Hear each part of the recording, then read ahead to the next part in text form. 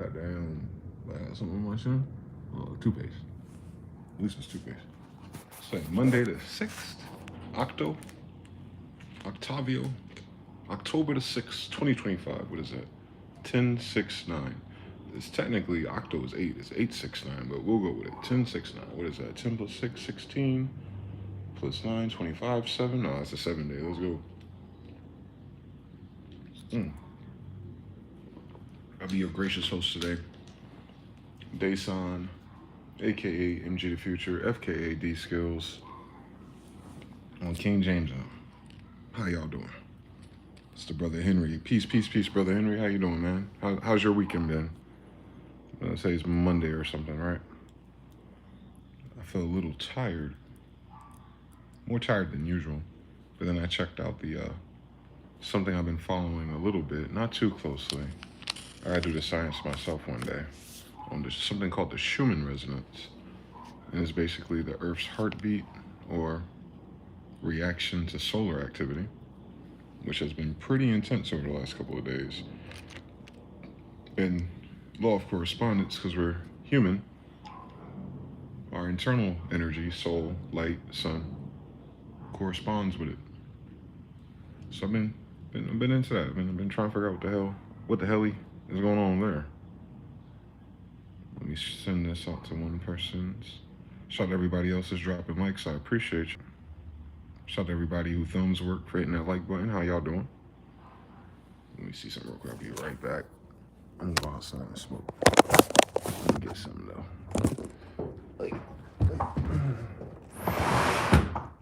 It's cold in the damn desert, bro. I've never thought.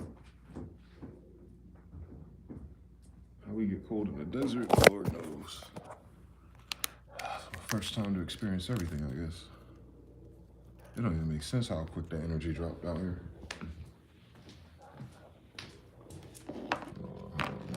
Water. Shout to the brother Jonathan driving. All right. We'll be here in 1 second.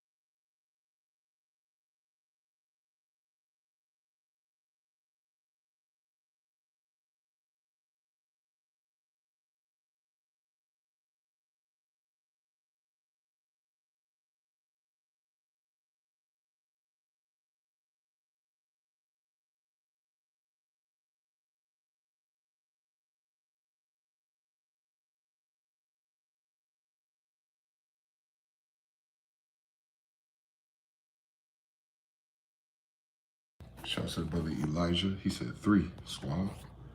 We in here. How's everyone week starting? You noticing anything? Anything going on? How's the people? How's the public? How's the vibes? Today was an interesting day, feeling-wise.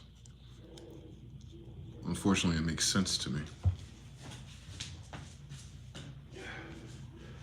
But the show must go on. They call it pushing P. For pushing positive energy despite all the shenanigans of our environment. Yo, did you see the video that happened to Gabe? I don't know who Gabe is. Turned out, peace family. Jonathan, extreme emotions. Oh, it wasn't just me then. All right. Okay. It's always good to have my brothers out there recognize the wave. Mines were sad. But I wasn't sad. The idea was sad. It's like, oh, I haven't thought about it that way. It's all getting to a very sad place when you reflect back on it. But that is the nature of this beast called life. And then learning how to convert a reality that strikes you as sad or in that polarity.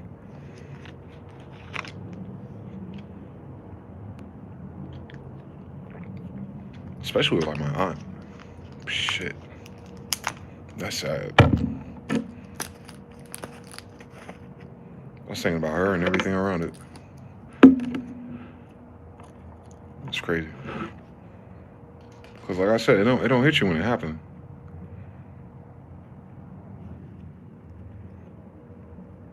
It still hasn't hit me yet. But thinking about it, it's like, damn, that's sad. My aunt out of here, my day one out of here for real, bro. And then look what happened. As soon as she was out of here, look what happened. So I was thinking like, all right, well, I was kind of in my mind thinking her, like, if she could hear me, or if I can get the email to her, and just thanking her, like telling her she did the best she can do. She kept her promise.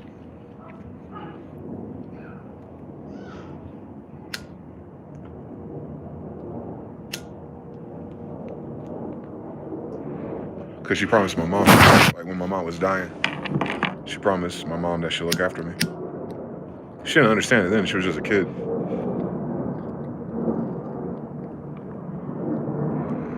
Like 22 or something. But then I remembered over the last few days, her birthday coming up too. She's Sagittarius too, but she at end of November Sagittarius. I gotta remember to celebrate that. But yeah, same with my mom. My mom's a Sagittarius too. And I'm a Sagittarius too, so the three Sagittariuses. I'm the last one. Jesus Louise.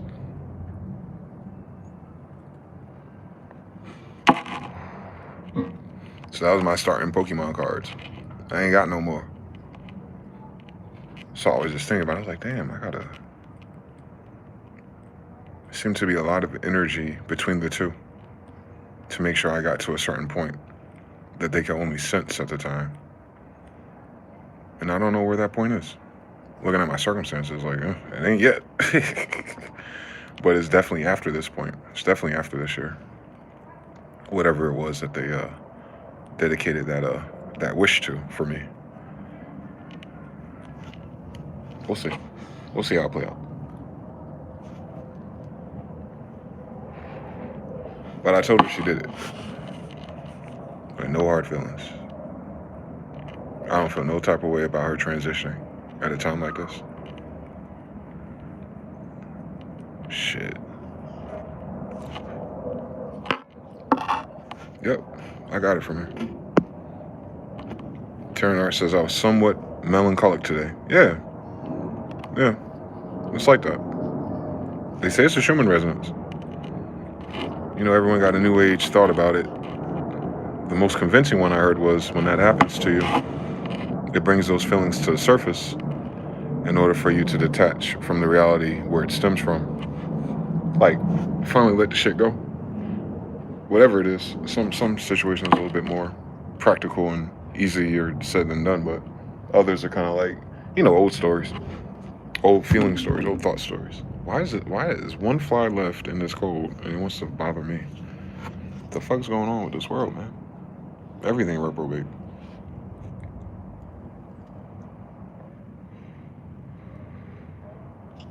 You gotta release whatever it is. That's why journaling helps. I ain't journaling about it yet because it wasn't that deep. I've thought about it. I've probably even wrote about it before too, but yeah, it kind of smacked me all at once this morning. Like slowly though. It wasn't angst. It was more like what's that feeling? Oh, what makes me feel that way? Obviously. What did she say? Oh, she said that. That was the last time I seen her? That's crazy. That's crazy. That was the last time I seen her. I don't like those memories. I don't like knowing that. Like, you know what I'm saying? Like, oh, that was the last time I seen that person ever in human history. What?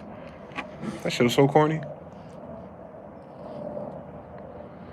I would have ran back a game of poker or Monopoly or something. Nah, she wasn't. She didn't have enough energy at that time to even do that. That was the illest shit about it. The last time I seen her, I almost didn't see her because she was asleep. And she woke up, got herself together, and came to me. Then went right back to sleep. That was the last time I seen my aunt in that way. Or anyway, actually. The last time I seen her in the physical. God dang.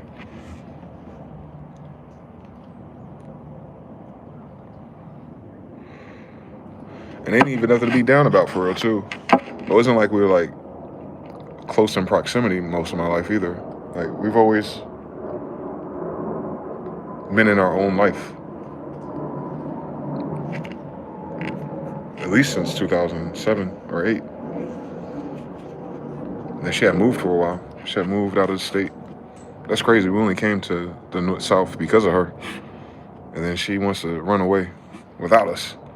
She ended up living in Utah for about a year or two. They don't know. How convenient.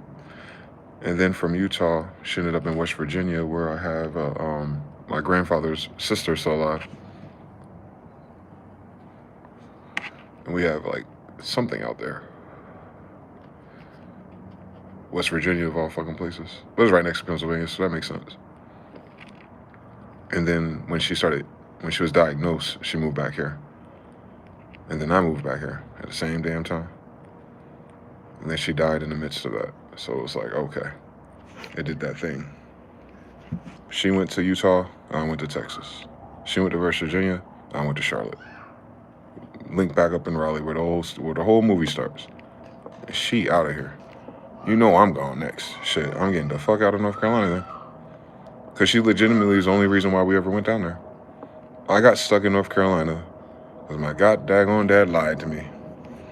He said, hey, you want to spend the summer with your aunt? Remember, I'm in Jersey at this time. So I wanted to see my grandfather, my aunt, I wanted to see my mother's family, like I've been doing. But I also wanted to see my aunt. So I thought it was going to be one of them parlays, like, oh, I'm going to spend June down south. But then in July and August, I'm going to be back up north and see my other folks. Nope, I ain't leaving North Carolina since. The fuck?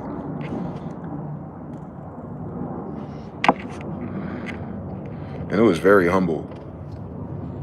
Oh my God, I don't know how she did it coming from the city, because she was born in New York and grew up in Camden and shit. So I'll come down to Norlina, is what they call it. It's like North Carolina, but without all the... So Norlina, North Carolina, on the border of Virginia down there, about 30 minutes out. And I swear it was like a shack. Like an old shack, retrofitted into a house somehow. Like its demeanor, if you will. And there's no sidewalks. It was a two-way state highway road, the main street. Maybe if you walked a mile to the right. I remember her taking me there. Because, you know, I'm from the corner store era, so I was like, where do I go? You can't. This is North Carolina. These roads go forever. What? With nothing in between them. But high grass. And every, you know, little shack houses. I'm like, this is country. Like, so when they started teaching us about slavery and shit, I was like, oh, it was right down the street, wasn't it? Like, I was learning about slavery down the street from slavery. That shit was crazy. I was like, from being from the north, too, like, seeing it. So I was like, I could not have done this. You can run away so easily, but where the fuck would you go? You need a horse, and where do you take the horse at? I'll go to the damn beach, to be honest with you. They try to pull that shit again. Go to the water. But anyway, the fucking corner store is so far away, but there was one. It was an old white man with an old gas station that didn't have gas no more. So he just had like a general store, if you will. And he had candy at least. So we went there a few times. And then luckily for us, Walmart, was it Walmart? Yeah. Walmart had just, I guess, opened in that region in Warren County. So we'll go there. That'd be like a weekend trip to get all your supplies. So it's very homely. It's like Little House on the Prairie almost. We're so fucking bored. Me and my cousin. So he's like 4 or 5 years older than me. Day one. And we go out into where they park the car. It's just mud. It's just dirt. So there ain't nothing paved. And we took a bunch of pine cones that were falling off the tree. And we made a pond. Then we filled it with water, you know, on some Morris shit, you know, it's just in our jeans or something. We made a damn pond out there, and they were so fucking pissed off at us. I thought it was beautiful. I ain't gonna hold you. So, like, that type of bored. I remember we're so fucking bored and so fucking hot, because of course it's like 100 and something degrees, and North Carolina's humid on top of that. So it's like Florida and Vegas had a baby, and no one wanted it, especially during those summers. And I remember my cousin was like, yeah, we want to walk through the field, so it's high grass. You gotta watch out for snakes in high grass. I thought that was the only problem. Man, I get back from that stupid ass voyage and it was like dreary and damp. I think it started raining. Like really on some Naked and Afraid type shit. And what a contrast from the city. And then I came back and there was ticks all over me. Man, if they don't get me out of this country, fucking, what kind of bullshit is going on here? Ticks? What are ticks? Why is it trying to kill me? What the fuck? I was just walking through a field, bro. High grass. We were dressed for it too. Everything was covered, but they still get in there, man. That's traumatizing. So I'm like, cool, you know what I'm saying? I got a chance to learn how to camp, I guess. I learned how I could survive this heat. Jersey get hot, but you know, there's buildings, there's shade, there's alleyways, there's wind, or if you're lucky, you're by the goddamn water. Not down there, man. Not in the middle of no fucking where, nobody's business. I think they had like you had to get satellite back then. There was no such concept as cable in those areas. Most of the people that had satellites in their yard didn't even have it on. Like it was like that. It was like today, but then it's weird. Scale-wise, like money-wise, poverty-wise, I guess. I guess it's poverty. Not really. They both worked and everything. They end up staying there to save up to build a new house, and they did. And then they got a divorce. What the fuck, man? Anyway. So that was like her last summer, you know, saving, I guess.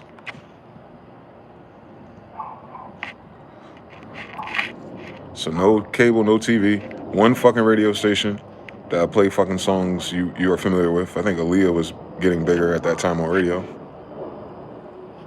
Back There and Back and Forth came out. That one. Before Are You That Somebody and all that other shit. That was later.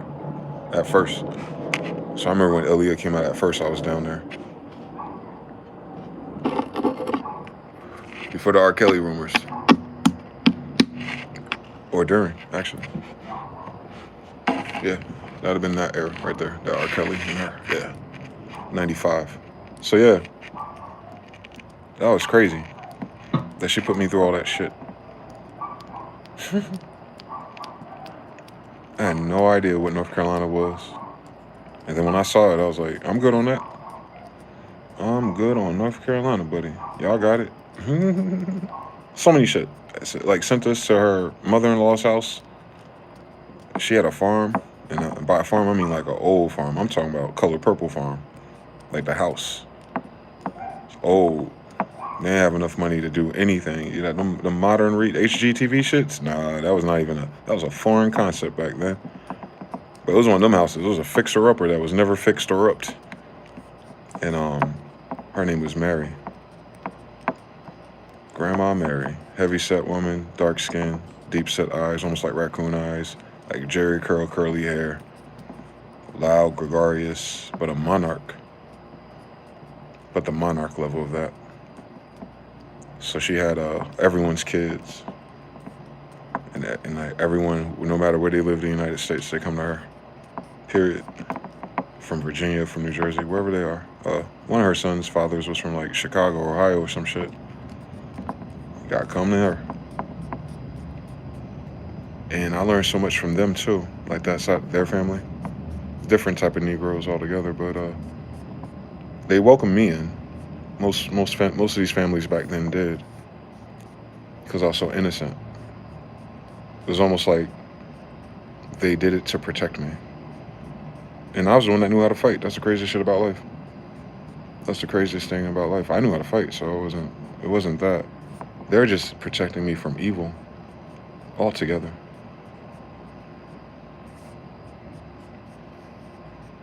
It's crazy. It's a wonderful mark to have on you. I could tell you as an experiencer. And most people want to keep me away from the fuck shit. By default. I don't know why. I don't know why they choose that polarity with me. Ever since I was a kid. But I noticed it there. Learned how to farm a little bit too. In real life. Well, like, you know, the tasks and the routines and shit. I don't recommend that for nobody. Motherfuckers be like, yo, I can't wait to get my own land and do this. And no, you don't. Shut the fuck up. talking about I was a kid and I'm like, shut the fuck up. No, ain't nobody supposed to be doing this these days. It's just, nah. If you already had a cell phone or you already been on the internet, you don't want to go back to that. I didn't want to be there at all, and I did it because I listened. I have to do it, so I did it. Nope, ain't nothing about that. I was like, yeah, I can't wait till I retire and do one of these by myself. Fuck out my face. You better have like mad kids.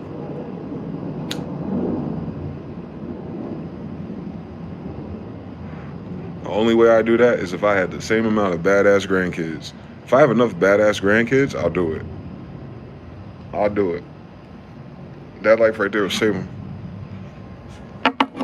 It'll save them. It saved me. I was on some other shit, awareness-wise. So if I would have stayed in the city, I would have been involved in a lot of, I knew everybody. So it was just a matter of time before that puberty kicked in. I'm so grateful I didn't go through that up north. I've been so much more, everything. Like I said, everyone looks out for me, so I knew everybody. And because my dad was working or whatever he was doing in all those hours, I didn't, it's weird. I had a dad the whole time, but when I really think about this, as I'm telling you about that part of my life, he wasn't there. He wasn't there. He wasn't calling every day or nothing. It was weird. After I get upset after the first 1 or 2 days he's not around, after I get indoctrinated into the new way, I kind of just like, it is what it's like being at someone's house for the summer. But now I really, really, really, really think about it, a lot of that shit I went through and I learned and dealt with was more the public than him anyway, which is the crazy shit about it. My dad would get all kind of bad built bitches. All of them weren't bad built, but he knew so many bitches, man, because he's a DJ in clubs and bars and shit, even like passively. So all the bitches knew him, and because of that, back in the 90s, he had that boo-hoo story going on that, his baby mama died in a car accident and he's a single father. So you imagine that, and you imagine how he look and how he is with these women, and then like it's just infinite babysitters. Infinite. He had the infinite babysitter act. That's crazy. So I could be in anybody's hood. It just depending on what's going on that weekend. It just depends on what's going on that weekend. I might his girlfriend's sister's house or some shit, and yeah, I seen so much variation of things. That's how I be knowing shit cap. Or how that shit, like Marlo say, shit don't be one way for real. You be thinking it does. It ain't one way. It's never been one way. Like, I could tell you the difference, the nuance of it, like, having that experience, because, like, I could felt the shift as a kid, like, between, like, Camden and East Orange, and they're not really that far away from each other for real. It's just that many people weren't driving, or you wouldn't be driving from no goddamn East Orange to Camden to go to work anyway. That's a bad idea in anybody's story, so it just was uncommon for people to be in and out of both cities, at that time at least. But because it was so on a people level, and the housing and the kids and the family level of it all, it's so easy to see like how different tribes or regions of people interface with the same reality, but there's like different outcomes or different emphasis depending on who's in charge, I guess. But there's a tone to it. It's unanimous in that region. Like, even when I met white people, when I started going to white people houses, that shit tripped me out. Because I have a white grandmother, so I'm already familiar with that.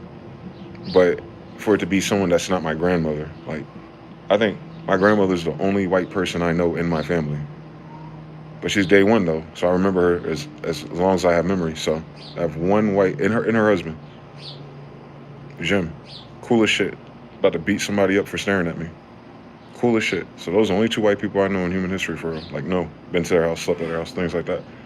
So by the time I go to white people's house on my own, staying with my black grandfather, her baby daddy, I guess, rest in peace.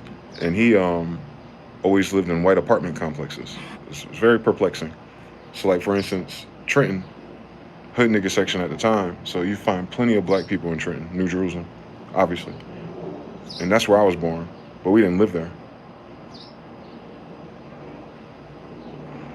So my grandfather, when he broke up with my grandmother or whatever the fuck that was about, he moved to Bordentown, which is outside of Trenton. But it's Trenton, but it isn't. It's its own thing. It's its own vibe and everything. It's not a city. It's like a town with houses. And then they started building these apartment complexes back then off the highway. So my grandfather was in one of those with a pool and everything, but it was a predominantly white town and a predominantly white apartment complex. I think I only seen one black person that whole summer with him. It was a little boy named Caleb who was adopted by a white woman, a Karen, a blue hair. She adopted an African-ish kid and like a Indian type girl. Megan and Caleb, yeah. So it was just me, for real. It was just me out there. So like when Sega was hot, hip hop was getting hot, Space Jam, you know what I'm saying? The culture of millennial black and white kids up north just began to commingle. I'm like first wave of that shit, for real.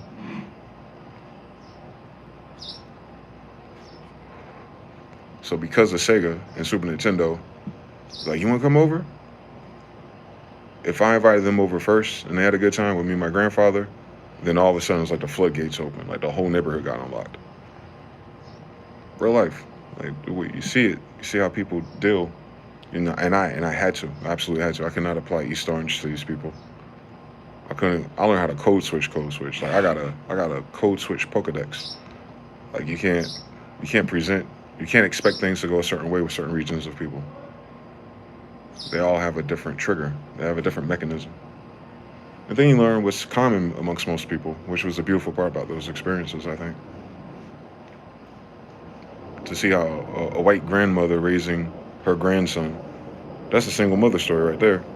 But you don't see it in white people. You don't hear about it in white people. But Brian, he was like 15, 16 when I met him.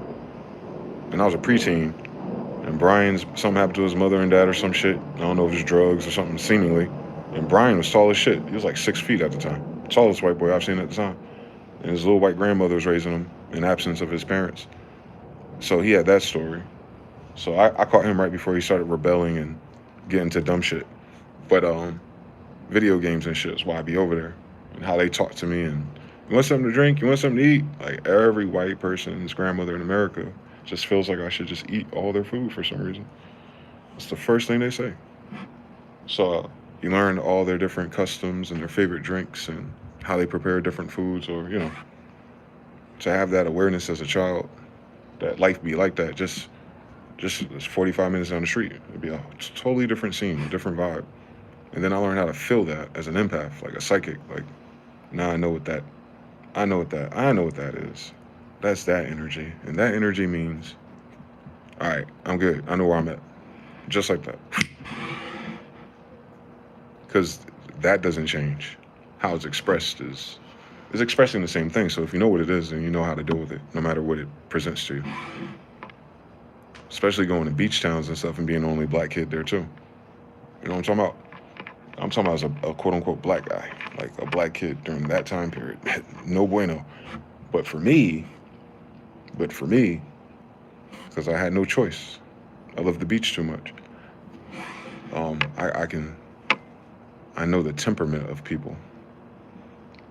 Even when I travel with other black people into some of these type of circumstances, they're freaked out. Their anxiety is out of fucking control, man. It's the funniest thing, but it's not funny. But it is funny, because I know why.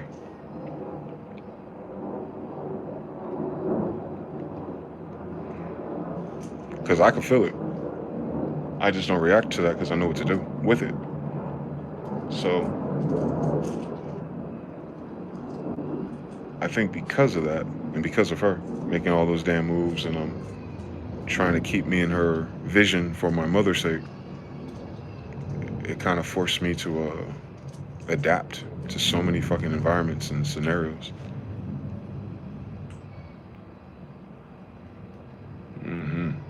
Yeah. MK Ultra be damned. Nah.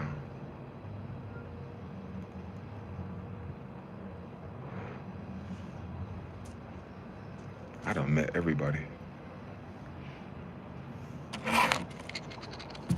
I done ate food with everybody, from killers, drug dealers, firemen, hoes, whatever class they got out there. I've did it, and learned pattern recognition for sure.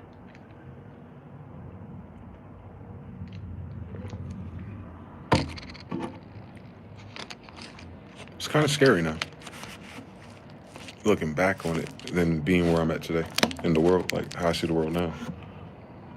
Most of that shit is gone. That vibe ain't even there no more. Like, those type of people just don't exist no more. Can't even fucking explain it.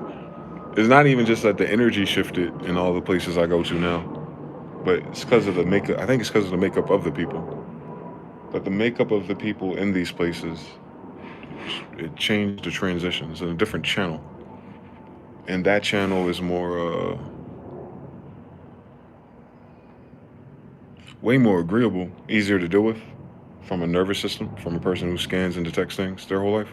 Like, it's so much easier for me to integrate, but it feels off. Strange. It's a strange feeling I get these days. Especially places I've been to before. When they change the makeup, or what they call it, gentrify, or whatever the fuck it is, immigration, however they do it, they're also removing something, or someone's. It's like when we disappear from it, it changes colors. Yep. Yep. If they remove too many of us in those centers, I don't know. Can't explain it to you.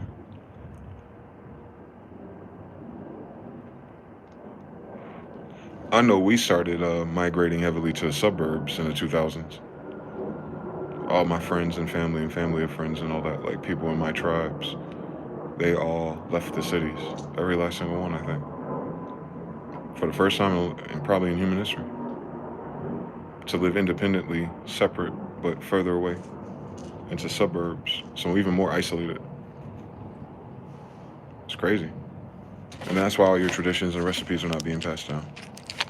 They're not passed down in the house. They're passed down through the community itself. It has to be a call and response. It can't just be like, well, grandma said no. You can go outside, talk to someone else, meet someone else's grandma, and their grandma say the same thing. It stacks. It's not just one instance. The internet makes it seem like all the people who look the same or seem the same are in the same instance. They're not. Even with like the hood videos you see, those aren't hood people to me. They're soft. So when I think of hood, when you think about hood, I'm thinking about something totally different. I'm talking about like Tretch, DMX, fucking like neighborhoods of that.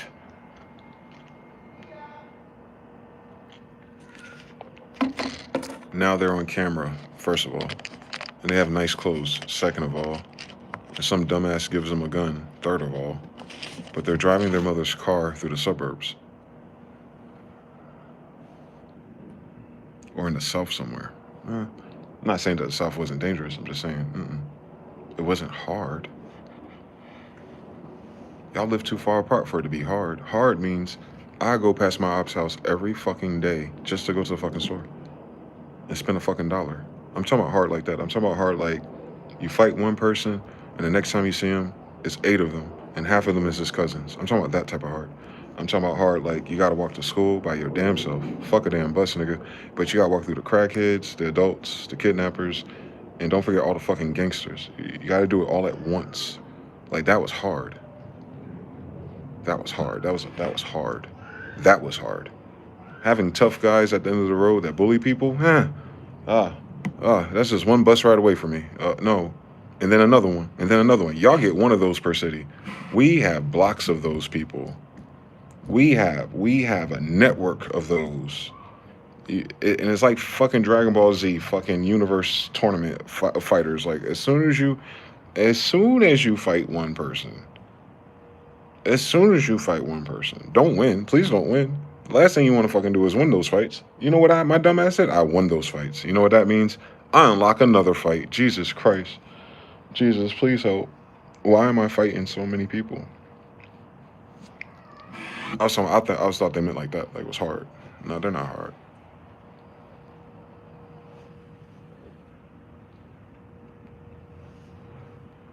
Shooting someone that's not trying to shoot you is not hard.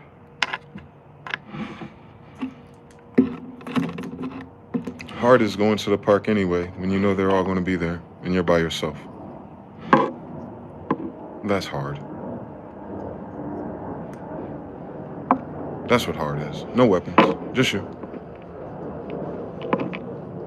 And you don't want to smoke with nobody. You don't go there anyway though. And learning how to navigate that energy. That's hard.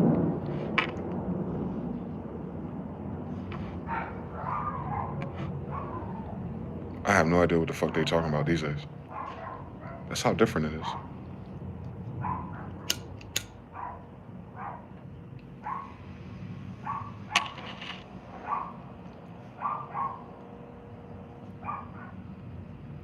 It's so different. That's a good thing though. That's a great thing. I don't think any kid should have went through what I went through, let alone all the people I know. That was like a once in a lifetime vertex of events and environments. I don't think something like that could ever happen again.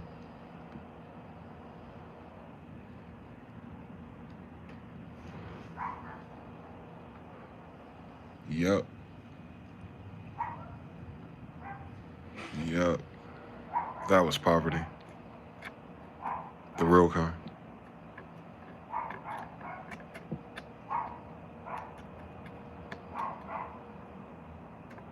Mm-hmm. Yep. I grew up with the kids who were in poverty. And then the kids who weren't. And then the black ones and white ones that weren't. That's mind-boggling. You meet like middle-class black people when you're young from the hood? Like middle class and up. That is a mind-blowing experience, bro. They're totally different people.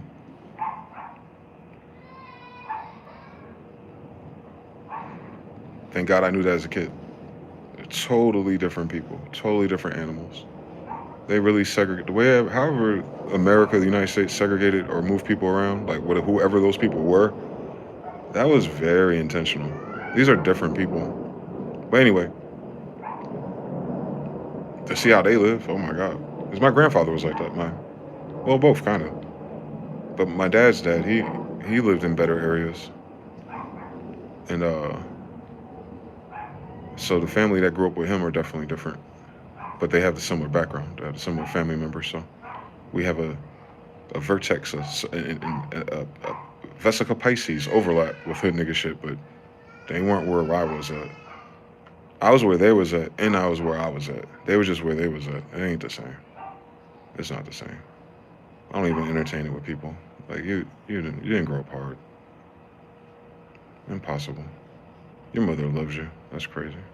You have food and shit all the time? That's wild.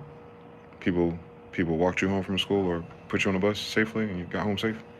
You didn't have to fight on the way back? You didn't have to run from people? You didn't have to hide? None of that? Oh, it wasn't hard then.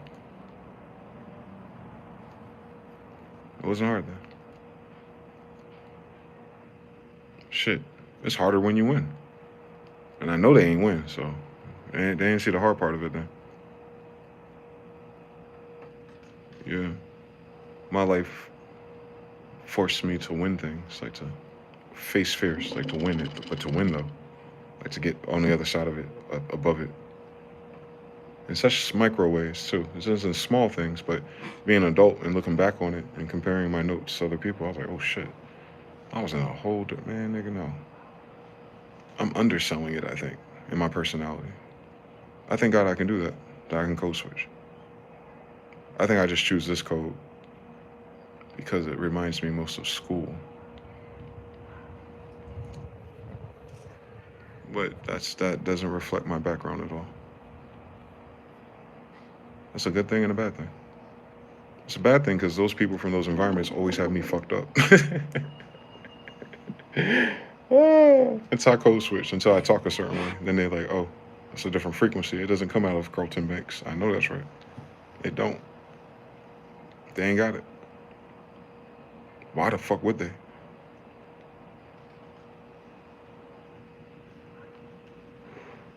I just got their notes, but I got the other shit.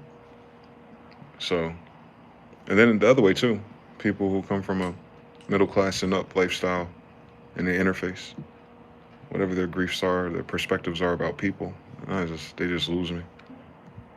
Like you've never dealt with crackheads. Don't do that. You heard about someone in your family doing crack and y'all shunned them right away. No, I commingled with functional crackheads.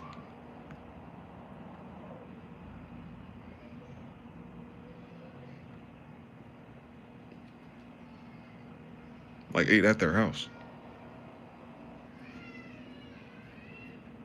Seen their whole world fall apart. I seen the hoarders. I seen those with roaches. And I seen what they all had in common personality-wise. That's hard. Fuck being embarrassed or ashamed or none of that shit in those environments. There's no other reference point.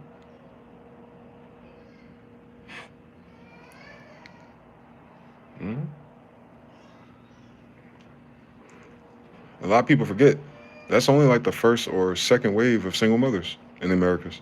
Like in that, to that degree, that'd be like the second generation tops who would have been old enough to have kids when I was a kid that age. So they're like 30. So boomers, that was like the first or second generation ever, like ever in human history for real. Like this is brand new conditions for these people too. To be on their own, whether it's government assisted or it's just financially at the level. That's the first time that ever happened. No internet, no notes, no books, none of that shit. We ain't even talking about therapy yet. Like that don't fucking exist. Like back then, that was hard. It's hard because there was no other way to see it. Unless you had, unless you moved around and had experiences or went to college and, met other people. That's why they were so fixed on us going to college so that we can broaden our network or familiarity with other types of people more so than anything. We had libraries, nigga. Like, we didn't need to go to college for books, but for the network. Because that's how closed of a network that time period was. The phone opened it up, but it's still not the same. It's almost like the internet makes it more like a clown show of hood people. It's not the serious ones. I promise you. I'm one of the serious ones. We don't have time for that shit because it really happened to us.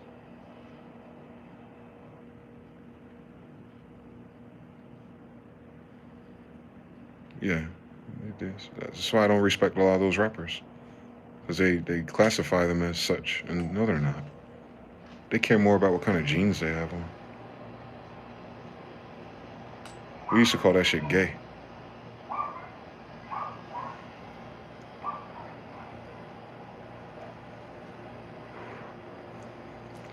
So in my toxic patterning from the millennial kingdom was like, oh, all that silly, goofy, gay shit is over there. Because in real life, you don't ever see that where you're at. The personality, the attitudes, how they are on podcasts and stuff. Not with no man in the room. And you see the podcasters that host that goofy shit. They from the suburbs. They don't know no damn difference. But I do. I know the difference between both of them. Yeah, that's why I never had a problem with YouTube content creators, because I know what type of niggas they are. I'm a nigologist. I know what degrees they're in. I can just tell by what they talk about. Whether it's Busy Works, Curtis King, or Ab McCree.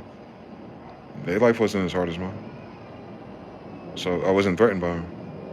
I was like, oh, these are kids that had a good chance. Oh, they had their mothers? That's crazy.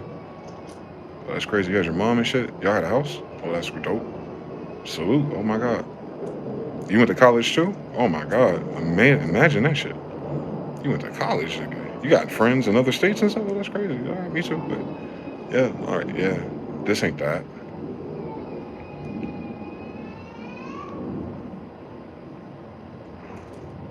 This can't never be that. I love that for them. They lose their damn mind. They couldn't do the shit I did as an adult, let alone what I had to do as a kid.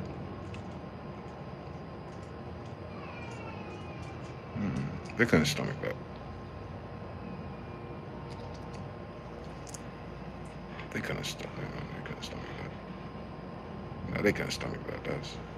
That was cruel and unusual, actually. But that's the beautiful thing about life. Until you know the difference, it doesn't hit you that way. You just do it. Like life finds a way. You just do what you have to do. That's what that means. You do what you got to do. You don't know what you got to do until you get to a point where you ain't got to do it no more. Then you're like, damn, I had to do that, didn't I? Yep. Absolutely. I thank God for moments like that, allowing me to live through hell. My life has been hell. And it's so beautiful, too. Like, it's not a boohoo story.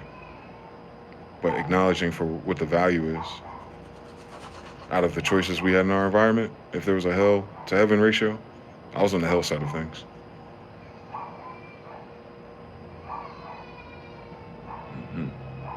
Absolutely. Absolutely. Yep. Absolutely. Drug addicts, all that. Yep. Absolute poverty, all that. Food, fuck it, whatever. Healthcare, haha, what is that? Better not get sick, nigga. Never did. So, did what I had to do.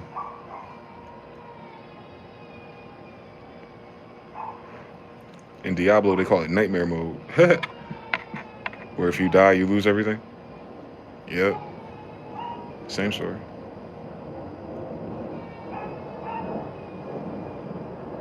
So my mom must have knew something. She was like, please take care of my baby. It's like she could see the future, man. I swear, it felt like my mother, the way they described that moment, it's like my mother could see the future for her. That she was dying. She was right.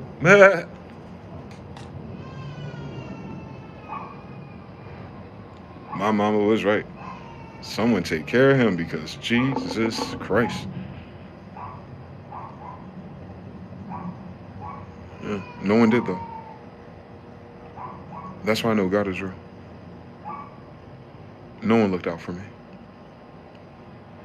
And the ones that could died too quickly.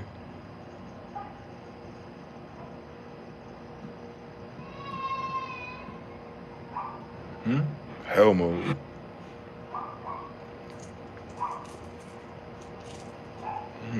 Jesus Christ.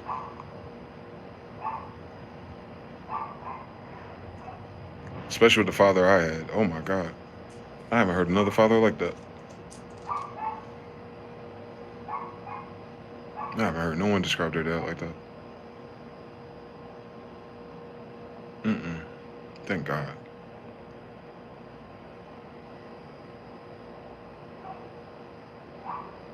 But the most beautiful thing about him is that he was the right dad for the assignment, at least.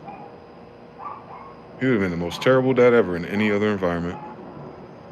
But because that's where we were, or that's what it was, it couldn't be no other way. I lost my damn mind.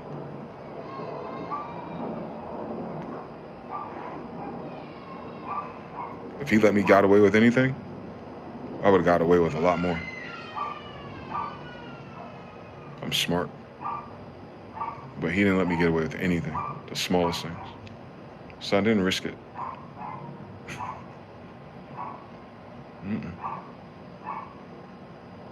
Nope. I wouldn't risk it. Not because of him.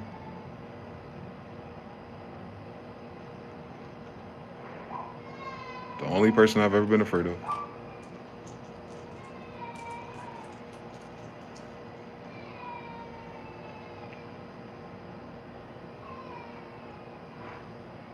The only person I've ever been afraid of. Now I'm not even afraid of him.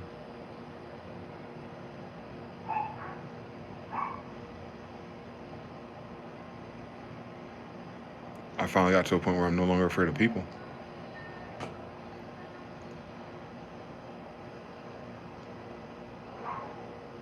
Yep. Hell makes you afraid of people. You know what it is. I seen it in HD.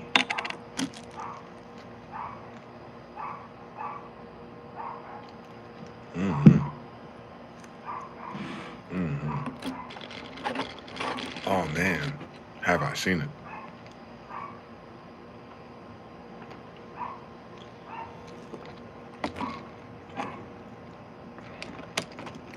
Churchill, baby. If you're going through hell, keep going. Man, I read that shit in high school. Thank God. I was like, it makes sense. There is a hell level here. There is a hellish way of living this life. I'm a witness. I'm a witness.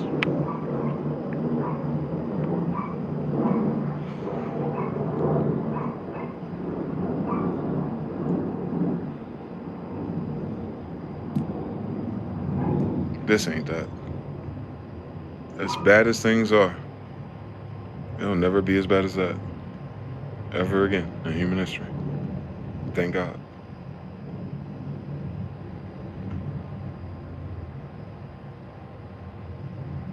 It was too much for me to go through it once. I doubt I'll go through that shit twice.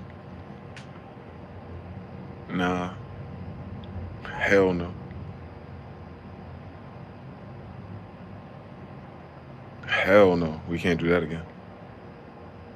Not my kids, not your kids, nobody kids, nobody. Hell no, I refuse. I'm gonna use every ounce of Kamehameha I got somewhere stored to make sure that shit don't happen. Cause that was absolutely ridiculous and impossible. Now that I think about it, as a man.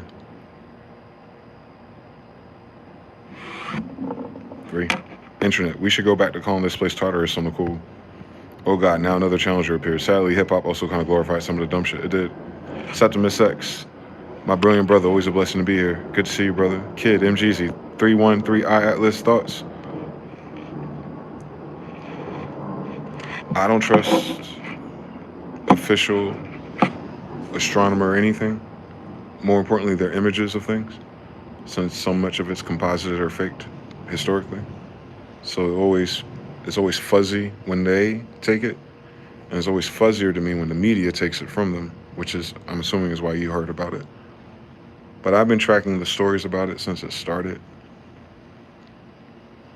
And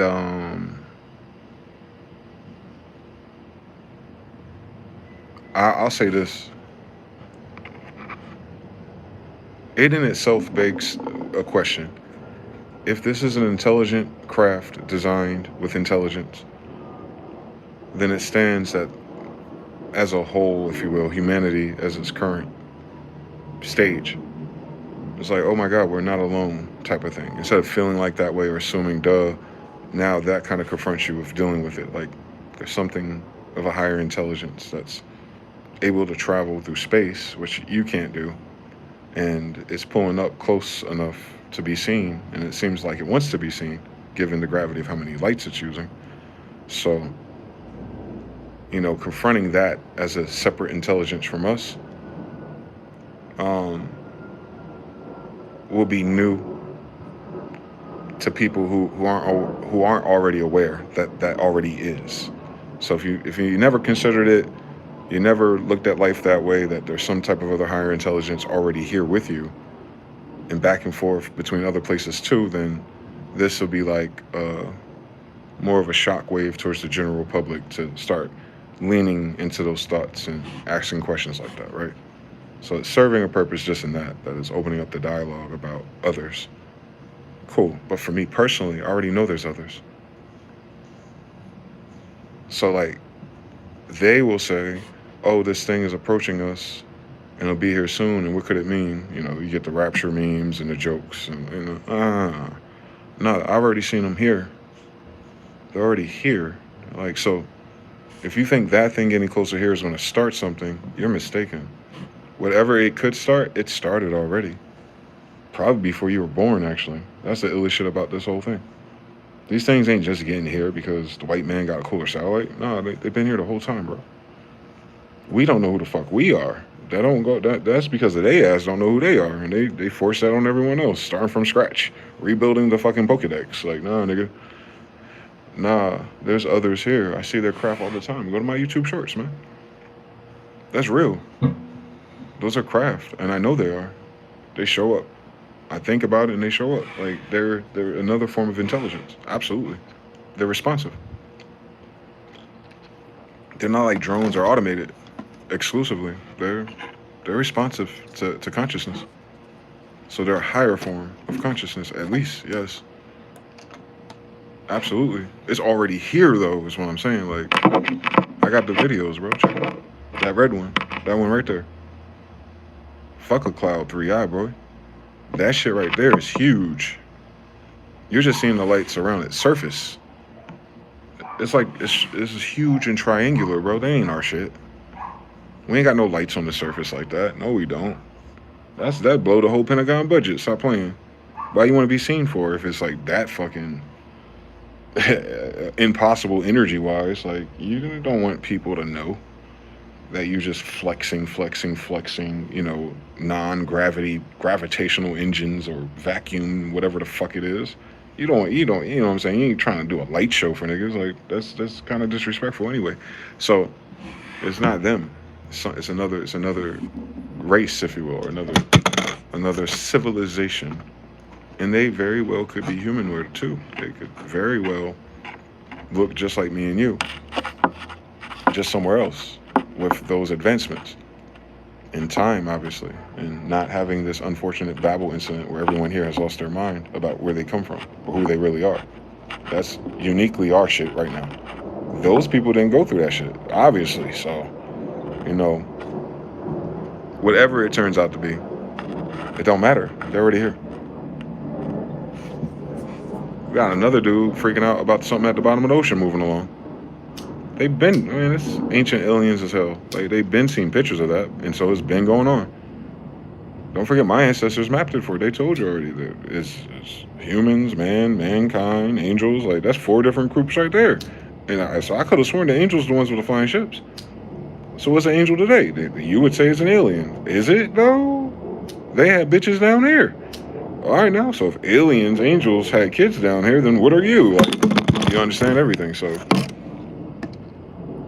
It's not a matter if aliens exist and this is it. No, they've been here because they've been existed. But that one is different. That one looks like a mothership. So, they'll have other ships attached.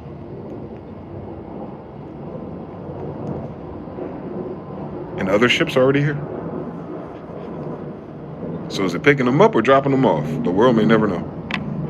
It might just happen, go right by us, take care of whatever their business is, and they might just keep going on. We think it's going to be like white people discovering America or some shit like that. And they never did that, so it's like, it's fantasy.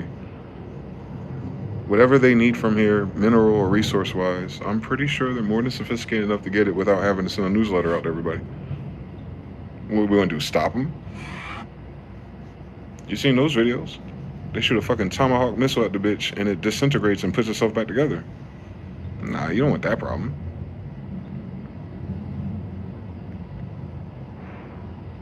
You want to shoot at something you always miss? That's crazy. What if it shoots back though? As far as I know, they've been trying to shoot them. They haven't shot back yet. Alright, so, I mean, there's a reason why. So that's intelligence. It's already here. It's already disarming your nukes. It's already at all your major Air Force bases. It's not. We're not waiting for them to come here, bro. We're not waiting for an alien invasion. We're not waiting for, you know. Nah. At best, we're waiting to excel or some shit. No Whitney Houston. Like, nah. We're waiting for the officials who have lied to you about their space capabilities to finally come forth and say we're cap, because obviously space and energy and technology works that way, and those things are here with us, and we assume, or we heard, or there's some other clandestine group that's doing things with them, or something along those lines. Y'all waiting for that shit to happen. I'm here to tell you, Captain, that'll never fucking happen. These niggas lie too much. It's a sickness. It's a disease. They couldn't tell you the truth if they needed to. It's not in them. It's not in them. It doesn't profit them. Their whole mind is tuned off of how information and advantage and situations and networks are worth a profit. They don't think about the intrinsic philosophical life question of what life is. Like they're not doing it for that.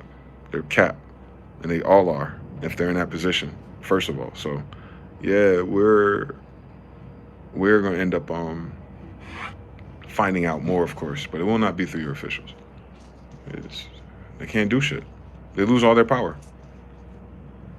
They lose all their. That's why I'm saying I'm not threatened by any of the shit they be talking about, because the things are here and they can't talk about it, and they're not more powerful than them. Like that's in real life though, and most of the zeitgeist of us, we haven't come to terms with that yet. And that's more psychosis than anything else I think that has happened this year. Even in my own local life, like when I really think about like after everything's said and done, I'm still in a reality where there's nothing but spaceships all around, and people are carrying on about the economy. Like, what the fuck are y'all talking about? How many more spaceships I gotta post? You feel me? Because you know what I'm saying? I'm on it. So it's like, nah, we got mad spaceships down here, y'all. This ain't that. In 2008, we didn't have, the 2008 fuck a market crash indicator point of time of how well the stock market did. Motherfucker, there's spaceships down here.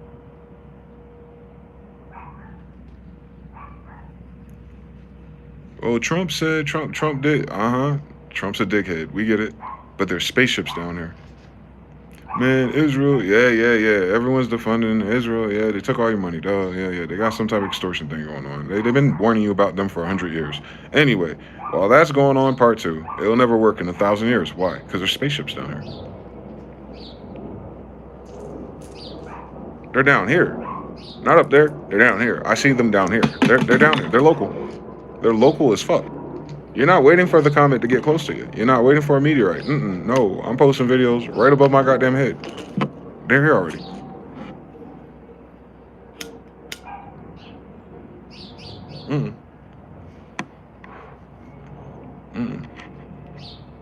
It's not Area 51 enough for me because I take those videos everywhere I go. Here, Carolina, Texas, Washington, I get a video every time I go. I think about it long enough, they'll show up, boom. Oh, you're here too, damn. That's crazy. Y'all been here the whole time? Y'all just show up when I think about it sometimes? That's crazy. So they're here. I don't know what they're doing here.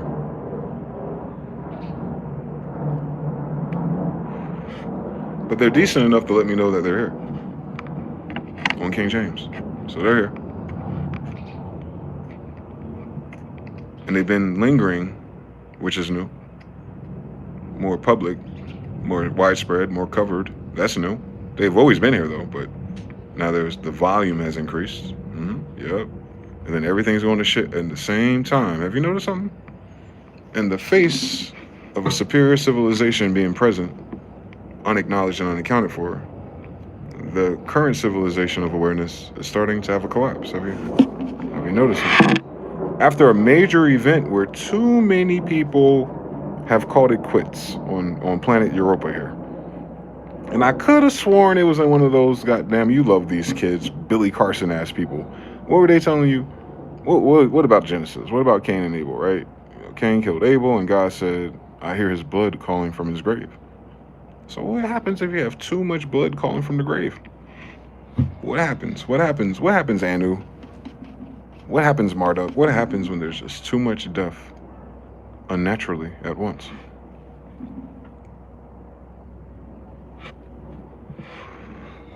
You might trigger a celestial event. You might trigger, they might have tried to trigger it, actually. May you live in interesting times, motherfucker, because if CERN, whoever thought they want to push a button to call somebody, they call them. They're here. Well, they rang that doorbell already, y'all. I guess we're waiting for the mainstream narrative to give us more talking points as a collective, but I'm here to let y'all know, no cap, no crazy. Them motherfuckers are absolutely real, and they're absolutely here, and I've been tracking them for at least 10 years in my personal life, so they haven't went nowhere. They've been here at least a decade.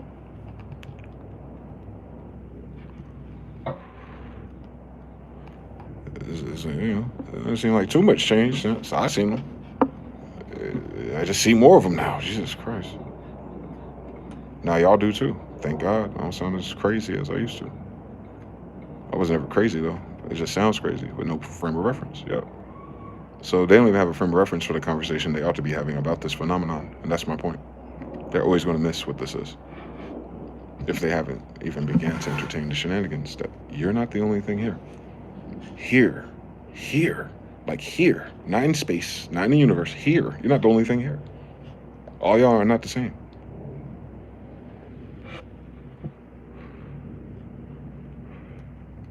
Nobody know that more than a Khazarian. Why do you think they act like that? They know they're not from here. This is not their timeline. They don't fit in those stories. So what does that mean? They come from somewhere else. That's what I'm always alluding to. King James is my grandfather. He looks like me. So that means there is no white King James. Cool.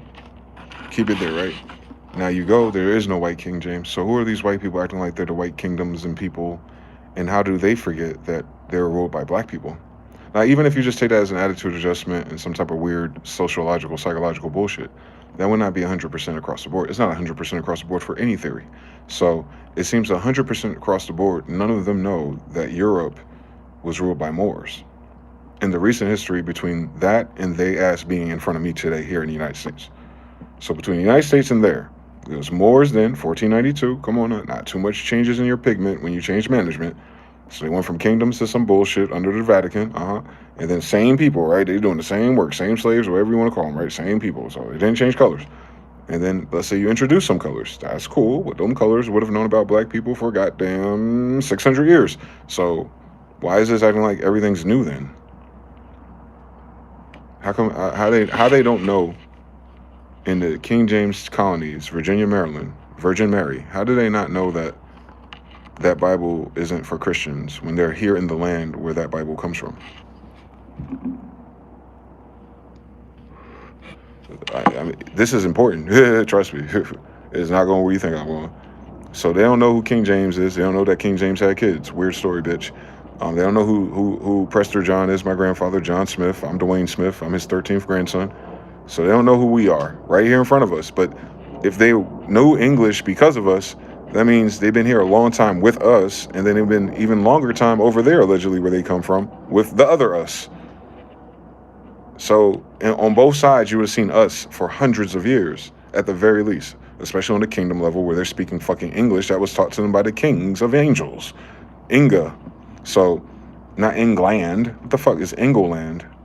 It's the land of angels, the land of eagles. America's the land of the eagle. Come on, Masons. So you understand that. Someone knows, right? But everyone else doesn't. That's weird.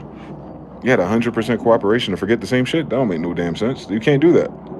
Unless you got like orphans and test tube babies and you start people from education level and you beat it out of everyone else. But even still, you have some stragglers and societies that kept it alive.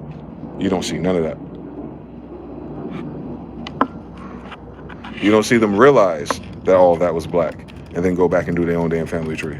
Like, wait a minute, am I part black? Maybe. I mean, that'd be awesome if you knew when you used to be. But they tell the story backwards. They inverted everything. So why would you invert everything, including your own history or your involvement in that same timeline? Everything changes completely once you understand they're Moorish kings. It changes completely. It's a whole different story then. So the pride and the racism and all that stuff has a different tint to it. But that's unanimous though. How are you unanimously racist when your whole fucking existence is around Moors to begin with?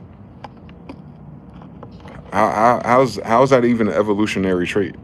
The way they try to say it. What the fuck? How the fuck would there even be a concept of white supremacy or Jewish anything in a whole territory ruled by Moors? All that shit's in English, bro. English is a Moorish language. Like, the fuck are they talking about? Old High German. Those are Moors. Those are my grandparents. The Holy Roman Empire. The German Moors. That's us. Like, the fuck are they talking about? Heinz 57. That's us. So, like, nah. No. They're Jews on top of that. That's the illest shit about that. And the illest shit about that, the royals were Jews. Over there in Europe, they're Jews. Absolutely. They're absolutely. Without a question. So, So how are white people part of these royal monarchs and families and civilizations as in town dwellers, castle dwellers, whatever the fuck they think they are at that time? Because what else is there? And then they're also not the Jewish people today. And it's only been 400 years, 1611, King James. Like, what are you talking about? So y'all not the white Jew king royals, and y'all not the Jewish people. All right, so which ones are you? By the way, all those were Moors. On Columbus, they were Moors. So we know. I got it. I got it in their laws too. They know who the fuck we are.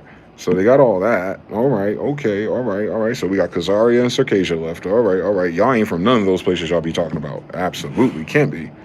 You couldn't even be fucking there simultaneously with us for the past 600 years and then justify how you act now anyway. It wouldn't make sense. It wouldn't make any fucking sense at all. If y'all were there at all 600 years ago with the same fucking people. So it begs the question, that ain't their history, obviously. So what is their history? Where were they simultaneously, parallel for all those years, in the middle of an Ottoman Empire? How they not know who the Moors are? And why they turn against them if they were? They don't even have a reason for turning against them, right? Since they don't know who they are. So it's like, they don't even have a memory, guilt, or an enforcement of any policy or anything that happened to them that was foul that they turned against them. They don't even remember that they turned against them by pretending they never existed there, by saying that it was always white people. Fuck out of here. Fuck out my face. You speak English, bro. That was not created by white people. So you knew somebody that wasn't a white person. If you're talking a not a white person language, on King James, that's not a white person language.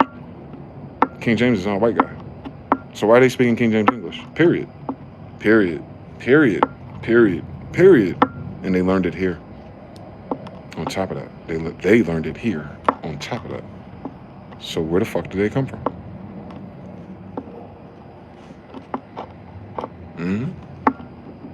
Not over there and not over here. Okay. But they're here. Speaking all the languages of here. Claiming all the history of here. Whitewashing, reorganizing, destroying evidence over there. For no fucking reason. But they've been there the whole time, though. Don't miss that. Like, this is the behavior of a person who allegedly was there the whole time, destroying and hiding their own evidence. Like, come on, dog. Why are they even in that career for? They didn't bother it 300 years prior, did they? Why not? Why are they bothering it now? Like, they never been here before, right? Yeah, that's crazy when you think about it.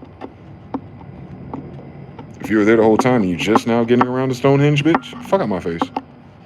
You been next to Egypt the whole fucking time and you just dug it up within the last 100 years? Yeah, right, bitch. You can't keep your fucking hands to your goddamn self. You would have been did that. But they didn't. All right, then. Okay. So they're fairly recent. They're not from here. This is a black planet.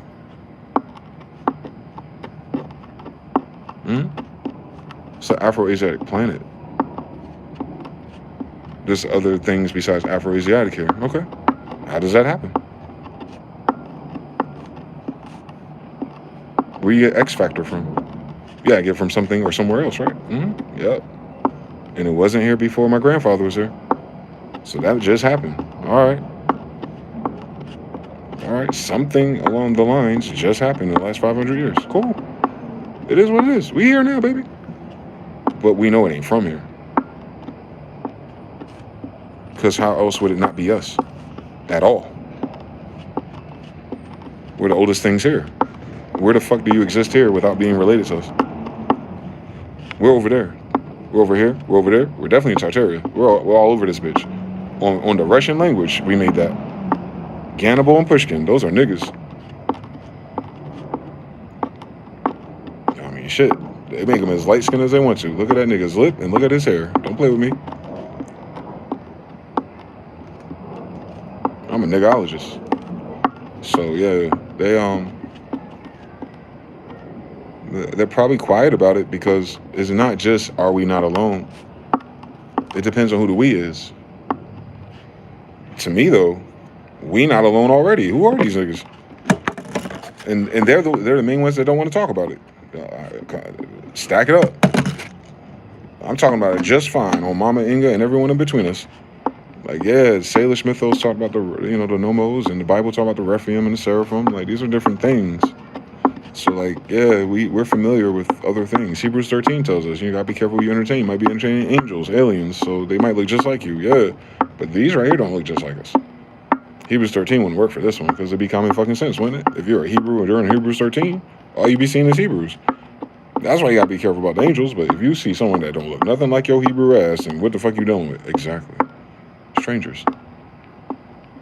Strangers who are not in one way, shape, or form related to you, yet somehow just figured out who you are and are speaking all your languages and claiming all of your history. That's the stack that's weird to me. They not only did they whitewash it, but they assumed it was theirs. That deletes their own history. How do you do that? How do you swap a history? And be okay with that? Every person in the civilization, I mean, like all at once, everyone just like, all right, we are no longer who we are. We are something we're not, and it hasn't been here in a while, so hopefully no one notices. Nah, nigga, I noticed everything.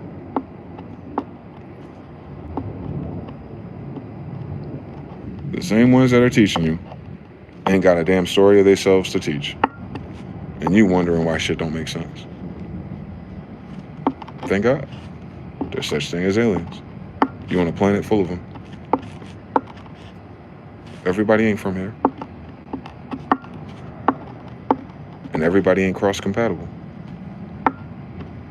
But enough are. So what does that tell you about the other planets then? They go further back, don't it? If it's cross-compatible at all. Alright. How far back does that go? Once you understand, you can't listen to them and start here on this moon. There's nothing but fucking spaceships here. Right. So the history of Earth, aka Europa, even if they had it, and they don't, because they don't have the fucking history of 200 years ago where they ass was, in my grandfather's territory, by the way. In my grandfather's territory, it was his. So that's why it's in our language. So, like, they can't answer me on none of that, can they?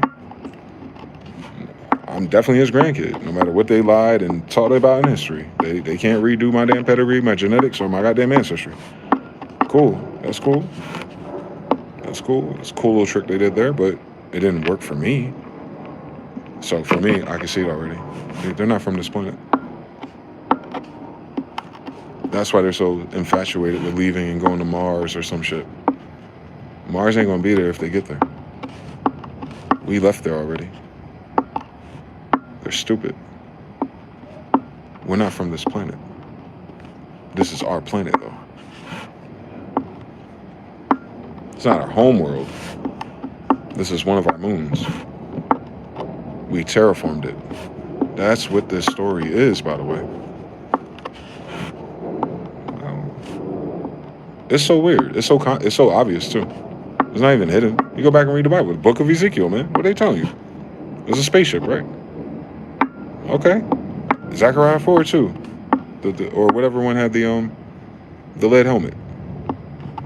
With the girl angel driving a ship. And he said, abomination. These are the curses for these people. Alright, what's carrying it out? A spaceship? Want some Sodom and Gomorrah quick. Like, wake your ass up. The angel that went to see Daniel. She was like, hold up, quick. One of my brothers in Persia slowed me down. My bad. It was angel on angel crime.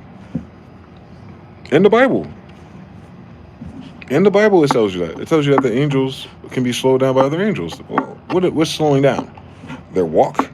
No, they were flying, weren't they? Yeah. From Persia to his ass. There wasn't a horse. And we're talking about angels, too. So, I mean, add the shit up. They have flying craft, bro. So the Bible is based on the fact that there's a flying craft civilization amongst us, and it interacts with us as messengers from somewhere higher, another planet, another place, another station, whatever. That's at least two different things in the so-called 6,000-year-old Bible. Well, ain't nothing changed, bro. On King James, on his grandson Dwayne Smith, ain't nothing changed then. Ain't nothing changed then. We come from a different fucking planet. The fuck?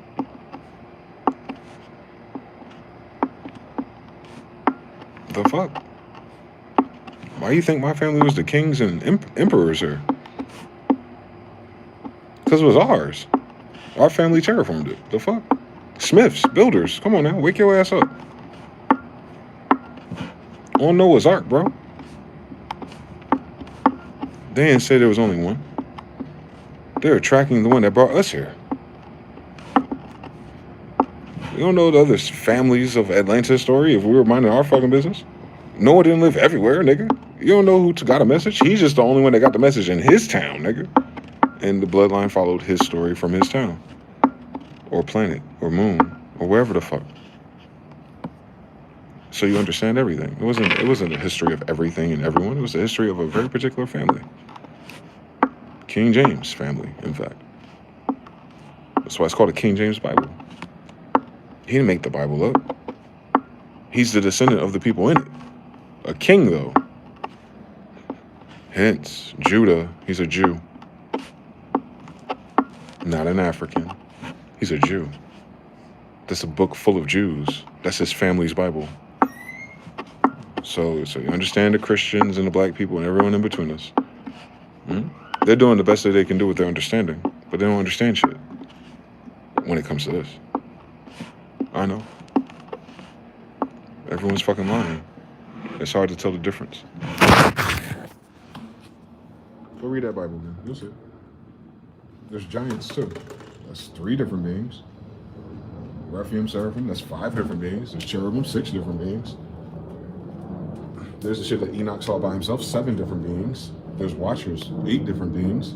There's people that look just like you, but you gotta be careful. They might not be you. That's 7, 9. That's like all in the same book, bro. All in the same fucking book. They already told you there's at least 7 to 9 other species with you. So who is it worrying about, though? Exactly. Exactly. A book full about Israelites and Jews. Like, I wonder who wrote that book for who, nigga? Christians? What the fuck? Ain't a damn Christian in that book. It's a bloodline. It's a family. It's literally, these are the people of these people's families that we're reading about.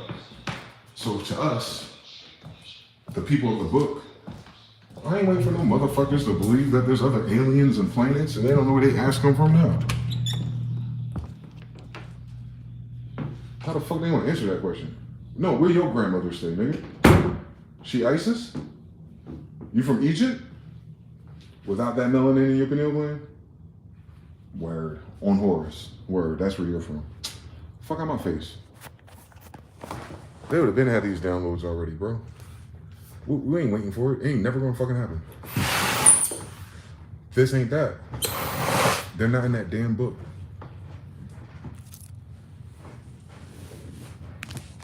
Thank God so much for though. So let me tell you something. We're not waiting on if. We're waiting on what's next. Are they gonna clear this bitch out? Or are they gonna fix some shit? Which one you think it is? If their shit is collapsing? I'd lean into it. Thank God we got backup on Elisha, on Zechariah, on Daniel. My help comes from over the hills. Chariots of fire surrounding him, and the army that formed weapons against him. Who you think won that battle? Ain't that in the Bible? I could have sworn that was in the Bible. It was like Elijah and Elisha, right? I could have sworn. I could have sworn the whole thing was the chariots of fires appeared and got that army that surrounded them to fuck up out of here. I could have sworn that's what it said. I could have sworn. I could have fucking sworn that Moses went to the top of a mountain and it was like thunder and lightning. That means something's in the fucking sky. And the people at the bottom of the valley can hear the shock, the voice of God from in the sky. That I don't know what that sounds like to you. I'll tell you what that sounds like to me. It sounds like there's a craft up there, bro. So much so that whoever the occupant of that craft was, whatever Lord, angel, or son of God that was, told his ass, yo, you might want to duck behind those bushes because don't look this way.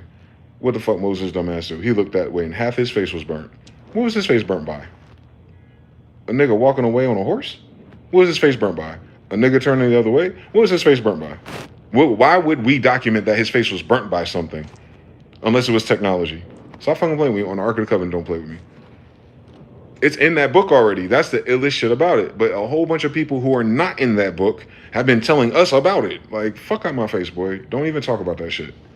You ain't in there. Your grandmother ain't in that book. Why the fuck you giving me your fucking opinion? because you're removed from the land, the story, the circumstance, the backdrop, the language, the people, like, and you don't know that's us. So you weren't there, bro. You be looking dead at us, like lying to us in our fucking face, talking about that's you, looking at me. Fuck out my face. That's me, bro. I'm in that damn book. What the fuck? You know what I'm saying? Like that shit's so disrespectful.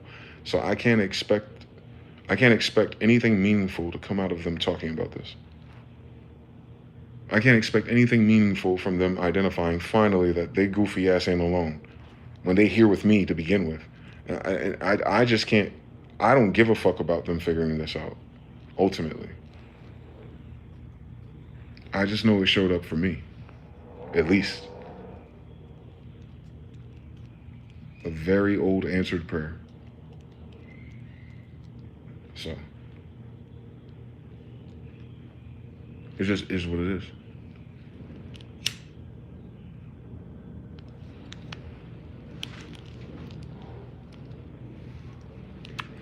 Government ain't shut down for no reason.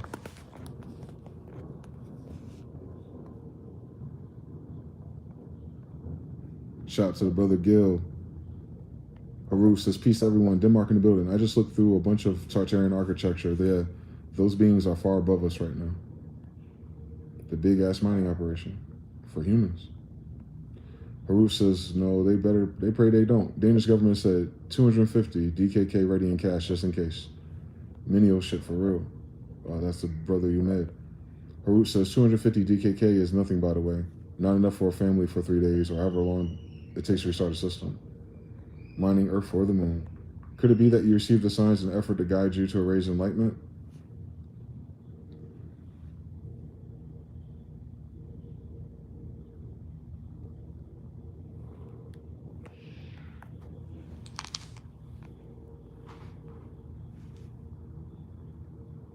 I don't look at it like that. I don't look at enlightenment like enlightenment, I should say. Based on what I've seen about enlightenment in books and stories about people who are enlightened. No.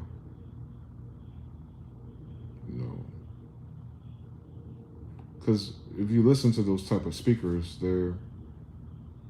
because they're different. They're a different species. I haven't seen one of us say that shit. But so, as one of us, and it happening to us, those types of things,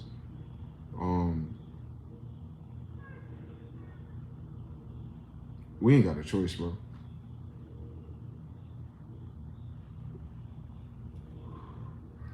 The path of enlightenment ain't a choice for us, I should say. If that's who you are, like if that's who your bloodline is, and this is what time it is, nah, we were created for this moment. So it's not like a regular person who stumbled into awareness. Nah, we were created for this moment. So is it an enlightenment for my bloodline to be aware of the truth of their bloodline? No. That's almost, because you got to think about the pretense of that. Like all this happened because something unseen chose me to have the enlightenment, and then an enlightenment became Jesus' grandson.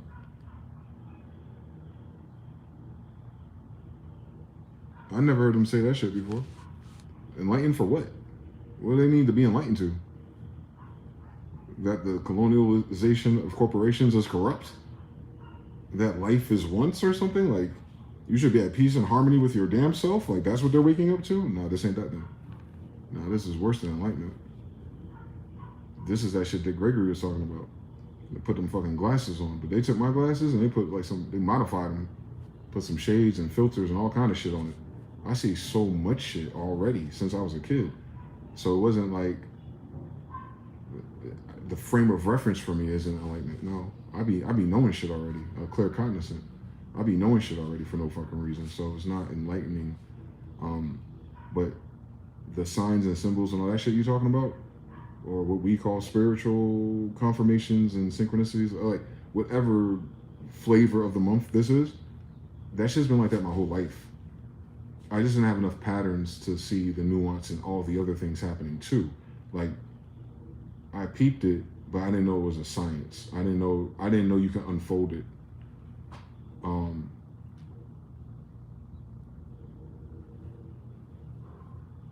And maybe it wasn't time for it either.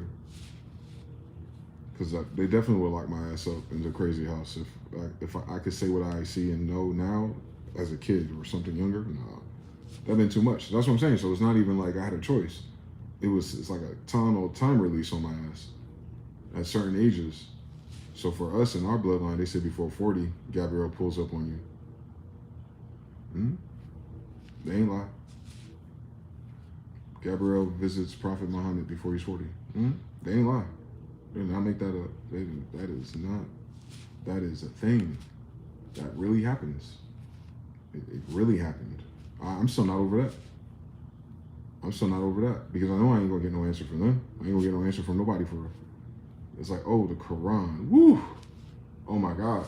Can you imagine having a fucking frame of reference before I was even alive?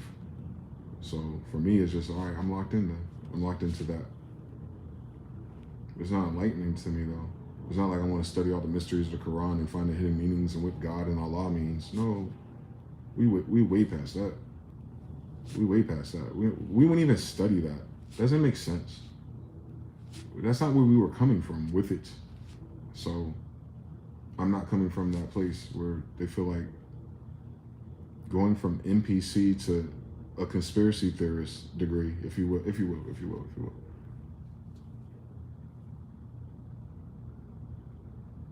Hell no, bro. Their version of enlightenment sells it so much shorter than what it can be.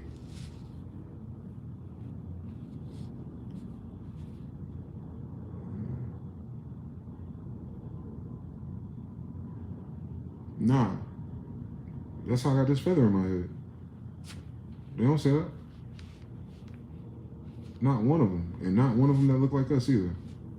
Doing all that spiritual work and learning and reading books about witchcraft and mentalism and psychomancy. That's cool, bro. Use the other parts of your body. I get it. It's all part of us. We all can do a lot of that. That's the design of the human, by the way. But no. Hell no. Bro, I can be like, if I get out of my humanity and my bullshit that I gotta deal with to survive the human part of this, if I just snap out and I go on some other shit and I just be thinking about something and I'll say it, man, that shit'll happen, bro. That shit'll happen just like I said it does. It'll just happen. I'll be joking about some shit and it'll manifest in my reality. Just to show up, you feel me? Like for no intrinsic reason, no bigger message or sign, no Daniel. It just does that. It just is that way. No matter what it is, it just keeps fucking happening. So for me, I don't know the details and the minimum requirement. I don't know. It's not like that type of knowing. It's a noticing.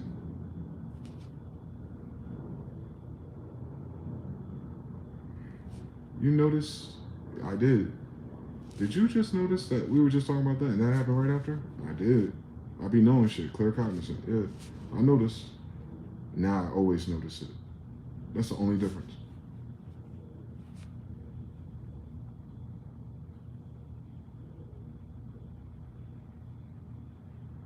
I'm trying to master it. And it's very difficult.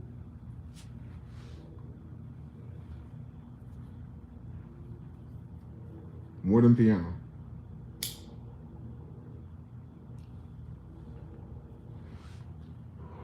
I ain't fucking mastered piano yet.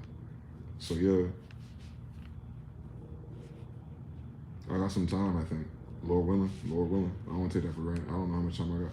But I'm just saying, I can tell from where I'm at, it's gonna take me time to master what it is appearing to be differently than what I used to think about anything. Like, I don't think about anything the same no more.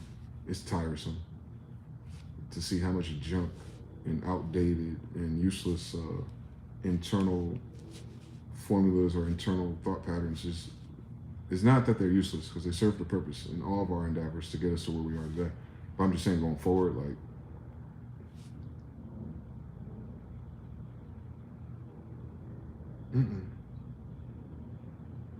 it fucks up your life, man. But it was cool for me. I grew up in hell, so fucking up hell ain't nothing. You might actually have fun. My backdrop's from hell though, so my tolerance for weird shit is different. First of all, First of all, I seen weird in real life. So when the supernatural started occurring, that was, I can breathe. That shit can't hurt me. Or it doesn't seem like it's trying to.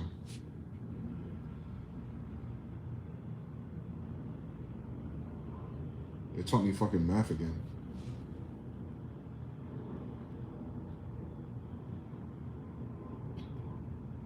They taught me how to mathematically analyze the patterns of life. I've never heard of that before.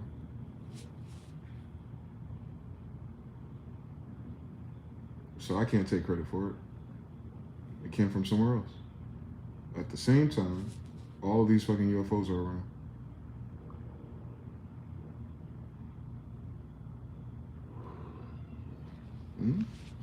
It makes sense to me. I'm pretty sure the angels are probably in those UFOs they talk about. I'm pretty sure. I'm pretty sure it's really fucking close. I'm also pretty sure them angels ain't who they think they are. I'm pretty sure. And I'm pretty sure your government knows exactly what the fuck those drivers look like. Because I do. All right then. So they know we down here already.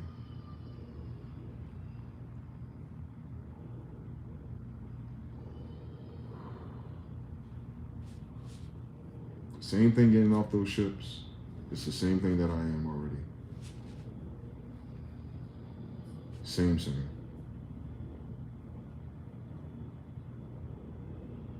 We are the same genetic humanoid. They're just a different civilization. They don't live here, Craig. They're not from here. We are. They're not. But we're the same. They made us. We're the same. We didn't come here from another planet. This is another one of their planets. And they put us here.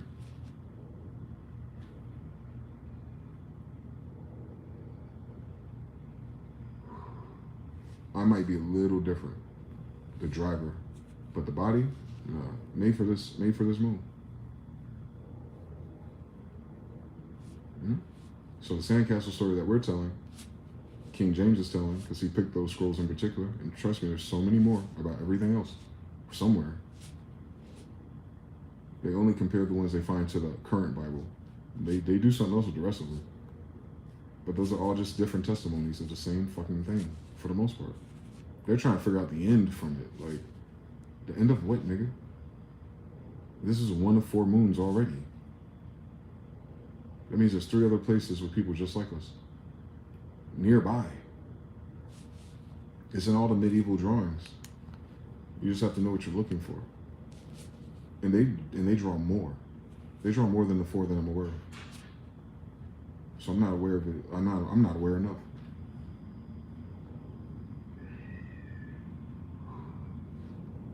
Listen, I'll tell you. Noel will tell you. They know too. There's something else. Easily. Already. I'm talking about this shit's old. Hundreds of years old documents we can find out. They've been on this. It's just this modern civilization with these modern people who don't know what their grandmas say that made it everything else. AKA they wasted our time. They took us out of our own timeline. They set us far behind of where the progress was for what we were doing with us. And then everyone else that was associated with that for years. I mean, centuries, right? Yeah, so Johnny come lately fucked up the whole operation, obviously.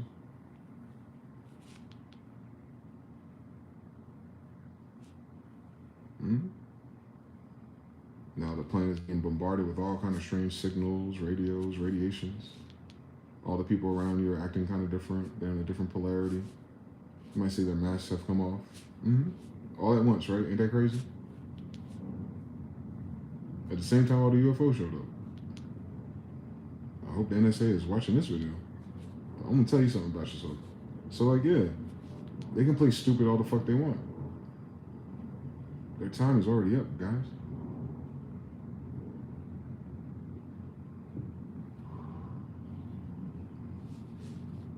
That's the only reason why I'm here.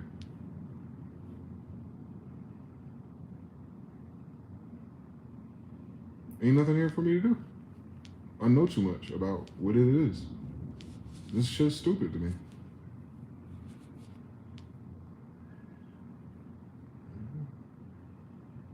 I was looking before. Now I was looking for me. Meaning I don't have to do too much. Like I don't have to buy a bunch of books and travel all around the world. We got past that. I got enough. 3 out of 5. Now this is what you're gonna do with this. What? I wasn't trying to do shit, bro. I was at least gonna make a really cool video for YouTube with it, maybe.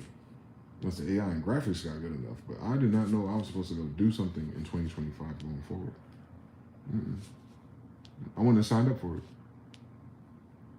People talk about awakenings and enlightenment. No. There's something else here already, bro. No. Ring their doorbell if you want to. Go ahead, fuck around and find out if you want to. You think spirits and demons and all that shit is one thing. Nah, wait until you deal with something intelligent.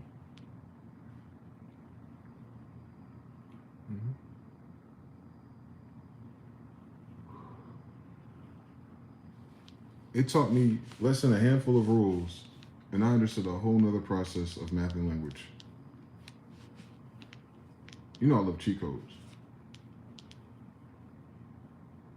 It unlocked my whole fucking mind. Bro, there's no way my subconscious mind taught me that. Unless it's like an ancestor genetic code that snuck in or some shit, maybe.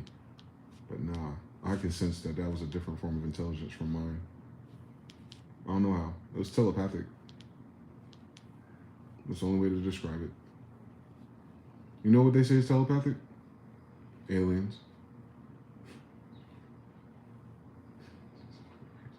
If you talk to anybody in any of them videos in the government that got pulled over by an alien or something, they'll tell you they're telepathic. You know who else tell you the aliens are telepathic? The Bible.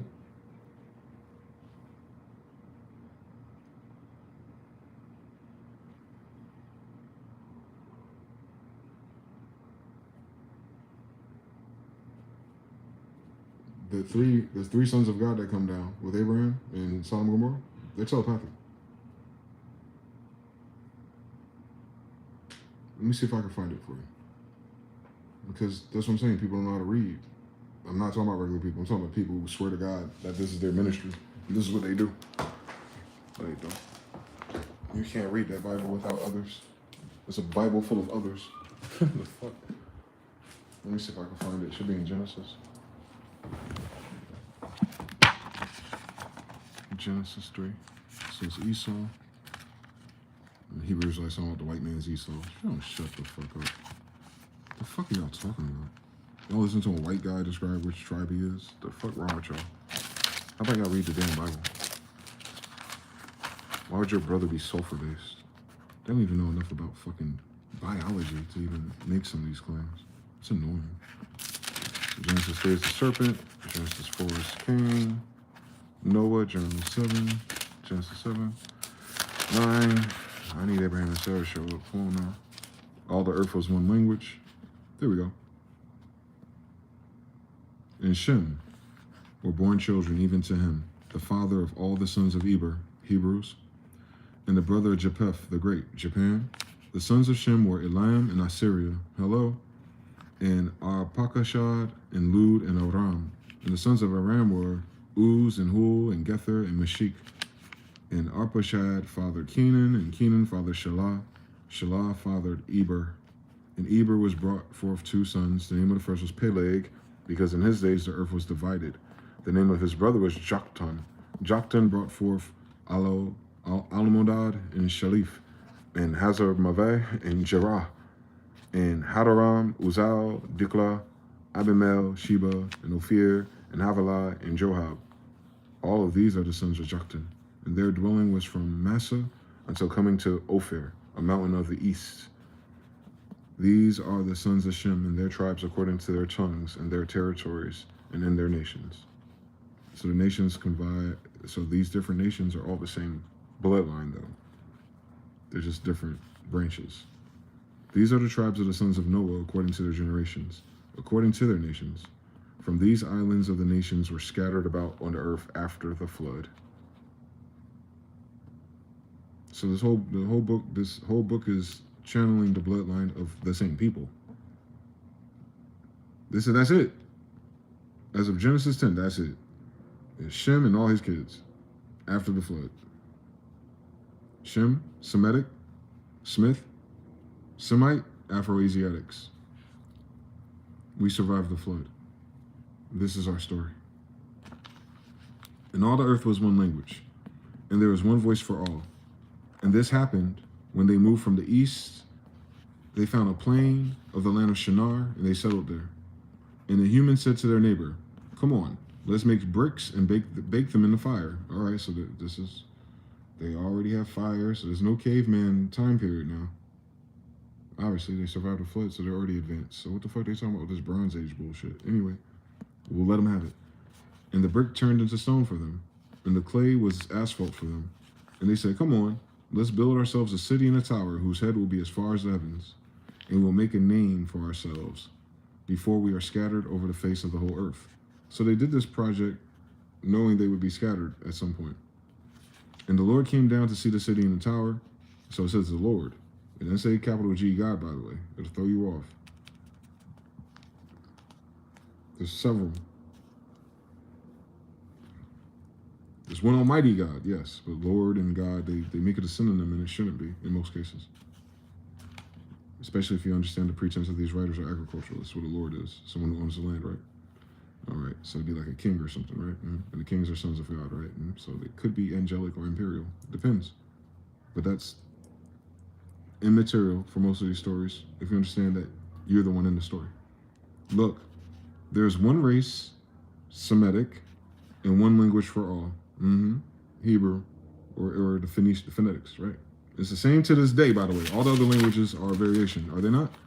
I could have sworn they were. So just like this book said already, everything's a variation of that language. I know that's right, including the book they're using, ours. So that's who we are, by the way. So the Lord came down to see the city and the tower, which the sons of humans built. So the sons of humans. Listen, the sons of humans. So the writer is telling you that there's different people here, if they're being so specific about the sons of humans. Now the writer is one of us. Keep that in mind. He's telling a whole bunch of stories, but they try to make this a mystery. No, I'm telling you what they're telling you is there's two parties here. There's the Lord and his homies, and there's sons of man. Something's about to happen. Then there's the writer. It's three already. And the Lord said, "Look, there's one race and one language for all, and they've begun to do with this. Now they will not fall at all at what they try to do," meaning they're pretty good at this shit. "Come on, let's go down there to confound their tongue so that each of them will not understand their neighbor's voice." And the Lord scattered them from that place over the face of the earth. Now, mind you, the writer is saying that they're aware of that. They're trying to finish this before they were scattered. So why are they about to get scattered? We don't know. We don't know what that means. And they stopped building the city and the tower. Because of this, they called its name Confusion. Confucia say, because the Lord confounded the language of all the earth from there, and the Lord God scattered them over the face of all the earth. And then it just goes into bloodlines again. Kenan, Eber, it does the same bloodlines all over again and how many years they lived. So it's these people describing a time before they were scattered, basically, is the point of it. So if you're a kid later, you're like, how come, what happened to such and such? Oh, they way over there. How did they get over there? And how come we're not together no more? Oh, because one time we did this thing and then we got scattered and blah, blah, blah, blah, blah. It's one of those. Because this is written after. Sarah lived 70 years and fathered Abraham and Noah and Aran. Now these are the generations of these people. The Lord said to Abram, "Go forth out your land and your kinsfolk." So there's other people there. So the Bible picks up from Abraham, and then the bloodline towards the end is after him. But he got brothers and shit. So those other people would have cousins and shit. Same story. So something about Canaanites. Abraham traveled through its blah, blah, blah. Sichem. Abraham went up from Egypt, which was in America at the time. Come on now. Ancient Egypt is America. Abraham was rich with livestock, silver, and gold. Come on. Let's look for the sons of God. Where y'all at? God's covenant with Abraham. After these words, the word of the Lord came to Abraham in a vision, saying, "Do not fear." I told you, they say that 365 times in this book. "Do not fear, Abram. I am shielding you. Your reward will be very abundant." So let's back up and see what's going on. The king of Sodom came out into Shaveh Valley, So the Sodom and Gomorrah. So it was a king of Sodom and Gomorrah. Don't miss that shit. So the king of Sodom came out to Shavah Valley.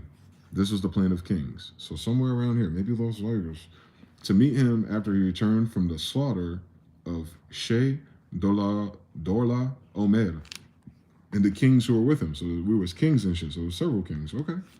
And Melchizedek, king of Salem, assalamu alaikum, don't miss it, brought out bread and wine. Now he was priest of the highest God. See? That's a difference. He was the priest of the highest God. Okay. And he blessed Abram and said, blessed be Abram by the highest God who created the heavens and the earth. Well, if you go Sumerian, that's Anu. And blessed be the highest God who delivered your enemies in your hand. And he gave him a tenth of everything. The king of Sodom said to Abraham, give me the men, but take the horse for yourself. But Abraham said to the king of Sodom, I will stretch out my hand to the highest God. Father, stretch my hands, no Kanye, who created the heavens of the earth. If I take from a string to a sandal thong from all of your things, in order that you may not say, I made Abraham wealthy, except for what the young men ate and the portion of the men who came along with me. Eshol, Onan, Mamre, these will take a portion. So what he's saying is, keep it, because later down the road, I don't want you to take credit for my abundance. However, take care of the men that I came with, since he's turning in these kings or these captives. So he's like a bounty hunter. Don't miss that shit. After these words, the word of the Lord came to Abraham in a vision. So after he said that to him, do not fear, Abraham, I'm shielding you. Your reward will be very abundant. And Abraham said, Master and Lord, what will you give me? I am departing childless. He's saying it because he's old. What will you give me now, basically? I'm departing childless, except for the son of Masek, my house servant, this Eliezer of Damascus.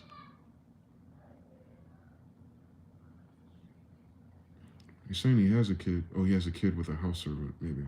Even before Hagar. I'm departing childless except for the son of Mesech, my house servant, this Eliezer of Damascus. Could have been a long time ago. Because he has a name for himself, Eliezer of Damascus. I'm childless except for him. I think that's what he's saying. And Abraham said, since you have not given to me offspring, my house servant will be my heir. So out of his marriage. Let's see if he's married to Sarah first. And at once the voice of the Lord came to him saying, this man will not be your heir, rather one who will come from you, he will be your heir. So maybe not. He led him outside and he said to him, look up now to the heavens and count the stars. I do that too, like a goofy. He's a Chaldean, by the way, the people that map the stars historically. If you can count them. And he said, your offspring will be like this, as within, so without. And Abraham trusted God and it was reckoned to him as righteousness. And he said to him, he didn't say if, I am the God who brought you out of the territory of Chaldeans to give you this land to inherit. He said, Master Lord, how will I know that I will inherit it? He said to him, bring me a 3-year-old heifer and a 3-year-old goat and a 3-year-old ram and a turtle dove and a pigeon. Now, we talking about witchcraft. If you read it in Apollo Mayombe, by the way, I ain't miss it. He brought him all these and divided them down the middle and set them facing each other, but he did not divide the birds. The birds came down on the carcasses, the halves, and Abraham sat down with them. At about sunset, a trance fell on Abraham. So mind you, he's channeling all this. Don't miss it. And look, a great dark fear fell upon him. And it was said to Abraham, knowing, you will know that your offspring will be foreign in a land not of their own, and they will afflict it, and they will enslave them, and they will humble them for 400 years. So this is where everyone gets the 400-year curse from today, especially Hebrew Israelites and stuff, because they keep looping the same story in their mind for some reason. I will judge the nation that they serve. After these things, they will come out of here with much baggage. You will depart to your ancestors with peace, after growing to a good old age. So right there, the ancestors right there.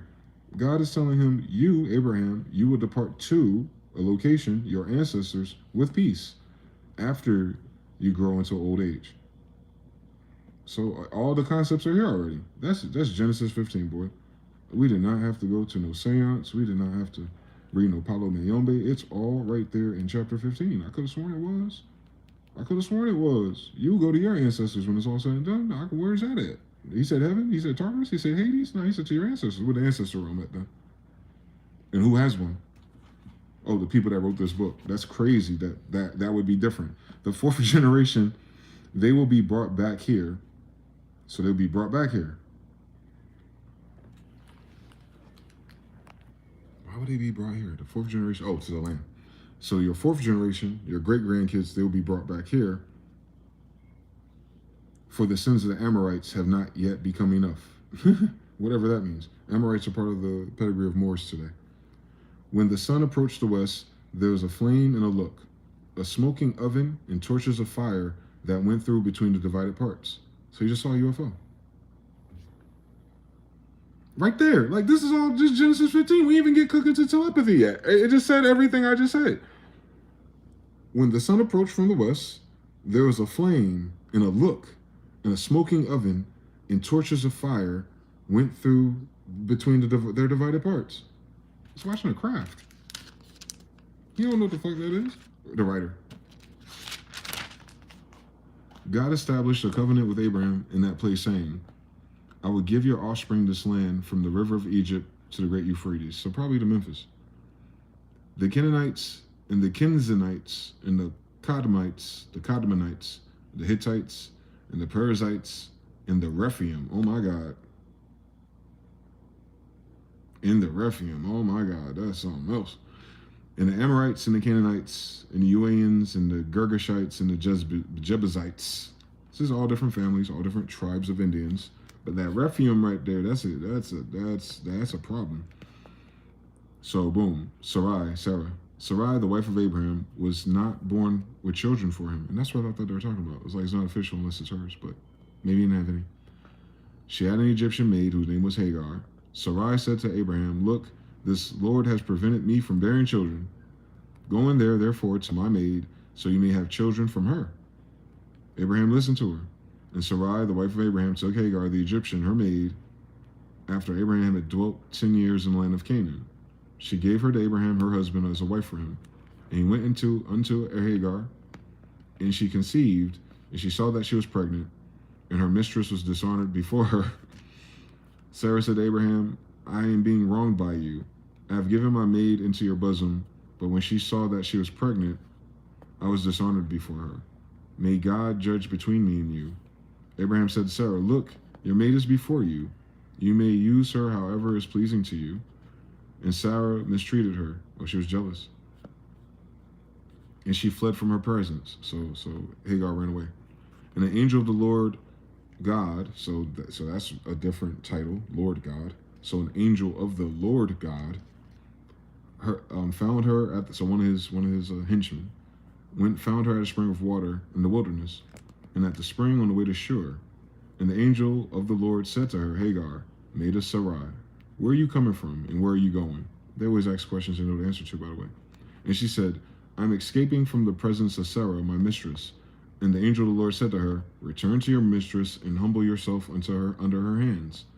And the angel of the Lord said to her, increasing, so this is an angel saying this, an angel, I will increase your offspring, and it will not be countable because of the great number. Similar to what the vision told Abraham too. And the angel of the Lord said to her, look, you are pregnant, and you'll bear a son. Call his name Ishmael, because the Lord has noticed your humiliation. Because she don't want a goddamn narcissist, Sarah. And he will be a rustic person. His hands will be against all, and the hands of all will be against him, and he will dwell in opposition to all his brothers. Damn. And Hagar called the name of the Lord who was speaking to her. You are the God who watches over me, because she said, because even I saw in person the one who appeared to me. So she actually saw this angel, but she called him the God. So don't miss that. Hagar told the Lord God's angel, she made him her God. Don't miss that. And Hagar called the name of the Lord who was speaking to her, and there's an angel speaking to her. You are the God who watches over me. Unless they're saying it's a person channeling this message, which could be true too. On this account, she called to the well where I saw in person. Look, it's between Kadesh and Bered. And Hagar brought forth a son for Abraham. And Abraham called the name of his son, whom Hagar brought for him, Ishmael. Abraham was 86 years old when Ishmael was born. So keep on going. Where's the Abraham's three visitors? 18. God appeared to him near the oak of Mamre, while he was sitting at the door of his tent during the midday, like an Indian, right? Upon looking up, he saw with his eyes the look. 3 men had stood over him. And upon seeing them, he ran up from the doorway of his tent to go meet them. Then, and he bowed down to the earth and he said, Lord, if perhaps I have found favor before you, like the 3 kings that visited Jesus, come on, man. And I have found favor before you. Do not pass by your servant. So he can see them. These are beings. Let water now be taken and wash your feet. Ain't that what happened? Same story with the Son of God. That's a crazy story, how that story just keeps being the same crazy story, right? Let water now be taken and wash your feet and rest under the tree. So his Lord God in this context needs to take a rest. You're in a human body now. Don't miss it now. And I will take bread and you will eat, and after this you will go on your journey, on which account you turned aside to your servant. And he said, do so just as you said. Abraham hurried to the tent. He told Sarah and said to her, hurry and mix 3 measures of the finest wheaten flour and make loaves baked in the ashes. And this is why they tried to like Ash Tuesday and all the other goofy shit they be on. They ritualize everything. If they just ritualize Edamon, they'd be all right. And Abraham ran to the cattle and took a tender and fair little calf, and he gave it to the servant and hurried to prepare it. He took butter and milk from the little calf that he prepared and set it before them. Well, he making hamburgers. He himself stood under the tree, and he said to him, where's Sarah, your wife? But he replied and said, look, she's in a tent. And he said, when I return, I will come to you at the same time next year. So God's on a hiatus for a year, huh? What is it, Sam and Dean? And Sarah, your wife, will have a son. Sarah heard this at the door of the tent, being behind him. Abraham and Sarah were old, advanced the days. Menstruation had ceased for Sarah. Sarah laughed of herself, saying, well, it has not yet happened to me now. My Lord is an old man. So her Lord is Abraham. It gets confusing.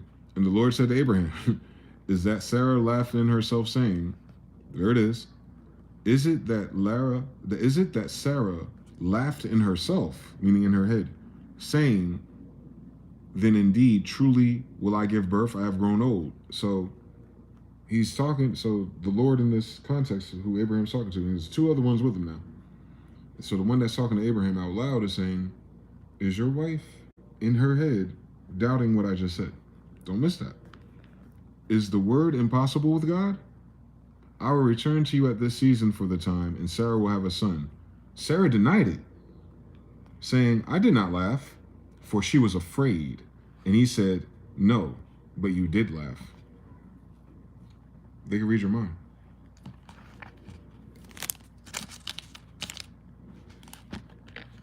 In real life. Shout out to Mimsy. The Mimsy. The great Mimsy. That's crazy. Loop. Shout out to you, man. Shout out to London. Noel says sleeping but tired. Jonathan says 3. Old age can mean like 52. Nebula Hendricks says much prosperity and abundance your way, bro. Ariz, hi. Mr. Now says the only gated place for the riddles, but no, quote, hey, you in or not? Are you in or you're not? I didn't even get the you ready whisper. What's missing from people's mind is that there won't be a part 2 of those people that keep denying it. Oh, Lord. Umed says, I received a feather for evading some folks trying to run up on me. It is something different. Stenosis, that is. Yes, sir. Oh, if I just say the thing and then climb the steps of Masonic Mess, I'll go on TV and act like Bashar. That is crazy, because that's kind of how it acts. My man asked me, did I hear about 3 Atlas after just doing all that for 3 Atlas? You got to rewind a little bit, JD. We started from the bottom of that question, now we're here. He said, how did Mimsy get here?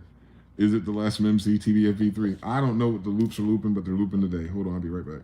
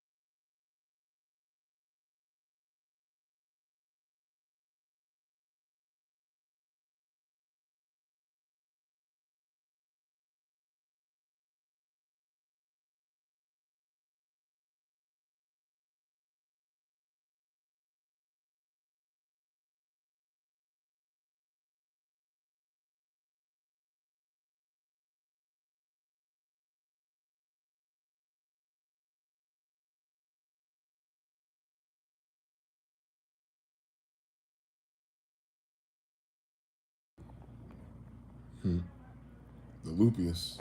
I didn't know it'd be back already. I sent one in the beginning of September or something. That's wild shit. See, even in the chat, we're talking about a synchronicity. So it happens all the time, man. Even just by a random person named Mimsy showing up, it does something. It makes you more aware of something else. Now you got to decode or assign value to it, but it's more like the time itself until you find values. You're like, how many of these arrows hit before? And then what was going on? When all those arrows made that shape, what was the tone of that? What was, and then more importantly, what was before that? And then after that, if it's cyclical or calendar, then what's the next loop or what's the next thing? All right, so that reminded me. So last Mimsy ran into this, and then you run into that again. You go, okay, so then that runs into that, and that goes to this. Okay, and it's like training wheels. It's not even like, it's not profound. It's not like the lottery number or nothing, but it's almost, it's a guide. It's guiding you to focus your attention a certain way. And in doing that, knowing that it's a guide, you don't have the same thought space prior to knowing that. So certain thoughts and certain concerns and certain distractions wouldn't apply to you because you're looking at, you feel me? Like you're looking for something while you're doing what you've been doing, but it's hard to explain until you've been through it. Jesus, Nazareth, how do you say this? Go.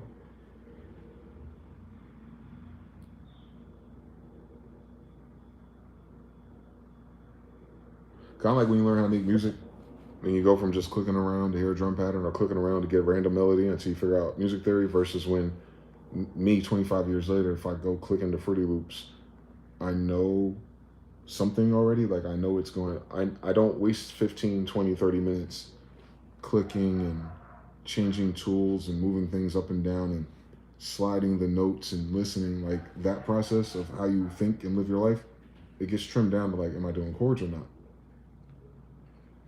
Thus, kind of saves thought time about nonsense and other shit, but then it makes you focus on the music or life. It's weird. It's like, it's a different focus. It by itself doesn't do anything.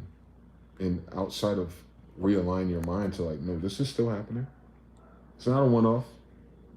I'm not part-time crazy, I'm full-time crazy. All right, I'm full-time crazy. All right, where's it taking me? That's all. You're just full-time crazy now.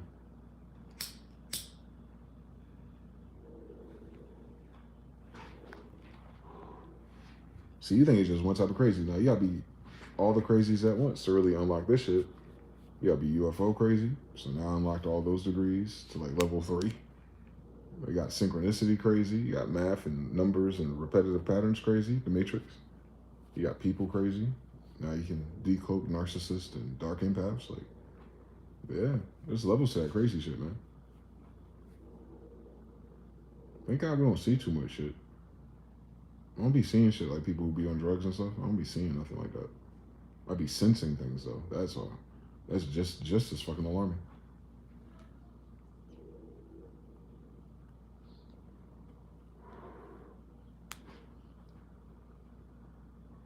But all at once, what a year to be alive. Refreshing, signaling. There's only 1 hour left of air in the Titan submarine now. It's exercise to this once atrophy. I don't know what that means.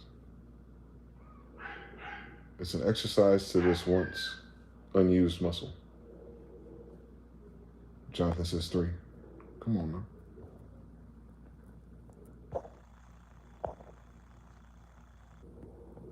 I saw 2 orbs this morning when I was driving at 4 a.m., Jonathan.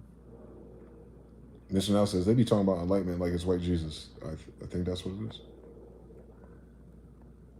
It's not just an ayahuasca trip. It's not just a DMT trip. It's a lifetime of confirmations. And this ain't that. Mr. Now says, if I just say thing and then climb the steps. Oh, yeah. You can't follow these steps. There's no steps. They lied. There's no steps. there's no strategy guide. It's gonna ruin your life in its own unique way. I promise you.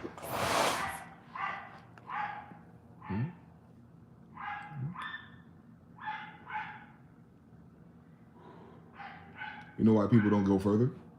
It's because they resist it. And I guess if you resist it long enough, it stops. I can't imagine stopping though. Because then the alternative thought pattern, instead of going that way, is just the chaos of humanity's impact on me. So that's not going to work for me. But I can see other people who may have had a chance to choose left probably started and then stopped, or started and turned to substances and things. More so because of people, I think. I can see it. Because it's not anything that's going on inside of you that would make you feel away. It's how people react to you trying to explain it to them. Tower of Babel, limited language model. And then them looking at it like, oh my God, that's crazy or something. What does that even mean? You do crack. So yeah. I don't have to worry about that. There's enough crazy people on the internet to know that ain't just me.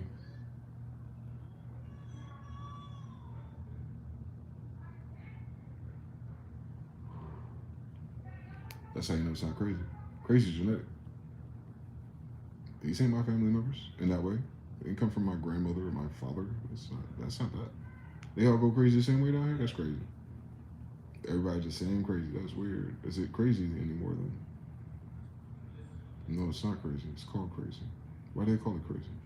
Because they would put people in insane asylums for doing this, including people they determined to be channelers or witches. That's in the Americas book. Okay. That's what crazy is. Seeing past their bullshit.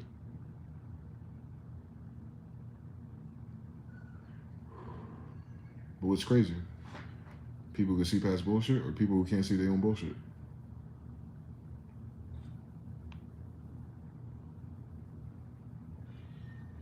Yeah. No Miss Cleo over here, buddy. Yep, it'll find a way to ruin your life.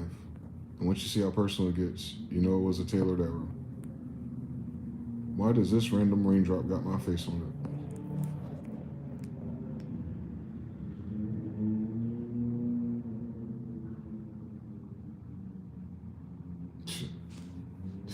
Stay tuned. So like I said to anyone who's going through it, just stay tuned. It'll show out. It's not bad, by the way. Ruining your life isn't bad once you realize that it was fake.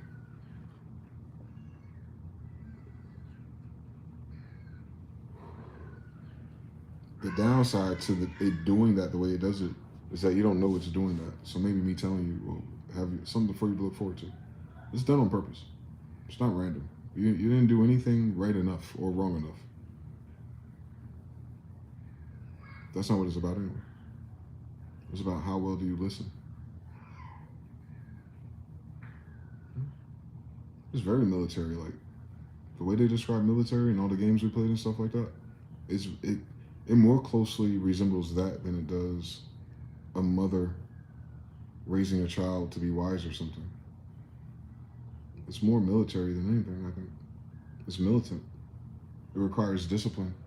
Where other systems or, people be saying shit just requires them to practice something or, when they feel like it. Or pattern or behaviors. I don't go to no rituals. I don't go to no temples. You're going to do it no matter where you're at. You can do those things. But doing those things is not what it is doing. Humans are doing that. This ain't human. At the very least, I know that it's not human.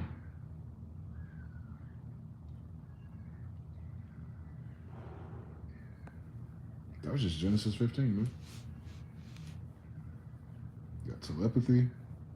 You got men that only Abraham knows who they really are. You got Hagar shouting out to one of them for saving her goofy ass life because she can't deal with Sarah's narcissism. All kind of shit going on. You got everything we be talking about going on just in Genesis. Can you imagine the genes of ISIS today? Wonder if we see the same goddamn story. Yes. Just different textures and palette swaps. Like Street Fighter, if you both pick Ryu, you get two different colors. That's all. Still the same fireball. Still the same game. Jupiter degree for real. Root 3. It's a book. What did I say? Readjustment every single degree. So it can do a desert, it can do an attic, but really not location optional. Her root says 3.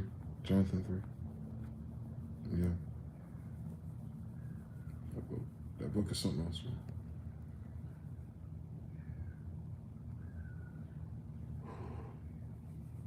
Its existence proves itself, like, too. Because if you didn't have that book and you're going through some of these things, and then when you see that book for the first time and you read it like that for the first time, you go, oh,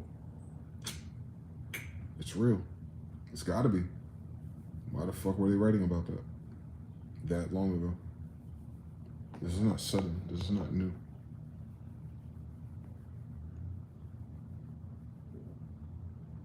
It's just, again,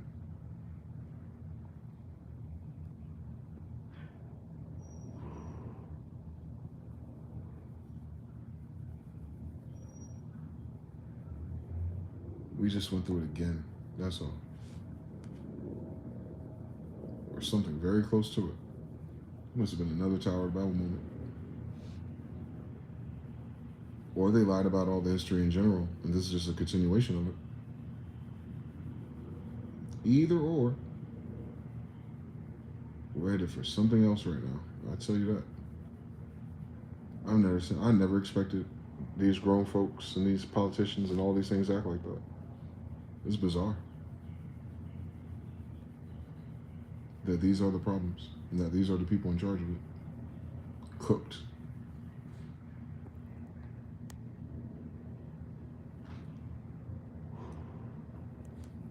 They don't have faith, though. It's not that they couldn't fix it. It's that they won't.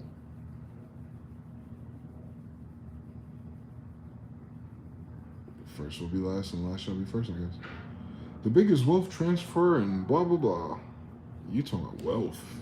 Fiat's not wealth. But I understand where you're going with this. A lot of people are going broke. Transferring that shit back to the bank. I know that's right. The bank is transferring its wealth back to itself. I know that's right. I know that's right. Because it's running out. Its damn self. Then you understand everything.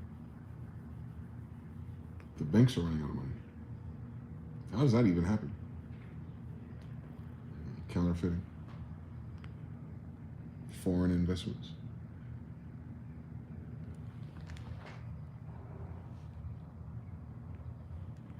Oh well.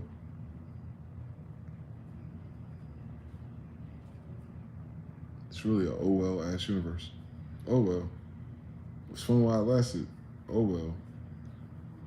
What they say, Starbucks just closed down. How many more stores nationwide? Hundreds. Hundreds of stores. Just 7 out here.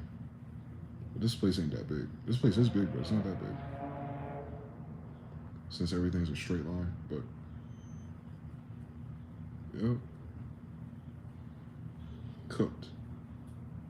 That whole old world paradigm is well done. And then they're gonna take a little siesta.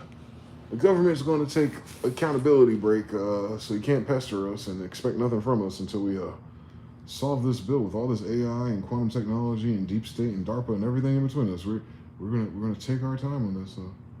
Let's see what Jerome Powell says. Not to be confused with the federal government. Right back after these messages. They're freaking the fuck out right now. Nothing in their budget work. They ain't got nothing in their budget, bro. You gotta realize these budgets is them asking for credit from the Federal Reserve. And what they need to figure out how to do is how to budget things that are mission critical to keep the game going. That's first and foremost.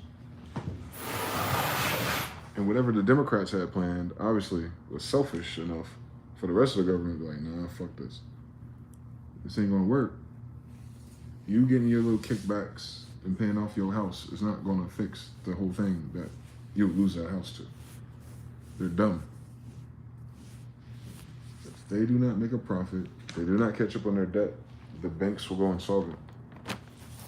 Once the banks go insolvent, So does everything connected to it. That's what the fucking problem is, Bruce. They don't make any money. They print money. They don't make money. It's not a profitable business. They're losing it. That's crazy. How do you lose something you created? How do you lose something you just made up? Well, that means they didn't make it up. Someone else did. They're losing to them. You don't even know who they are. How convenient is this shit? We don't even know who's fucking collecting all the goddamn shit for the spaceships. I know that's right. Bet you that's what it is. I bet you they owe whatever's on those spaceships. Since that's the thing that's always been here. Since we know they're using their own language. And since we know they do a lot of weird things with their technology that don't add up to nothing in the human timeline. They're working with some other form of intelligence. Hopefully. They could have been working for some bad guys too. That are also other intelligence. It might not even be our guys that they were working with. So if our guys show up and take those guys out, then they're here stuck. It's the same story all over again. It's the same story all over again. They need backup, and they ain't got none. Because they owe too much money. They had one job, and they can't do it, whether they save them or not.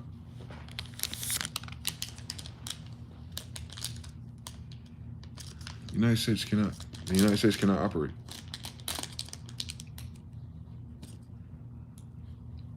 It's a loss. The United States is unprofitable. You understand?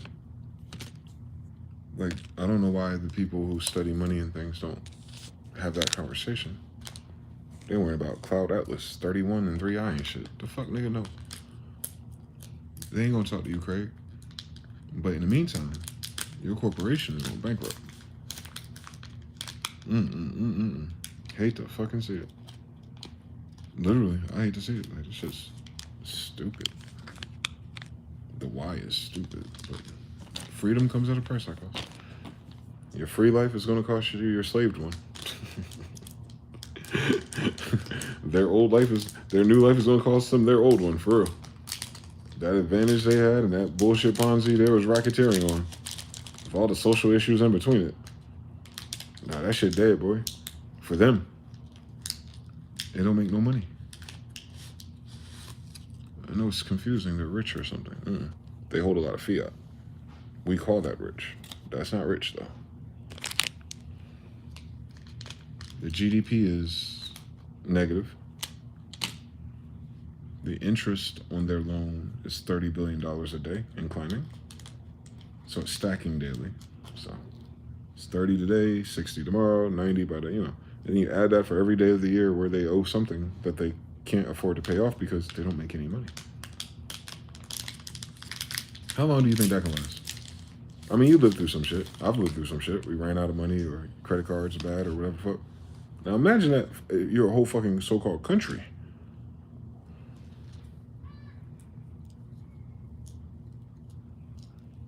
They don't have any money.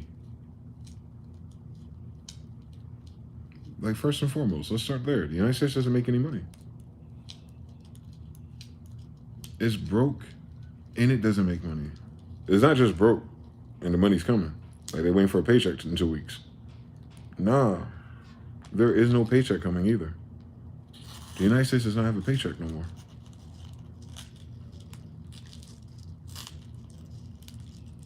Do you understand? Think about it like the farmers. Those who sold their soul to China soybeans. Well, when China cut that off, yeah, it fucked the farmers over.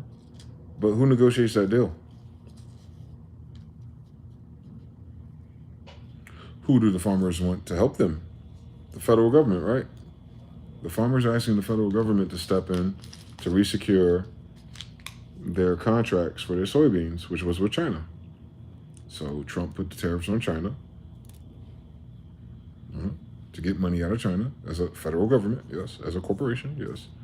And China said, no thanks. That's what happened to the farmers.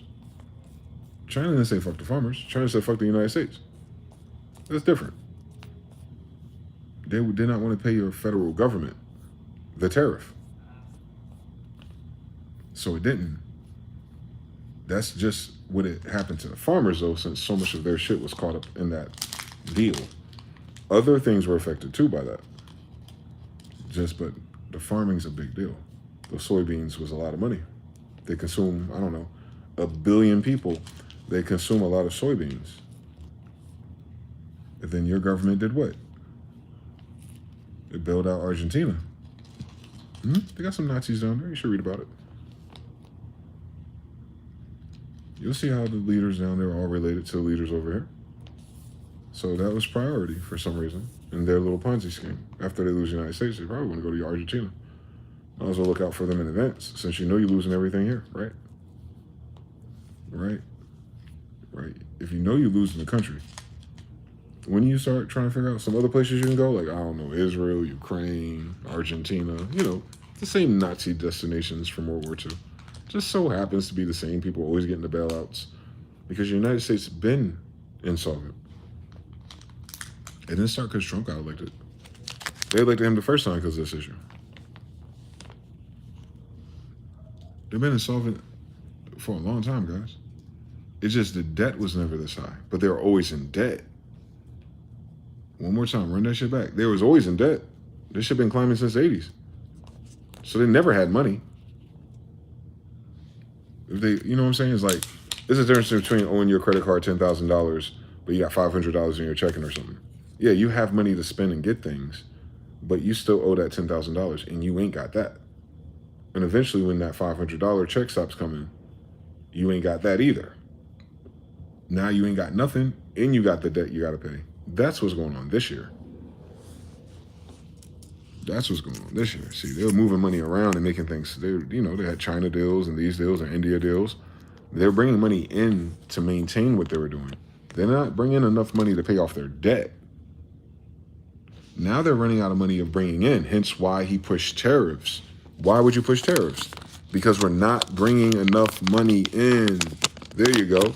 So what did he say? Well, we'll bring more money in if we tax and multiply what is already in with existing deals. No problem. They ain't going to trip on it. They got it, obviously, because we don't. And then the country said, no, your price is way too high. We need to cut it. The politics and all that other shit is just surface level stuff. We're talking about between banks. Between the numbers, not the personalities. They're not bringing the numbers in. So then he was like, all right. Well, so many people have made money off of the infrastructure of the United States, so let's tax them. And the corporations go, we can't afford that. It's like, what do you mean you can't afford that? You're bugging. Well, most of them who ain't worth nothing, they ain't gonna be able to afford it, so they gotta leave anyway. But the big ones, they can afford it, they'll stay. Until everybody else is like, nah, we can't afford it either for some reason. We don't know why, but we can't afford it either. So we'll pack up. And all your federal funding for Oregon, it's going to get fucking strained and weird. Because if they bail out Oregon, what's Oregon going to give them instead? Nothing. Those companies is why Oregon was alive anyway, for commerce. For commerce, not for people living in Oregon. I'm talking about the commerce. So there's no commerce in Oregon. They losing businesses in D.C. California and Texas and Memphis apparently are doing the fucking hokey pokey with people. The same people. Same idea, same businesses. So it ain't gonna make a damn difference. They're just looking for their best value, cost of living in Texas. But it'd be the same company. We just saw a story where a dude, it was an LA-based company, and he relocated most of the operations to Oklahoma. And then he decreased everyone's pay raise 50% for cost of living adjustment, a negative one, because Oklahoma is so much cheaper. So he found a way to cut his employees' salaries down and get them to do the same work, but located out of Oklahoma. So he sent that email out to them, and they were pissed off because he didn't cut his own. He said, "Oh no. I'll be working remotely from Los Angeles, so my cost of living hasn't changed. So my paycheck's not changing." Like, you gotta think, like, that mentality right there is what leads to these corporations that are remaining. That's generational. They're that damn narcissistic and stupid. I didn't know that. I thought they were making bad decisions because of bad math or something too. No, these are just the wrong people in leadership on top of that. But who else could it be? It's all nepotism. So bad breeding, bad nepotism, yeah, bad profits. He solved his money problem by taking away half of his employees' money, the people that make him the money. Like, don't miss that now. And that's what the United States is doing with the federal government and the federal shutdowns, right? Yep. You got soldiers waiting for a paycheck. How does that work? They're only the form of a country because of their military. But the United States doesn't have a military, but you know the United States. Mm-hmm. So they're already defunding their military. Don't miss it. Even if you look at it like a break. They're moving money around. And maybe they'll figure that out and pay their fucking military. So that's why you want to hear wars. Because that's to keep the military oiled, the machine, in the minds of the people. It is what it is. I mean, they doing shit, I guess, somewhere. But they have no problem paying off Israel in the meantime. They'll pay Israel before their military. That's an interesting love story right there. Maybe someone should look into that. Or is that anti-Semitic? But they're not Semitic. So every time we question them, you're disrespecting me? No, you can go ahead and question them. I don't feel disrespected. It's not I'm Semitic, so it's not anti-Semitic to question why the fuck all your tax dollars, in theory, are going to Israel, but not to your own soldiers. I want to see that show in Jeopardy. I want to know what the real answer is. Like, what's that about? And then no one crashes out. They're like, all right, man. Enough is enough. And then enough more comes. All right, then. Enough is enough. And then enough comes again. And you're like, all right, man. Soon it'll just be all right. It's all right. They can do whatever they want. I know. You ain't stop them yet. So, unfortunately, if they're waiting to the end to push that agenda, it's not only will, because you, me, or no one stopped it or caused it to answer or account for it, it's not going to be able to account for its defense. The fuck? You got another problem.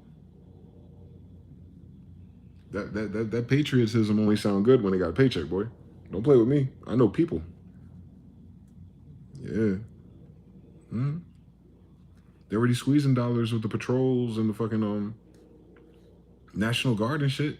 But they had a federal judge block the National Guard from going to Oregon.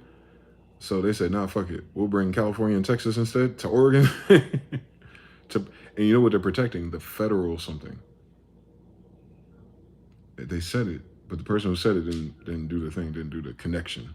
It's like, oh, that's why they're using federal judges.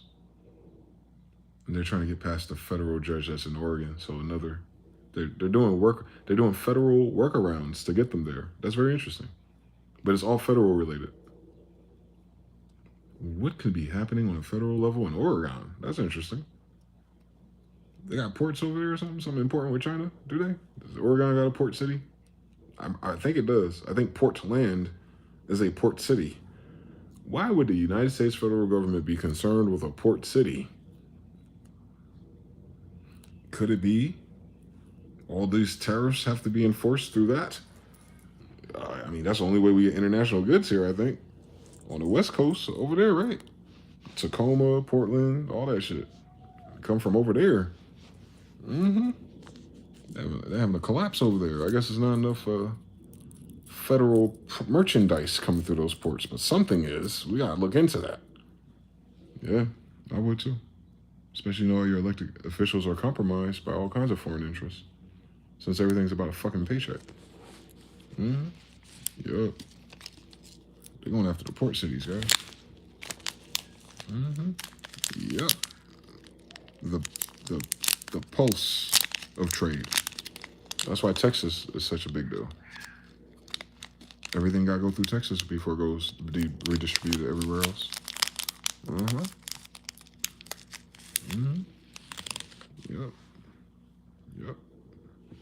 They cook. Because no matter what happens to them next, they got to figure out a way how to make money. Not just cut back on costs and expenses and loss of life, it seems. That seems to be popular. And cutting back on cost. Having less people that cost you. Don't sleep. But now they also got to make money again. And they got to make money in a field that they're already behind on, which means they'll never be at the salary cap of it. They'll never be at the top of the pyramid. They'll never catch up to China in their modern era with that. With what they're trying to do with the data centers and stuff. They can't do it. They can't do it. Whatever they do after this, it's going to be a compromise.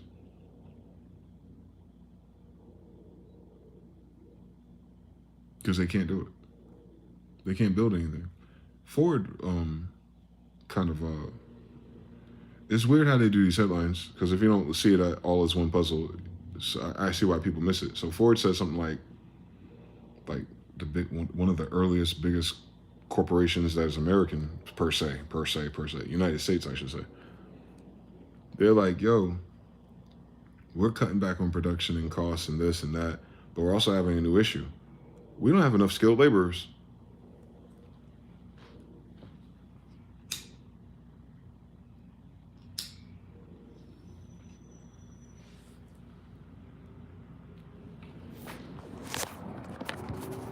So I'll walk you through it so you understand what the fuck they just said.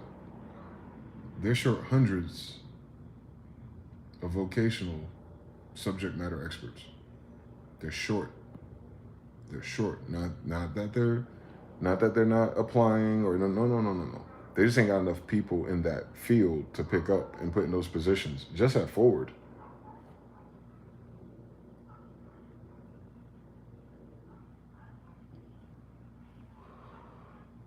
So there's a shortage of professionals, blue collar professionals, who work at that level. Ain't that the same level we want to need for all these goddamn AI and bot factories? Nah. I know what we did. We took all the skilled labor from India and Chinese and had them work at a lesser fee instead. Now they're back home. Now we're short almost 1,000 people that we just sent back home. Yeah, I know. And your gates are so high that even when you do build the new things, you're not going to be able to get them back either. So now what do they got to do? Train the American population that exists. At record times too, because they're running out of time to lose money. So this ain't like a normal day. Like, they're not talking about they need this for expansion. They don't have it now and they're already sinking. Don't miss that shit. Don't miss that shit.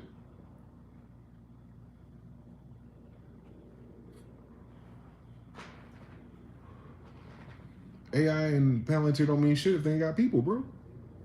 They ain't got the people they need to build that shit. Them nerds talking on podcasts ain't doing work.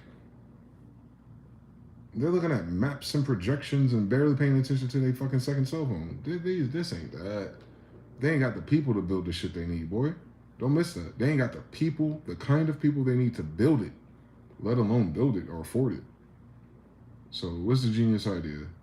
You have that lawsuit with Harvard, and now Harvard's going to open up Harvard instituted vocational schools around the country, I guess. How long that going to take?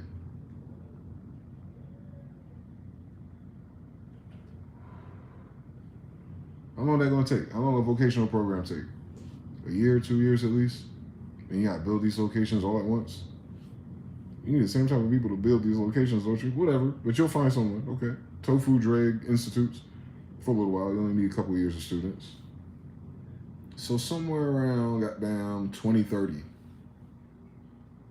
they may be lucky enough to have like their first graduating class that's competent enough to begin mastering the skill of that type of manufacturing. Okay. So Ford in 2033 or 36 will have the people that it needs while it's already heading towards bankruptcy now.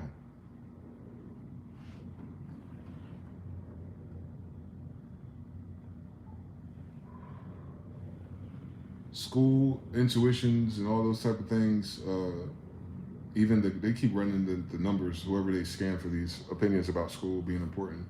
It's at an all-time low with this generation. Naturally, right? All the damn broken promises to us, I get it. So who's going to go to these schools? And people ain't having enough kids either. They can even learn how to play Fortnite really good or get oil in their fingers. You do the science on that shit.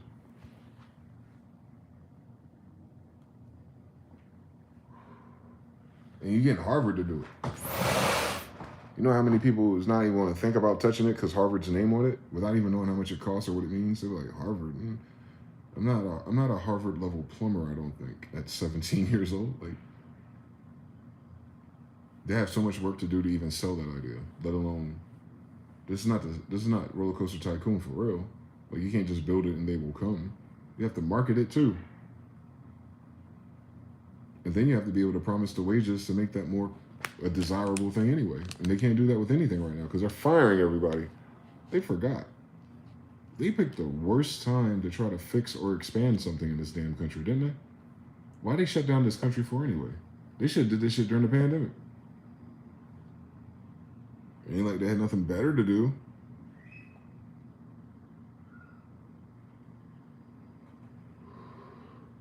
So Israel convinced them to shut down their country. They reopened up the world. And now the rest of the world was like, no, we needed those 5 years to figure out we don't need your ass. Because for those 5 years we didn't have your ass and we figured it out. All right, have a good time, bro. That's what it was. Remember, they stopped everything during the pandemic. It slowed down everything. It affected those countries with their energy and everything. It hit a lot of different pipelines and different trade routes, especially over there. It hit it different, I should say. And I guess that was an attack or a tactic because, while everyone else was shut down, Ukraine said, let's start a war with the Russians, as if they have a history of winning that war. The fuck? That's not even a war you could win if they're hitting you for real. So we spent the pandemic investing into that, by the way. That was Biden. Don't miss it. That was Biden's son over there, by the way. That was crackhead Biden's son over there negotiating those energy deals. That's a real thing. That is no fact check.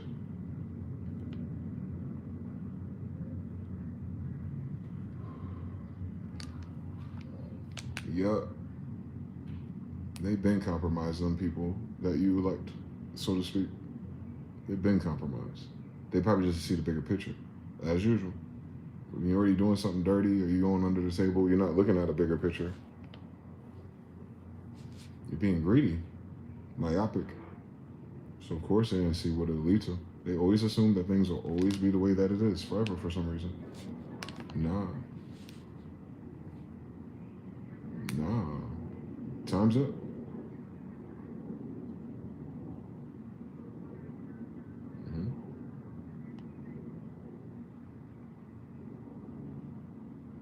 It's supposed to be the greatest country in the world, right? That's the moniker. That's the marketing. Then why isn't it great right now? What happened? Did you send away all the great people? I know you locked up and killed most of us, so we'll get them next time. But nah, where all the America hoorah people at? They got they long-term subscribers talking about the new American dream is getting out of America. Like, people are trying to position leaving, like normal people, like regular people, non-3AM people, just like regular citizens. They're like, yeah, it's time to leave. What? You throwing in the towel? You don't want your privilege no more? That's crazy. The privilege of white privilege ain't enough to stay in America. Can you imagine some shit like that? That white privilege benefits have expired in America. Have you noticed that? That's a whole different conversation. White people been noticing. White people been noticing that the privilege that they denied its existence, and that's crazy as a word spell too. That's very clever. That's a very interesting way that happened. All those conversations denying that there was white privilege, and then now there's no white privilege, but the people who denied white privilege are noticing the lack of white privilege. That's a weird paradox. But from the outside looking in, there was such a thing as white privilege. And what I consider to be white privilege is no longer in attendance. And that's interesting.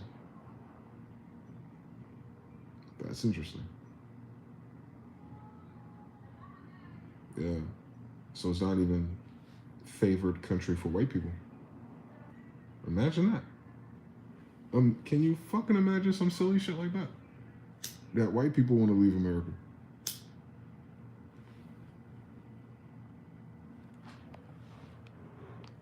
They the only ones that can really afford having that conversation for real. But I get it. No, but like really think about that. Everything that we've been through together. That white people, for some reason, now want to get up and leave instead of just staying around killing us. All it took was a lack of privilege. What? No one's thought of this before?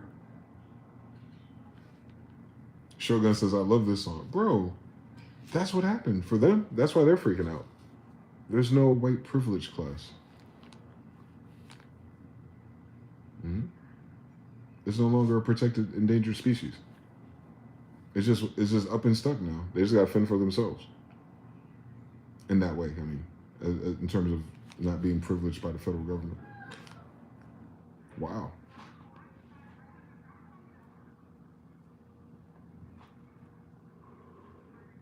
That's a deep. White people, check in real quick. Y'all know what I'm talking about? Have the white people in attendance noticed that? That more and more white people just willing to just leave the country? Like it's gotten that bad for white people? Whatever that is. It's been normal for us. That's the only reason why someone like me can ask you that question. I've never had what white people had, so I don't really know how it feels to lose it. But I understand the language model. They definitely are willing to, get the fuck up out of here permanently.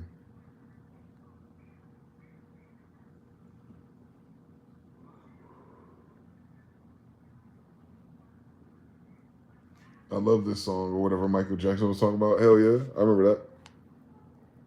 Eamon Ross says Ford was complaining about the lack of mechanics. Damn, everybody wants to be a YouTuber. Come on now. We want our money. Run us our dollars. We don't want to be useful to the community for 2 burgers worth of pay. Hence the EU is building up their military again, ain't it? Sandro, how you doing? Where you from? I'm from Europa. How you doing? It can do it in the desert. It can do it anywhere. Yeah, Mike was talking about something because the game recognized game, and it's looking kind of unfamiliar right now.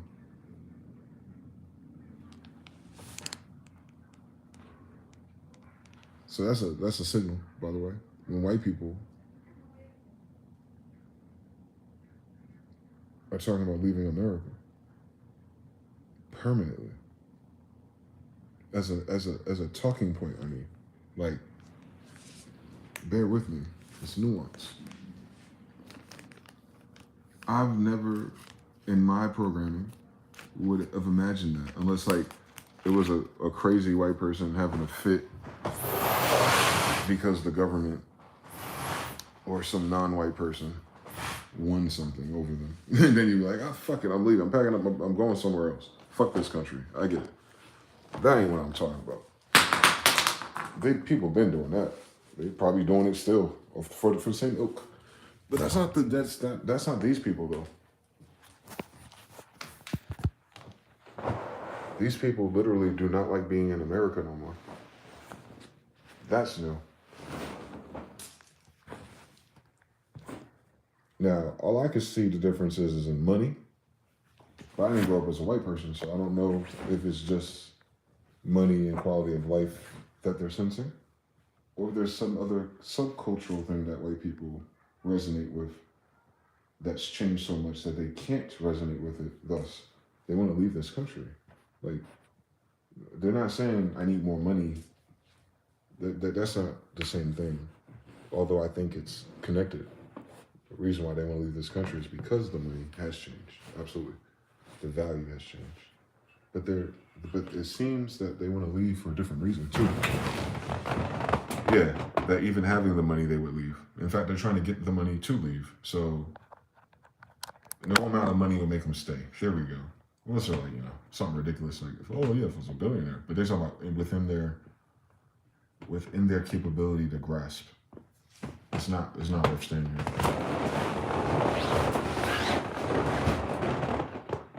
Badasant, yo bro, never give up. Every hardship has a way out. I know that's right, brother.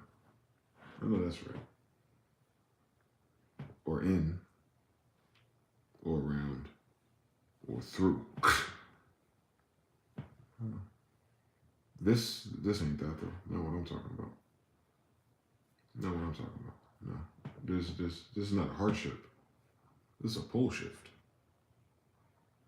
I ain't talking about hardships. It's gonna be hard no matter where they go. It's been hard for years, even for them. So this ain't new. Things raising in price isn't new. The politics being unfavorable isn't new. But something is, and that's what I'm trying to figure out for my resident white people. Like, what's going on with white people? What are they noticing differently that makes them want to leave? Is it just Donald Trump being Donald Trump? You know you get a new president in a couple of years, right?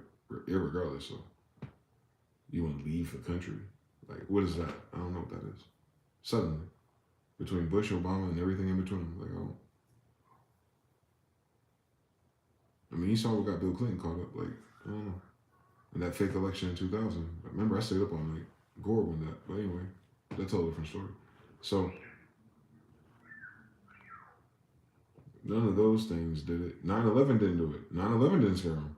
Actual terrorism didn't scare them. They were cool. They was going back to concerts and everything right after that. I remember that was the summer. That was fall, almost now. They was outside. The pandemic of nothing happening spooked them more than the idea that terrorists could hijack planes and blow up buildings. Like, I need you to keep that in perspective. We're talking about New York City, like business as usual. So, the pandemic though, oh my God, let me put a mask on and stay home in my car. What? Carbon monoxide or dioxide, whichever one comes out of your damn XL, that is the true champion of mental health disorders right now, I bet you. Next time on Dragon Ball Z. We'll get to that eventually. They'll do a study on that shit eventually. They just gotta start with people in hospitals, nurses. You'll see everything's connected. But anyway, that's why the nurses are different. I'm telling you. They breathe too much of their own. It does something to the brain, man. And we got that problem. Damn it. They got health issues stacked on the financial issues, stacked on the cap issue, stacked on the cultural thing. And I think white people want to leave because the culture changed.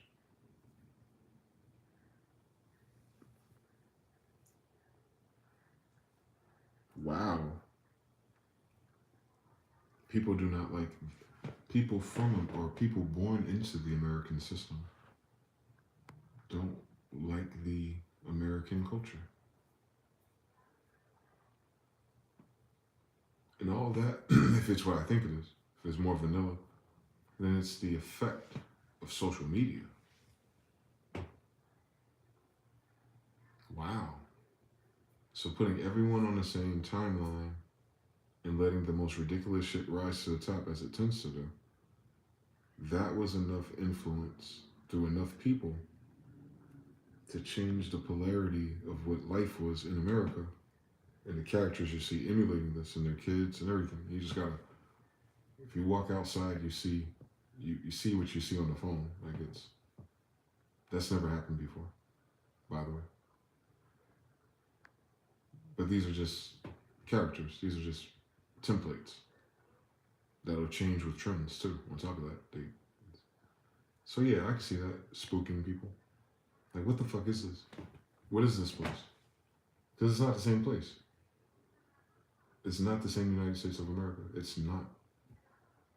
It's not at all. Even changing these stupid ass light bulbs to these LEDs, it fucked up the views, bro. It fucked up the vibe. Bring me my sodium shit back, bitch. The fuck wrong with these people? Put them other light bulbs right the fuck back, boy. I swear, if I was ever governor, fuck a goddamn LED. Give me my orange streetlights back, bitch. Like, it's not the same.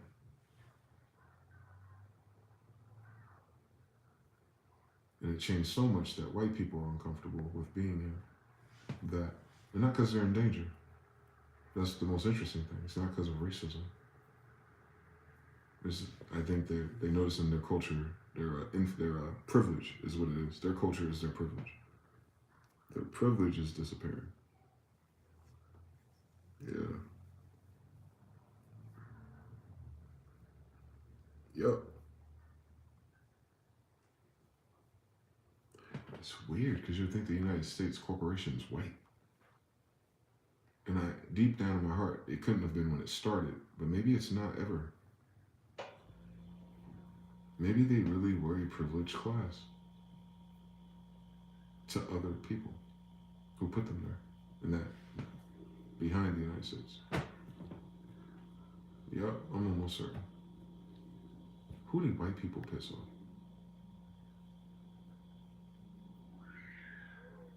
It'll kind of tell you who's behind the United States.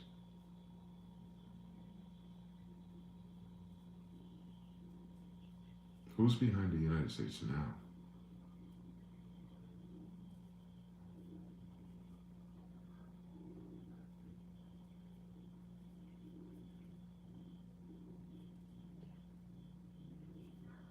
Probably like Israel and Saudi Arabia.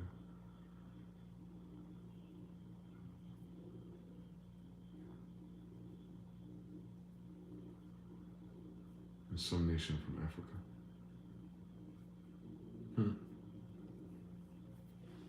Yeah. United States is cooked, guys. I have no idea what that's going to look like. I have no idea.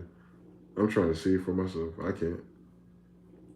I don't see nothing about it. It don't make no sense right now today as of this video how this shit even theoretically is still going forward without some type of a tidal wave of reactions or narrative switches. It's like it's coasting to nowhere, but it's coasting though. It's like it's not danger or nothing. It's just, how the fuck is this going to happen?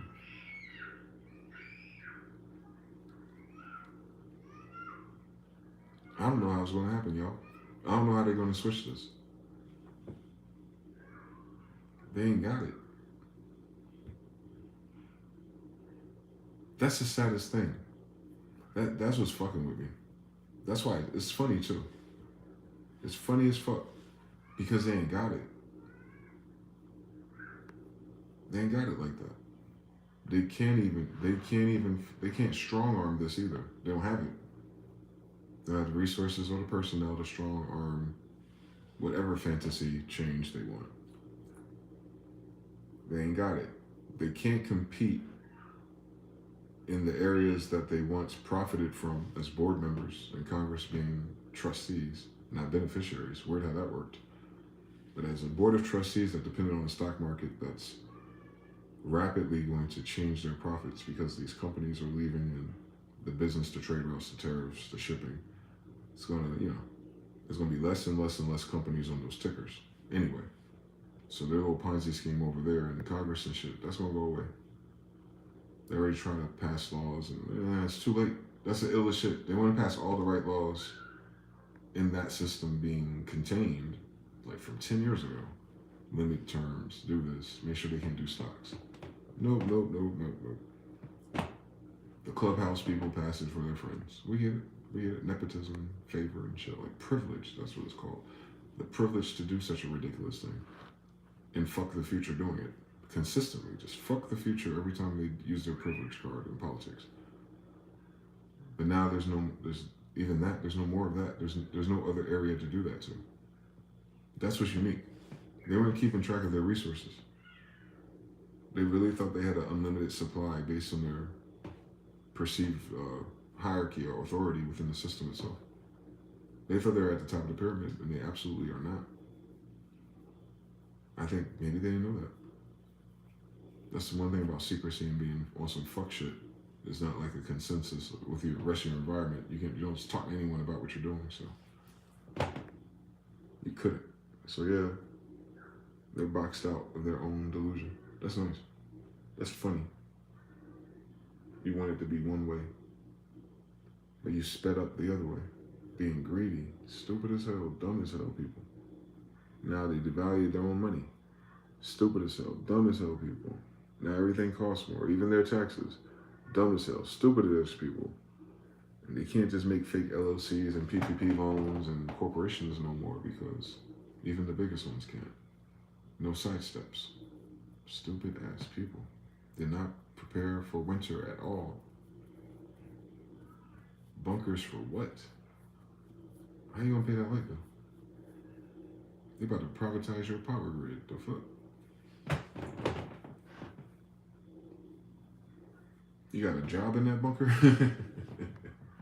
Or none of that shit turning on. I don't care how long your battery life is. It ain't longer than your life. So, yeah.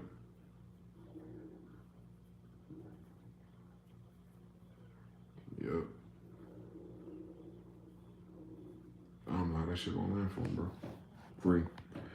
TBFB says, based on seeing people today, they all going outside to 15-second loop singing, and it was a yellow, and I just went to pick up their trash and turn in their skates.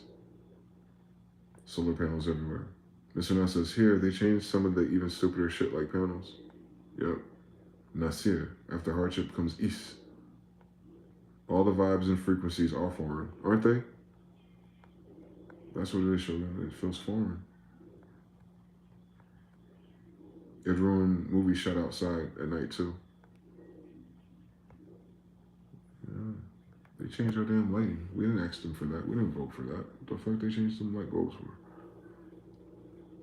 No one asked them to do that. They're not even better for you. Like, what's the fucking point? What the fuck is wrong with these people? They always doing some side human science project on us, you know? Whoever the fuck these people really are, or whatever fucking planet they come from. They're annoying. That was one thing that's unanimous. Their bullshit is annoying. Like, they come up with bullshit, but it'd be an annoying type of bullshit. It don't even be smooth. It just be bullshit. That's annoying. And then everyone else gotta play stupid. You know what I'm saying? Yes. Same people. Yes. Same bullshit. Oh my God, same outcome. It never fucking works long term. Oh my God, didn't see that coming again and again and again and again. Oh, they're not the actual competent people of the society. They're just good at lying to everyone. Yes. They don't play Fallout enough for me, boy.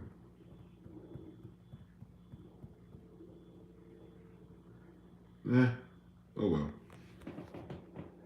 Interesting to go through such a transition. I hope they write about this in history books.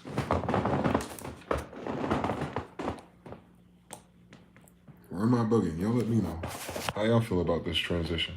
Post-pandemic life in the Americas.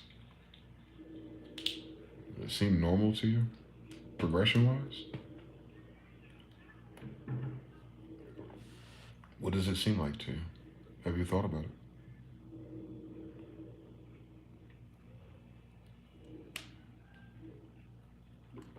What does life seem like to you these days compared to before?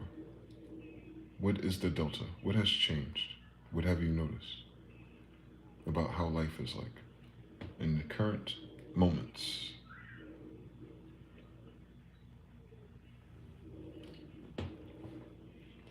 Don't answer all at once now. I know the mRNA didn't get all your thumbs. The efficacy rate ain't even that high.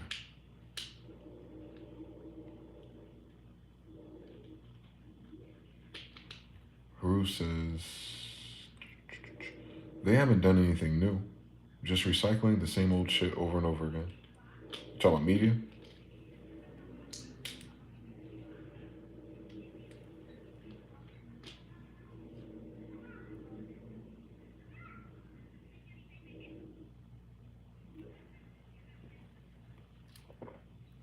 There's nothing new under the sun. Just in general? What do you mean? Who's the they in general? You talking about they in terms of whoever the banker, puppet, government class of people are? They've never not done anything. That's the thing. They've never been known for doing nothing now. Yet now it's up.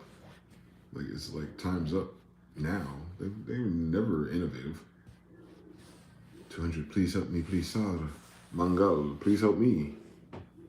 Jupa Jupa Calliope.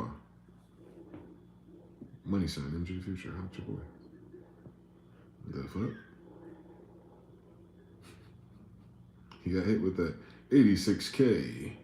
Next time on Dragon Ball Z, will Mangal Bavam come back with 200 dinars? Yep, never any new ideas.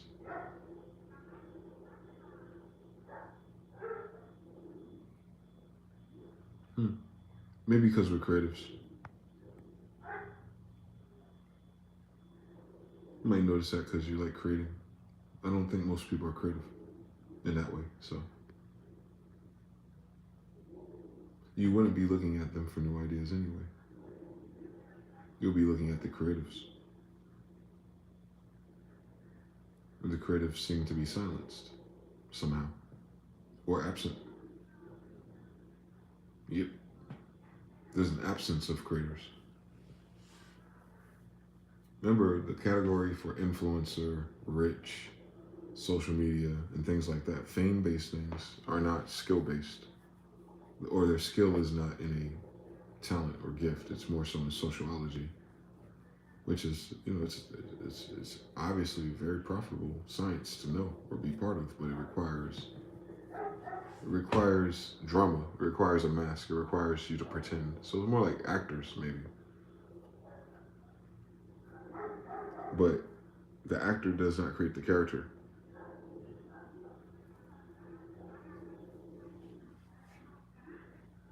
The actor is the animator, not the story. So there's no new stories. Absolutely. It's the same old story. Why? Because for a decade or more, our society has refused to mature. It pressed forward bullshit and dumb shit as a whole.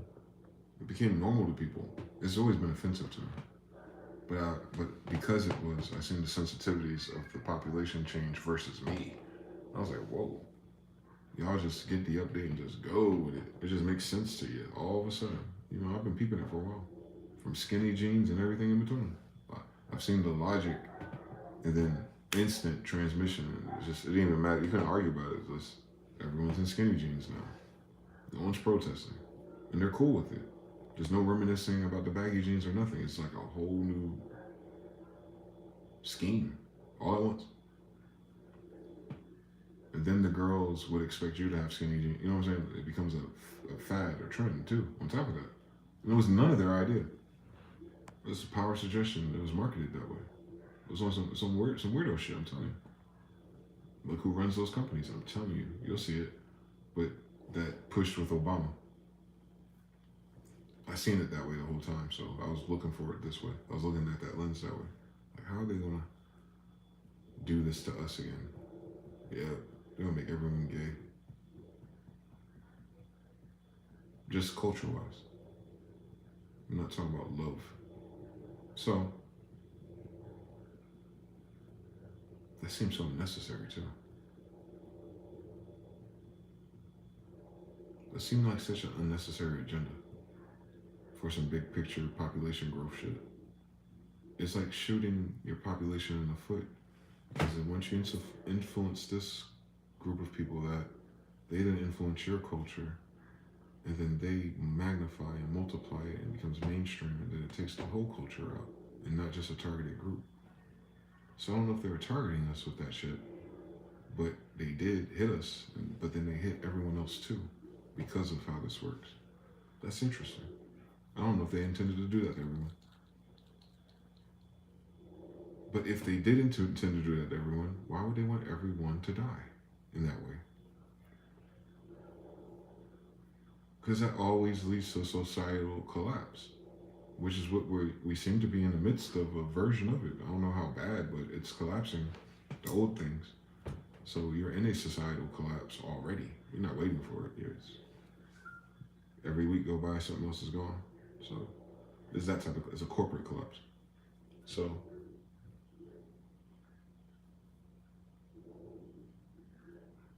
no ideas, because we have a people problem. We have a creative problem. Not enough creatives.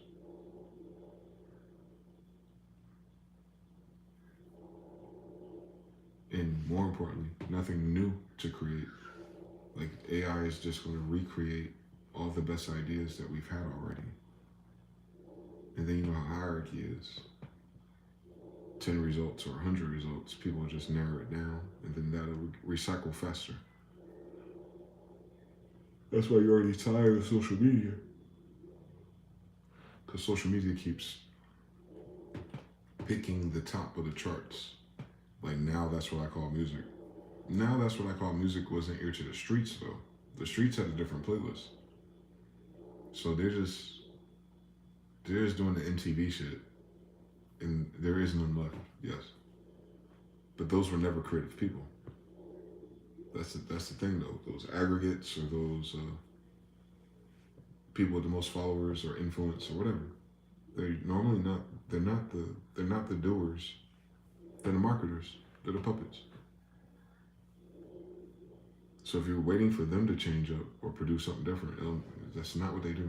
They wait for a creative to do it, and either they pay for it or they siphon it, steal it, like they tend to do on YouTube. So those type of people, that breed of people, they'll never have an answer, or they can't fix a system they never created. They only benefited, and if there's no benefits to it, then they ain't gonna play that game no more. That's what I'm saying. It's fucking, woo.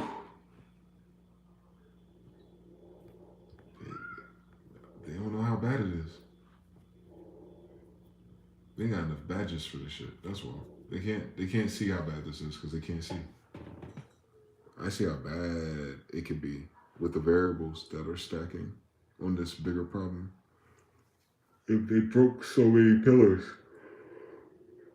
it's like a fucking Christmas tree lights, the ones where you have some that are continuous. So like if a bulb goes out, the rest will stay lit up. But certain older ones, if one bulb goes out, it stops the rest of them from lighting up. Like they got one of those problems, and they change that bad bulb, and the lights come back on, and then something else shuts them down.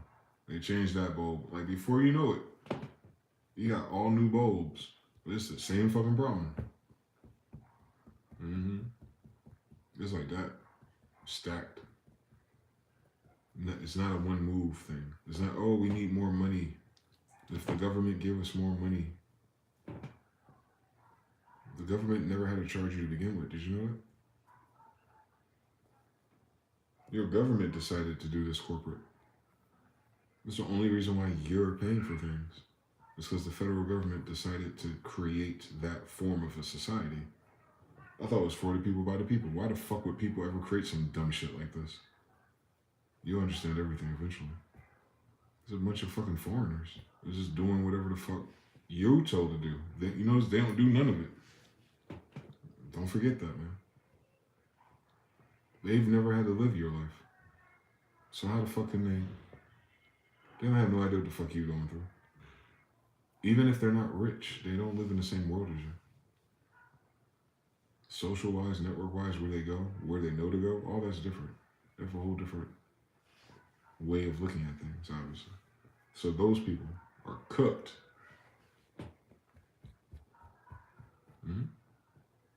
Ain't nothing new to create. Thus, there's nothing new to steal either. There's no new person to show up to kill either. There's no new country rivaling democracy to bomb either. There's, they covered it all. They got it. Whatever was out there, we've addressed it already since I've been born. So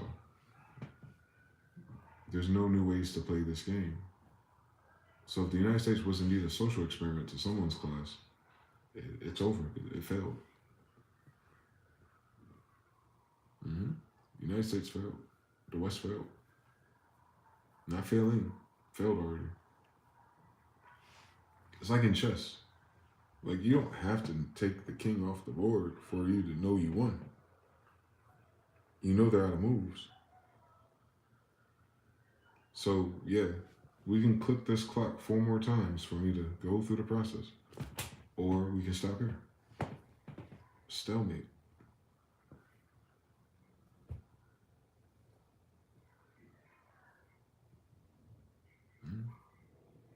The United States is at a stalemate with itself.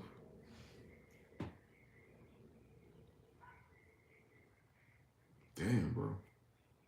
A lot of people as a side effect of being here and under that influence and program. we're seeing a lot of people can't express any of these things. They're at a stalemate with themselves. I don't mean to pick on women, but they're the easiest ones to pick on since they're so much more expressive about being, things that bring them discomfort. They like to talk about that a lot, actually. So I've noticed, even in the narrative of the women that express whatever this energy is that we're all going through, their version of it through their lens is just they're at odds with themselves now. That's refreshing versus when it first started on Facebook a long time ago. How it was one-sided, it was pandered. But now there's no pandering class. Literally, too. It's weird. It's scary. I don't think it's just because men change their mind all at once. I think that's cap. Not about that. I don't think everyone watched Kevin Samuels. It might just be generational, though. These women might be too old to be milking 21-year-old attention. And then the 21-year-olds of today are in different dimensions. They're not on those social media platforms posting anyway. They're in the dark web, if you will. So that's a big thing. But now when whoever's left to talk, to share, to type some goofy shit, there's no consensus. And then even the answers are kind of like common sense now. Like, this post is older than you, I think. And now the answers is like, duh, like the reversal of it. Like, what if you tried not to do the obvious why this thing is stupid? So there's no class of people making excuses for people's bullshit, even creative. There's no creativity. There's no way to spin it no more. Like, no, you're old now, blah, blah, blah, blah, blah, blah, blah. No, you turned all those men down, blah, blah, blah, blah, blah, blah, blah. No, it's like social accountability as a result of the bullshit is not funny, or it's not interesting, it's not entertaining, it's not novel anymore. Before it was messy. Like, the internet allowed us to see the Jerry Springer brand of energy in our society from the 90s in real life, with real life people and not actors and cameras. Like, these are some Jerry Springer ass people on our phone, but they're real somewhere, so it was novel. But now that that's all there is, and that culture flipped to that for views and going viral, now people are like calling the shit that was always stupid, stupid. But I don't think that stupid people know that, so you still see the stupid shit, and it's confounding to them. I don't know why y'all in my comments saying the obvious. Read it to yourself 20 more times. How come men blah blah blah blah blah? They ain't care about men. They're talking about those random screen names that leave comments on all their content pandering. Those are men to them. Where are your bots at? Where are all the foreigners at? Where all the healthy people at? You should start there. Start your list from healthy people who had time for your bullshit. Yeah, it's that demographic, that age range doesn't have it. It's not there no more at all. It's nowhere. That tidal wave doesn't show up anywhere. Not even on the famous people. It's scary. If it was fake the whole time, it's scarier. If something happened to the dispersion of people and their attentions and their whatever, that's weird, because nothing to account for it per se, because there's no alternatives. But if that was artificial engagement from day one to the level it seemed like they were people and not just bots, like people, and they're just not doing that no more, oh my God. That's crazy, because that means they nudged the whole society to that reprobate polarity with a profit and ads and everything attached to it. So for pay, for money. And then boom, it's active, and there's nothing new else more reprobate than the current society to reference for shock value even. What's more reprobate than the normal shit you see every day? Like, what will shock you about human activity these days? Like, they would have to go all the fuck the way out the way. They would have to be creative to find new ways to shock you as a counterculture or whatever the fuck program this is. You'd have to like eat cats and dogs or something. Like, you know what I'm saying? Like, that's like all there's left though. Yeah, that's all there's left. There's no other shocking type of thing to do as a subtrope. So, cooked, man. Well done. Nobody cares about any of the things because, like you said, it's been rinsed and recycled. We get it. You'll see a joke on one channel, and then you'll see some other kids just reanimate the joke. And you're just like, bro, we saw this already. How did you steal this so fast? And how come no one knows that? This is weird. This algorithm is very weird. But this dickhead thinks he's funny. You're not funny. You just stole that from the whatever. Mind my business. But that type of blatant hypothecating of moments, and that's common even outside. People can't be themselves. Like the generations that exist currently creating, being original is taboo. They don't know how to do that. Ain't that a bitch? Think about that word. Like, what the fuck does it, like, even me thinking about it now, like, with everything we've seen, what's original anyway? You can't be original today.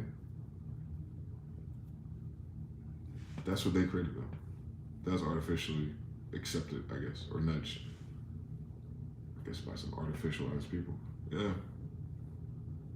Yeah, we lived in an artificial society for at least for the last 10 years. Because of the internet's influence and the dumbass media and government tapping in with social media. They're never supposed to do that. Twitter was never supposed to be fucking serious. It wasn't supposed to cross over. So it did. Your president has his own social media platform. Like, really think about how unserious our life is. Like, Donald Trump has a platform. Like, he has his own Twitter, bro. Where he just be talking shit in all caps. Like, real life, you're president of the United States. Like, you hear what I'm saying? You come from when we had the telephone to the wire, you remember those days? And then you like, the president on TV, you got social media. You grabbing bitches by the pussy, he said? That's crazy. Your president said that? That's crazy. That's crazy. Your president said that. Wondering if everything's gonna be okay. I don't know.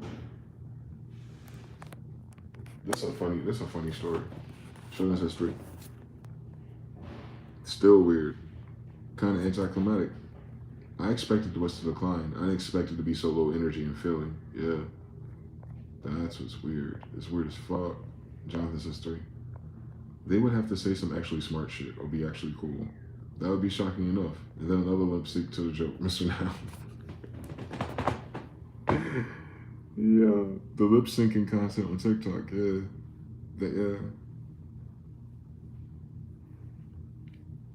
Hey guys, I noticed this thing that was really funny. I think we'll create new content around it, the funny thing that we all thought was funny. Isn't this funny? They're trying to stack it, but instead of stacking it, they're dividing it. Because what did the Bible say? You can't do 1 times 1. Don't bury your talent. That's what they're doing, bro. They're doing division by mirroring 1 times 1. They're mirroring. Thus, instead of it increasing, it's decreasing. It's cheapening things faster. There's a massive cheapening rot in everything that comes out anyway because of how fast it gets mimicked and adopted to be trendy. It's the trendification of culture and ideas is what's causing it to not last as long. That's why sometimes you don't like songs that you would like normally because they just did too much with it. Like $1 Million Baby, for instance. It was just too much. It was just too much. Like, no one had no better ideas that whole fucking month or 2 that came out. And then they finally got sick of the song when he performed it live. It's because you're seeing too much goddamn people content around it and too many trends around it that it was like, is there something else? Contrast. It's just like too much salt. Salt is good, but if you put too much salt, it's just too much. You need to balance it, base it out. So there's no base. It's all salt. It's all salty. It's all salt. It's pillars of salt. It don't land. It's blah. It's blasé. And remember, I've been feeling like this for a long time because of music and how dear that was to me. As commercial, I love commercial music and pop music too. I was able to dwell in all those dimensions, but I knew at least pop and mainstream had its own frequency. Oh my God. No, it don't. That shit dead. Nah, I said hip hop was dead. Nah, mainstream music is dead. The spirit of it, what it meant, why you went so hard, why you wanted to learn this shit. The motivation, the inspiration, all that shit. The bad bitches and all of it. Everything in between us. Like, shit, even some of those fake MTV Crib episodes. Like, all of it. That shit cooked. And they can't explain why. I don't understand how people who had millions and billions every year, every fucking time, all of a sudden it's just like, Like, even if they're not making money, I'm saying, like, are they going to spend, did they spend the millions and billions already? Like, you understand? Like, it don't make sense. Like, it don't make sense. Because this shit don't cost that much anyway. So what are they doing with that money that they made? Or then, you get into the other thing. Do they really make that much money? And if the answer is no, then why did they lie about that? And if they lied about that, did that influence the stock market and all the other things? Yes, created a bigger illusion. Oh my God. So that enticed foreigners to come here and think business is booming. But then like most of the money that moves to your city moves on the grassroots level, not at the top of the pyramid anyway. It was a fucking Ponzi. It was a trick. They weren't marketing that shit to us. We're fucking yuppies. They're marketing this shit to the rest of the world to bring their people here to work. And the work that they would do would keep the power going. Oh my God. It's the fake it till you make it, how to be a player routine they did. They literally, the United States faked it till it made it for real. Quite literally. It never had what it said it had. That's why I can't do anything with that. Wow.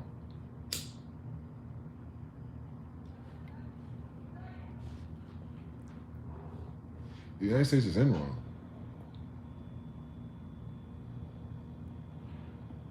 Eamon Ross says, bro, some of my athletes are super mid. Like, meh. How old? What age range? So the kid athletes ain't even doing kid athlete things? They're like doing backflips and jumping over people and shit? You ain't got one of those?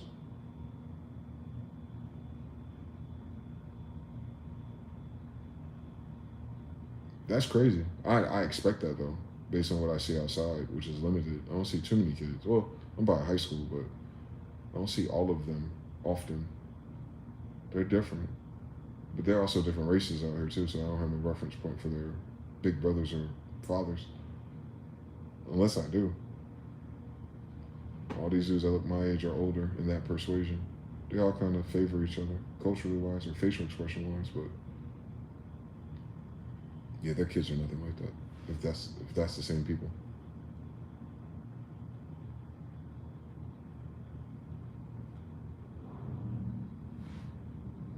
The kids out here just be on hood rat stuff. It's very weird to watch, but I realize Nevada isn't known for being, the neighborhood you saw in the weeds. This is something different. This is an experiment. It's damn self, I promise you. This is a strange assortment of people out of everywhere I've been. How their culture combined.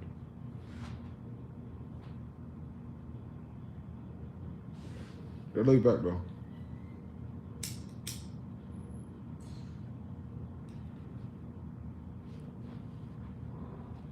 Way more polite than most places too. I didn't expect that at all. It's almost country. They feel like country people. Like South from the 90s, but in a modern electrified background. It doesn't make too much sense to me. But these are like suburb, rural, country folk kind of energy. There's some spots though, but I'm just saying overall. Everyone's vibration is very low.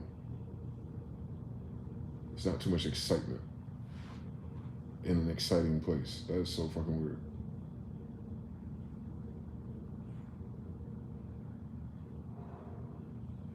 Even the tweakers, they be mad calm, chilling, collected. They don't make a lot of noise. They don't make a lot of fuss. You see a couple of them that'll like act the fuck up, but same characters. But that's once in a blue moon. Everyone else is just low. They can be high as from here to Jupiter, but their energy is low. Like non-threatening. It's weird. But they ain't got it in their tank for real. So I don't know if that's always been that way here, or if that's the pandemic. It might be the fucking pandemic. I ain't gonna hold you. These people look like He said I deal with the 8th grade athletes. Okay, 5-1. I got some goons that play D-line for me, but I got like 5 or 6 of them that's straight mid. Like you said that one time. What we grew up with isn't out here.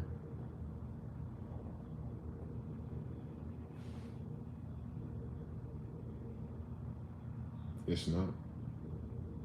And I don't know how that happened. It don't add up.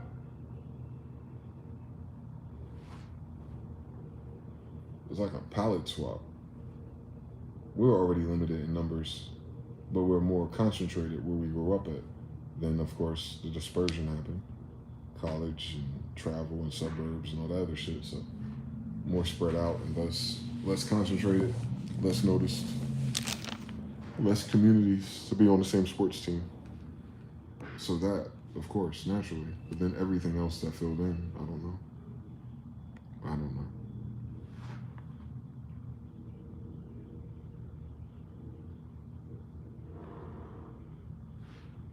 You gotta have to like study their parents and see if their parents' spirit is familiar to you. And if their parents aren't familiar, start solving that problem real quick. Where are y'all really from? No, I lived here for a long time. No, I went to high school with the people here. I know you're not. Which high school you went to? I'll start there. What high school did you go to? You been here for a while? That'd probably be the answer.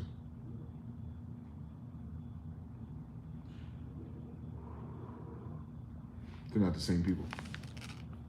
This ain't your high school's friends' kids, I bet you. Most of them. Mm-hmm. So you didn't even grow up in the same society, bro. They played us. Marius, said I. I live in a suburb in Chicago called Oak Park. Oak Park was once the highest number of divorced and single women in the nation. Lots of rainbow flags in front of the houses in this neighborhood. Oh, it was a lesbian combine. It's a lesbian suburb. Yeah. Shout out to lesbians, though. They're getting out the game. They're not wasting men's time trying to marry them for benefits. We can just go back to being lesbian. Yep. Yep. There's a lot of lesbians in our community. They just don't know it. They find out later. A lot of them single mothers be lesbians, bro. To this day.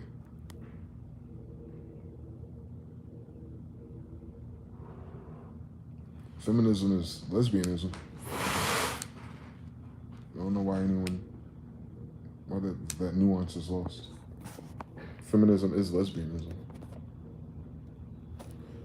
It's created by lesbians. J.S. Haspi says, hey dude, love from South Africa. No smoke, we played rugby in high school. White Americans always got deep ends without knowing how lucky they got it. How you played rugby? That's what's tough in your country, playing rugby?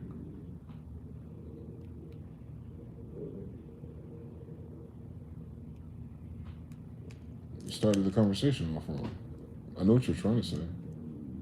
You're saying, why do we talk about our own plight without the reference point of how lucky we have it compared to someone else who plays rugby?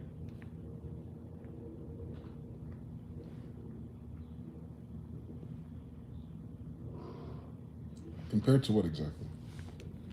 How much more luckier I am than who? I got what? What I got that make me lucky? Compared to who? Break it down for me. I want to understand everything. That I'm in the country that my family built.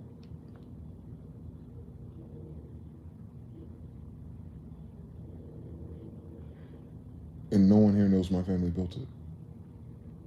Where I set the luck train at. Let's go down the list. I grew up in the hood nigga section because my mother was killed when I was 2. Lucky. All right. Lucky I survived through the hood and won those fights. Lucky. Lucky making barely never enough money at any point in my life to live here in the luckiest place, obviously, alive in Africa. I'm the unluckiest person in America then. I don't have none of that shit you think an American is. And it's mine.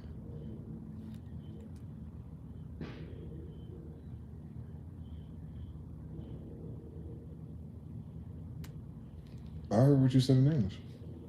Did you hear what I said? It's mine. And it sucks. What else would I talk about? I'm lucky compared to who?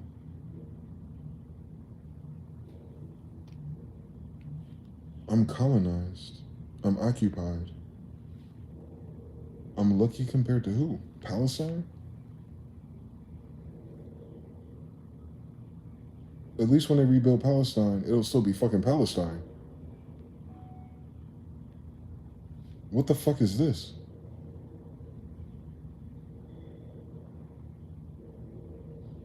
They killed most of my people, bro. Luckier compared to who? We had a functional country for hundreds and thousands of years before they got here, bro. We figured it out already. Without anyone else around the world, obviously. Lucky compared to who? Lucky that I have white people that have a lot of money around me? That's what y'all see. Y'all see white people things. This ain't a white person's country. So I'm lucky compared to who?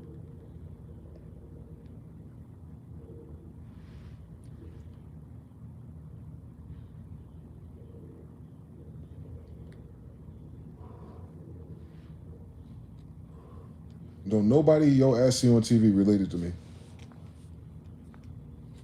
Lucky compared to who? Who the fuck are these people? A bunch of foreigners, right? I'm lucky because I'm in the land of foreigners who have wealth. The fuck's that got to do with me? And it's my country.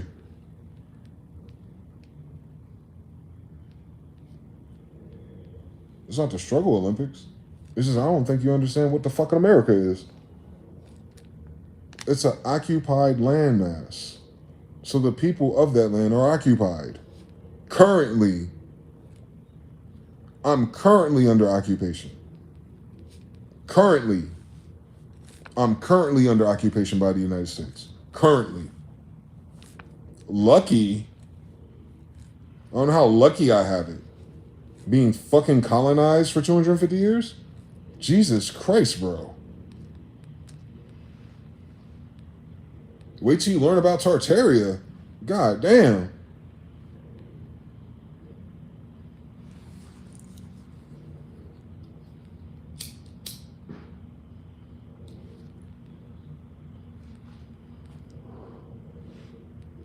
You see what I'm saying? Like, that's to be the consensus. How's that even... What? How's that even... What? I don't know what dimension that would even be reasonable. That the best I could fucking do here would end in me still being fucking occupied. Nothing will ever be mine.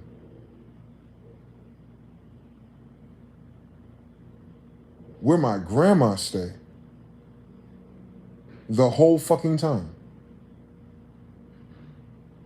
Lucky.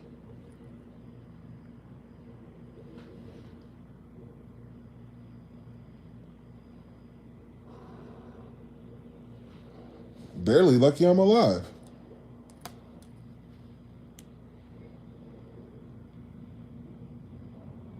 My man said I still got that shoe collection. When did I have a shoe collection? The fuck did their bots be talking about?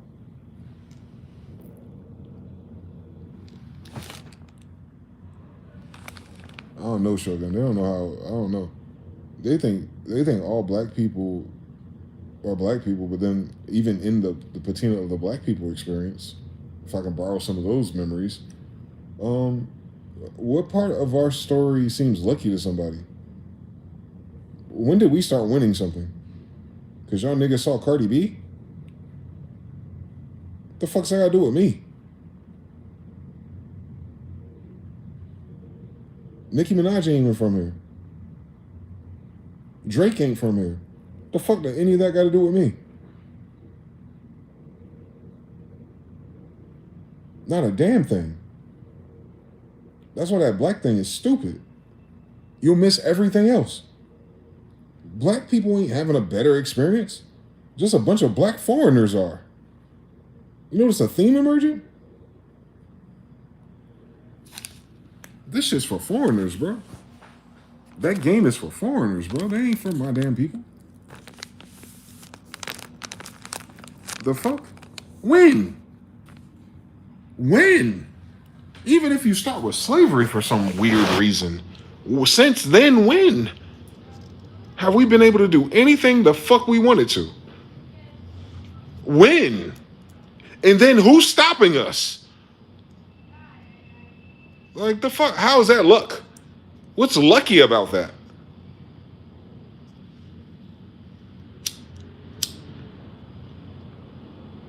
Y'all let me know when this shit's supposed to get lucky for us. Let me know when we get our shit back. Let me know when we can do our own shit and build our own Black Wall Streets and our own banks again. Let me know. Let me know when I can be my damn self and have a nationality again. Let me know. Let me know I can bring back my habits and traditions. Let me know. Let me know. Y'all let me know when that fucking happens. Then we can start talking about lucky.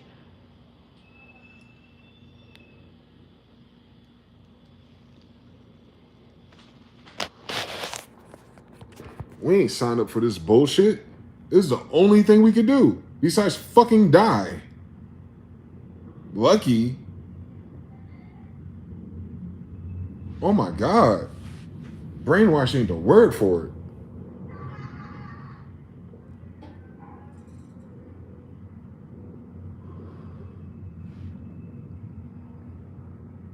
Oh my grandma, bro.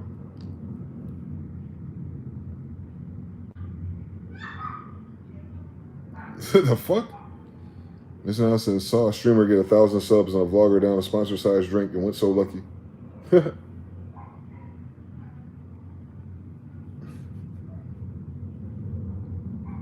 He counting the numbers. That's crazy. He pocket watching. Everything ain't what it seems, bro.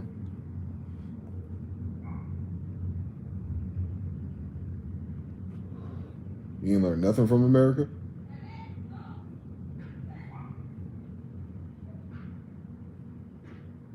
They ain't learning we cap yet. That's crazy. Place they only know for actors. That's crazy.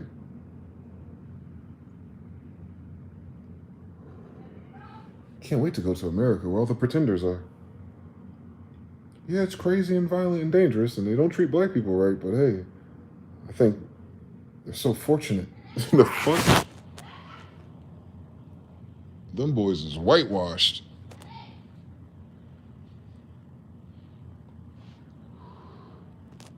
The fuck going on? And even in pocket watching, that goes, does that have to do with opinions? Could be $1 billion in someone's pocket if the rape is going on, and the opinion is it's going on. There's always so much plausible deniability about how fucked up things got to be for you to be in that position. No one notices a pattern there.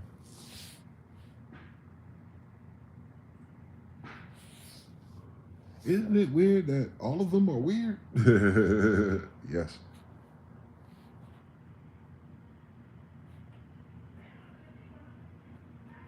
This place sucks. It has always sucked for me, though. I mean, black or not, or whatever, however we classify it.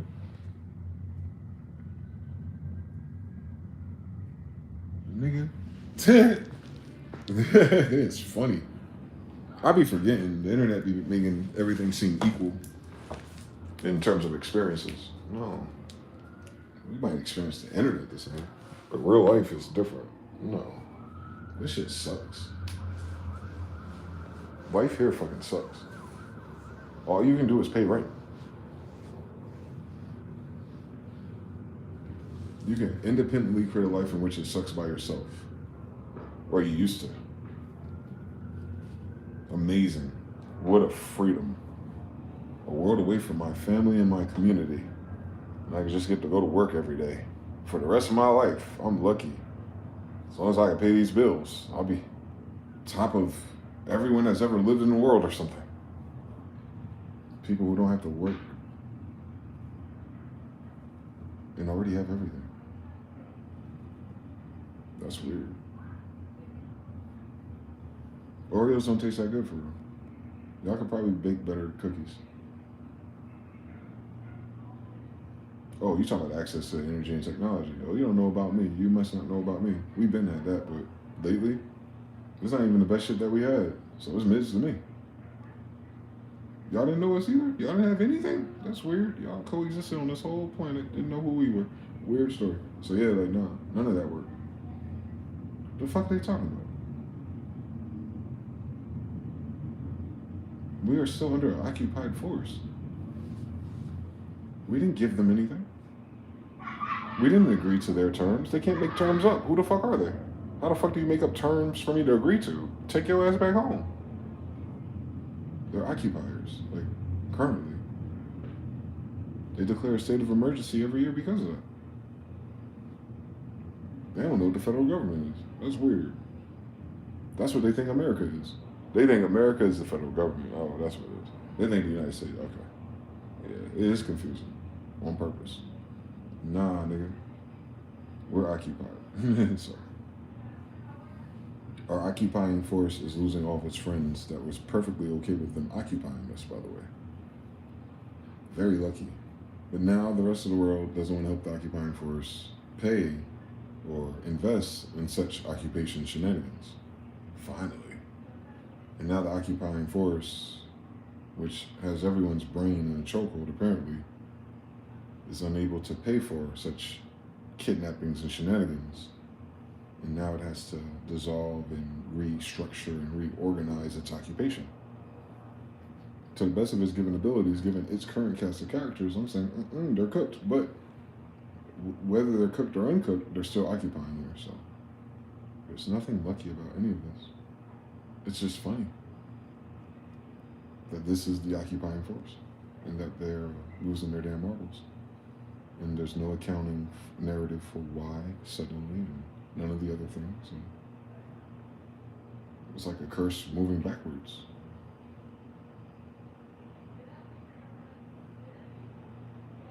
That I am lucky.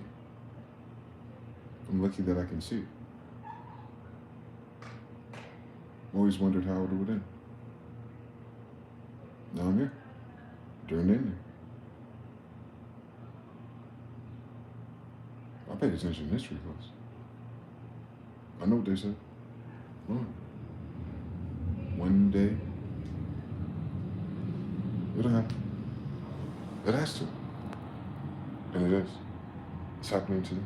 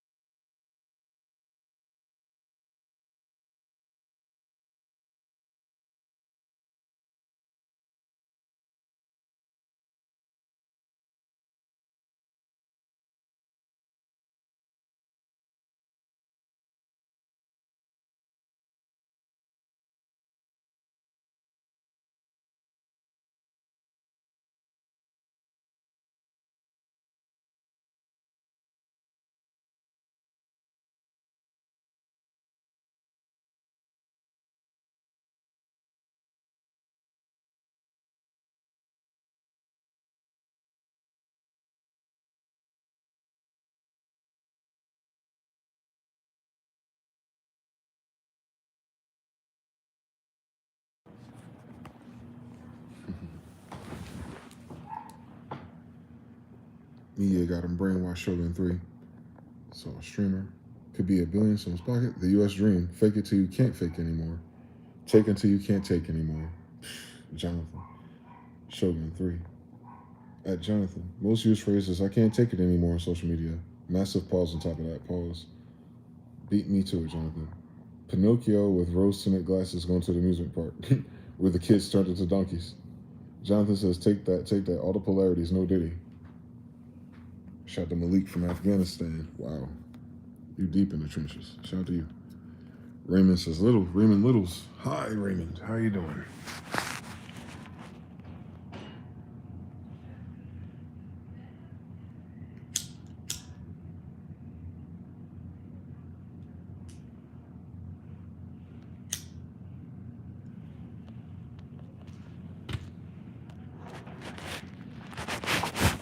I feel like I want Chinese food. What in the Genghis Khan?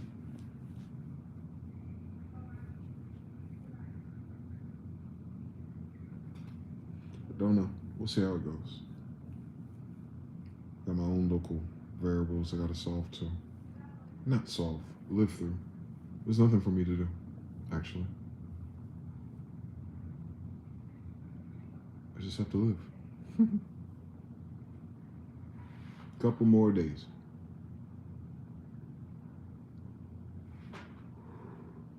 That shit hit me in waves too. Like, damn. I try not to do the what ifs. I cut those off, but the thought is still there. I can feel it. Like, what if this shit goes left there? Ideal. What choice you got? Would be unideal to deal with it though. That's what bothers me. The audacity of such an idea. To have to take a path because of shenanigans. But other than that, that's it.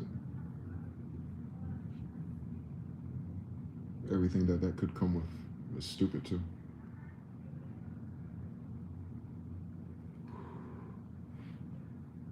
But 10 times out of 10, I ain't gotta worry about that. I just gotta live. Just gotta walk through it. Just a couple more days. Walk through some shit. Get to the other side. And then whole different movie. Either way. Wow. 10. What a ride.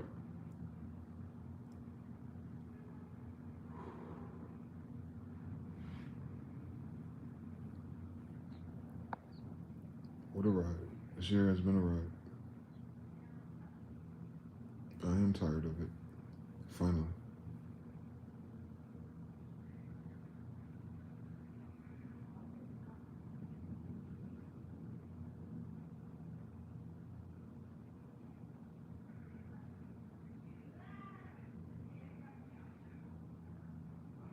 Yep. Ain't nothing else going on. What about y'all? What y'all got going on in the ether? Is everything else slowing down for you too? Is everything coming to its conclusions in your season of Real World Europa 2025 edition?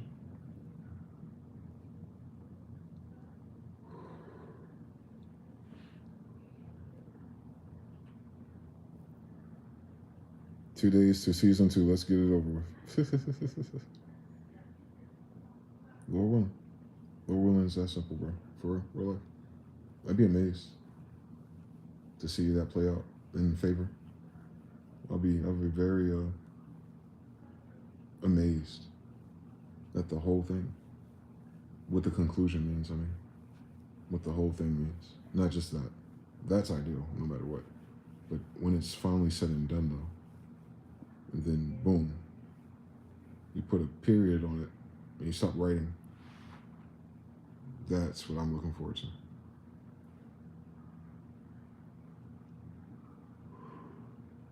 Where it's not even worth another thought. Because that chapter is done.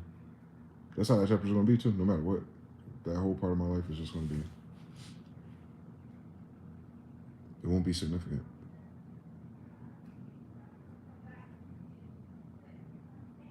It's already insignificant.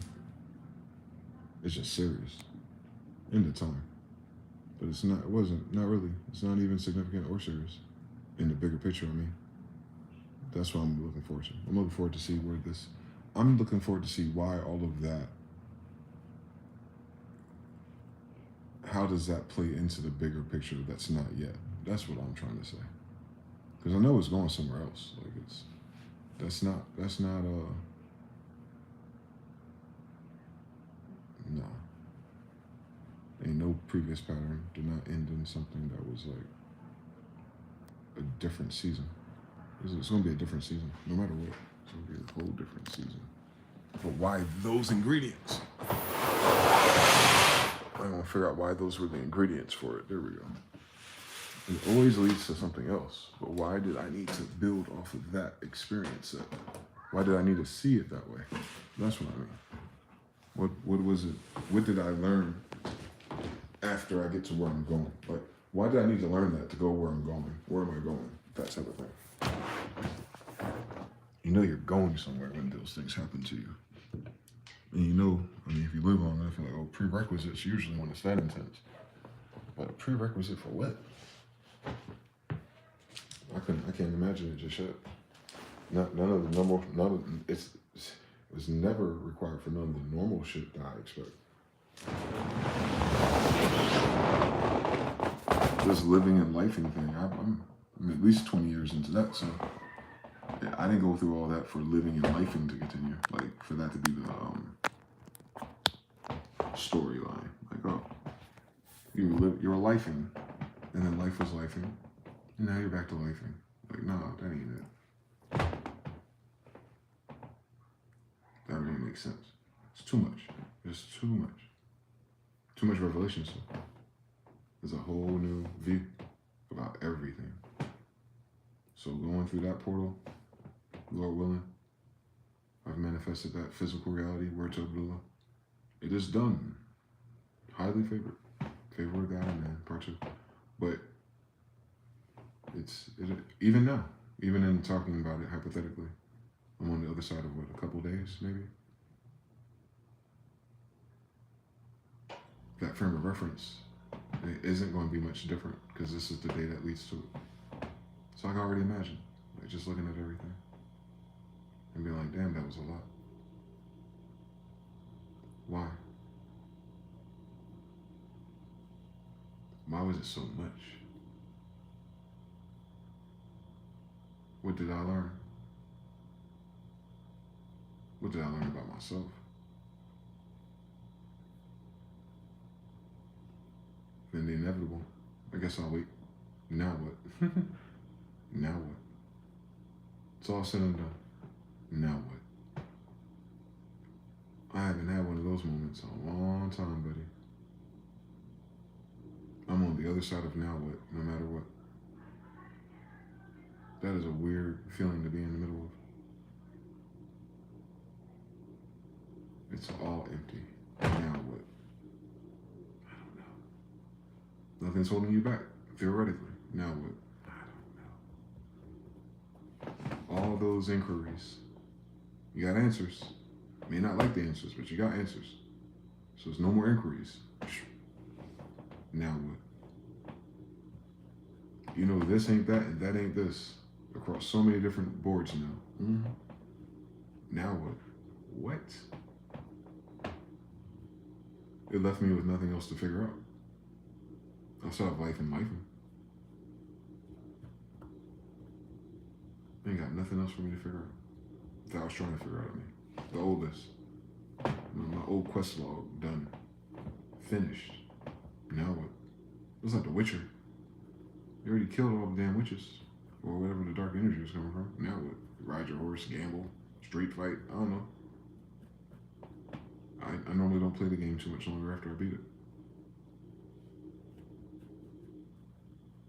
Mm-hmm. I feel like I beat it. Mm-hmm. I feel like I beat the game. Mm-hmm. Absolutely. That's the weirdest thing about it.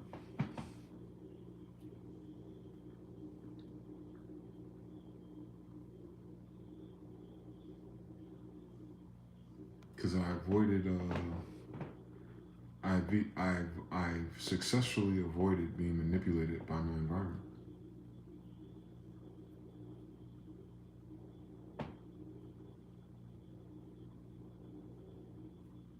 Mm-hmm. I stuck to my guns the entire time.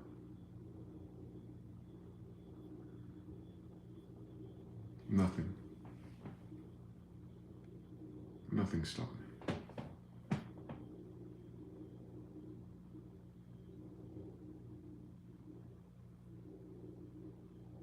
Mm-mm. If that's what the purpose is, you can see it that way. If I turn it back around, all those moments were supposed to stop me from doing something. Or all those moments were supposed to make me make a different turn. For the worse, for the worse, for the worse, for the worse, for the worse, for the worse, for the worse. And I never turned for the worse. It's like the peak of everything, of all the different things I've experienced or witnessed or has happened towards me or around me. It never changed me. Or, not changed, but I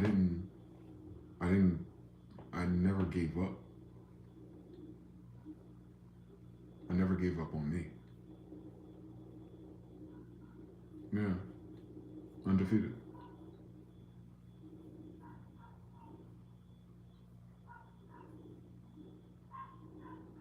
Yeah, nothing was worth it. It's like selling your soul, I guess. I guess that's what I'm trying to describe. I didn't compromise myself. Mm-hmm.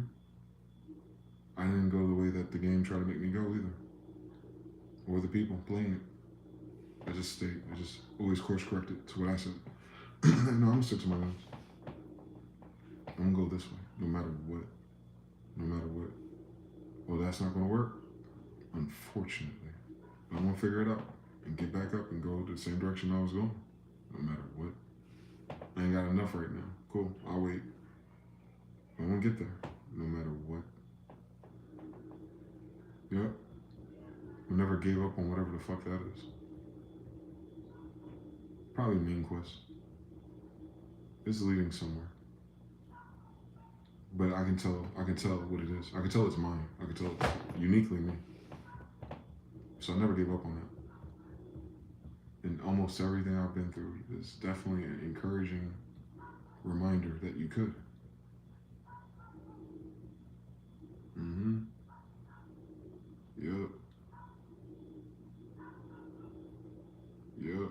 We ain't supposed to make it this far, boy. No, hardcore mode. I can tell. That shit hard. This shit hard. Like, to keep your head up. Despite all the things and all the people and all the stories and all the betrayals and all that stuff. Like, yeah, I completely understand everybody. When it comes to that drugs and alcohol and escapism in general, I get it. Mm-hmm. I can imagine. I don't know if everyone can imagine, but I can imagine why you would choose to sidestep some bullshit. Mm-hmm. And please don't let some more bullshit happen to you while you're already on the other side of it. And then that lifestyle adjustment brings its own bullshit. And it just stacks. Then the health issues, and it just stacks. And now they've already committed to that energy though. So they're not looking at it like a setback. They're looking at it like that's the way shit should go. Not me though. That's not quite, that don't quite make sense to me. Mm-hmm. And that's without wanting anything at all. I know this ain't that. I ain't going that way. I know where the easy way outs are. Yep. Yep. You just gotta keep going. No matter what you're going through, just keep going. Ideally with your head up. No, you're gonna get to the other side of it. No matter what.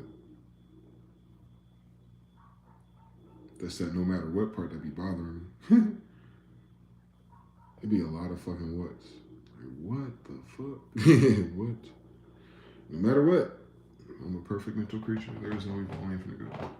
No matter what, I learned how to do that shit. That saved my life.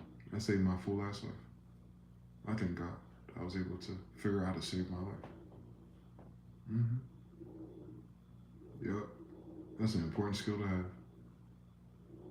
To be able to snap out of shit and get back to the basics. I'm a perfect mental creature.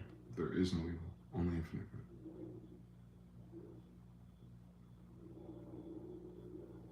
The fact that shit worked is mind blowing. Even if it just works for a minute, even if it just gets you out of it for a minute, you find whatever that is for you, you're so much further ahead than so many people. If you're racing or competing with them, you're so much further ahead than so many people in understanding what this is or what they are. See, a lot of the things I notice in my life that's kind of the more darker tone things, it's just narrative about the thing. The mystery, the not knowing, the danger. It's very dramatic.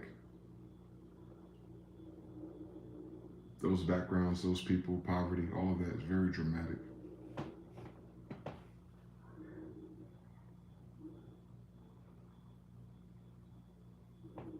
It is. Some dramatic people gravitate towards it too. It's very dramatic people from that environment. So it affects you that way.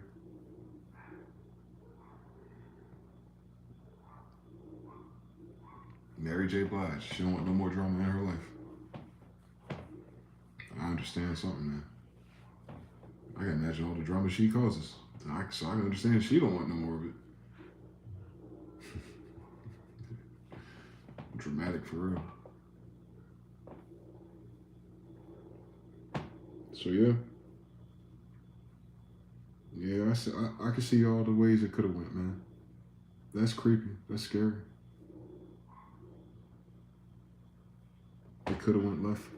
It could have went left for different reasons, for different times, different seasons, for sure. And it didn't, man. That's amazing. That's a miracle of it all, man.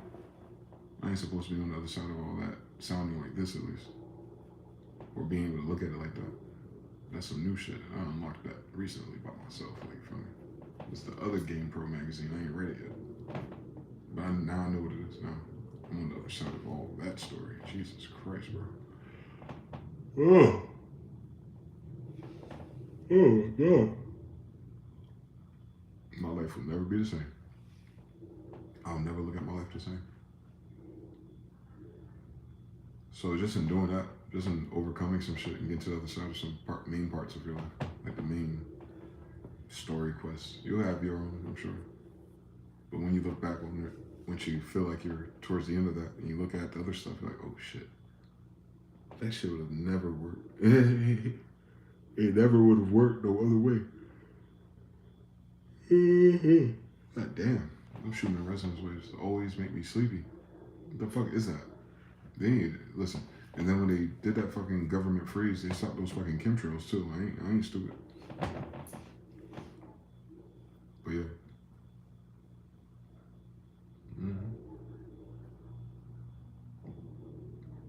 That's all I can tell people who are on their own individual journeys, man. Just keep on going. God got me through it. That whole concept, that whole gnosis, that whole pursuit, that whole system of looking for God. Just that. Versus the alternative, man, bro.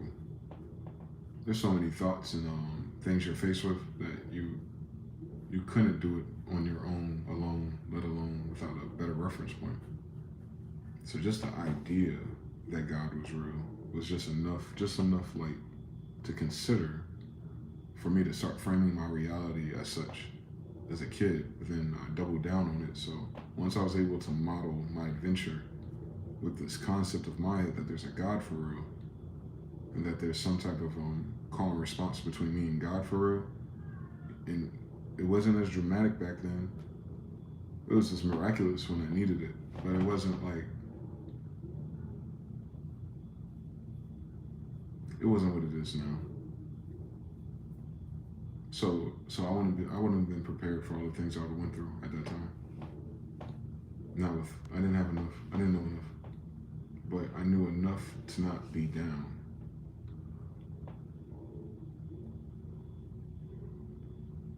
I knew enough to know that if I was vibrating too low, if life was going too low, I knew that. I knew when to do control alt delete when the program started to freeze. I knew that much. I knew to do something different, to pray, to do something, to think something, read, all kinds of shit. All right, thank God for that, because that might have been, that's clutch. That's clutch. To have that call and response so early. So when you get older, you go through some other shit, some older shit, you're like, it's so familiar, but it doesn't make sense. These are all reasonable adults. These people went to college, man. I shouldn't need so much spiritual favor for these people. Why do I need to invoke holiness to get to the other side of some of this shit? It doesn't get easier. The story, at least, doesn't get easier. That's what's surprising about it.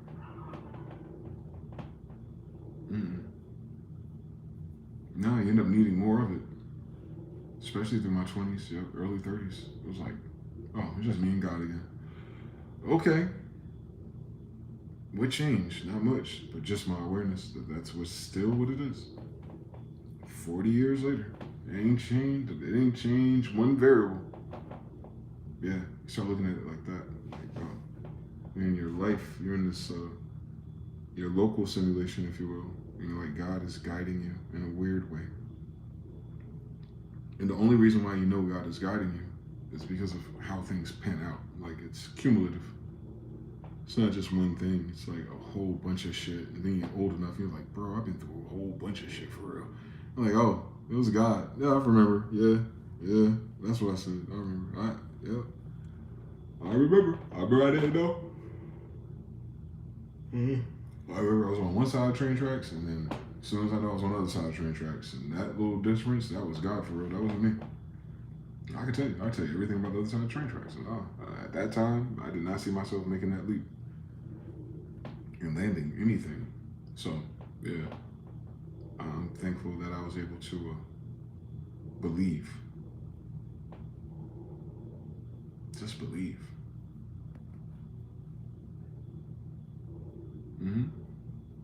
It teaches you how to believe in yourself, though. Right? Because that's an interesting thought experiment too. I considered, since we all have our own individual filter of reality, most of it is yourself. How you identify, pattern, express, it's you. And how you interact with that environment is also uniquely you too. Uniquely your experience, at least.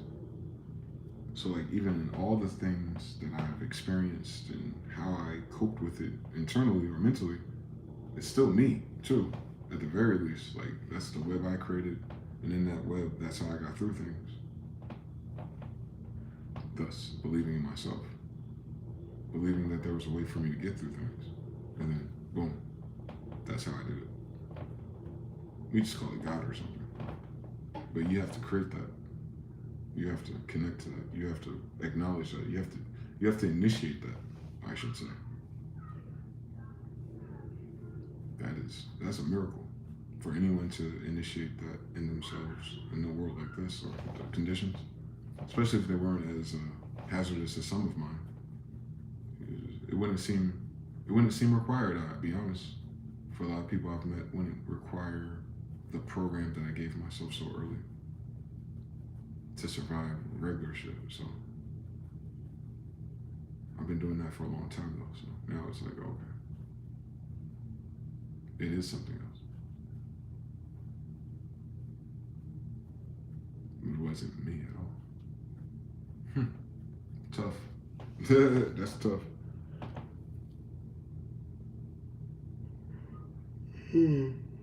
Something else was nudging me.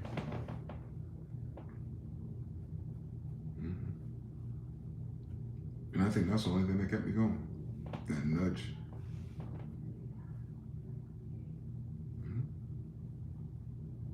keep going.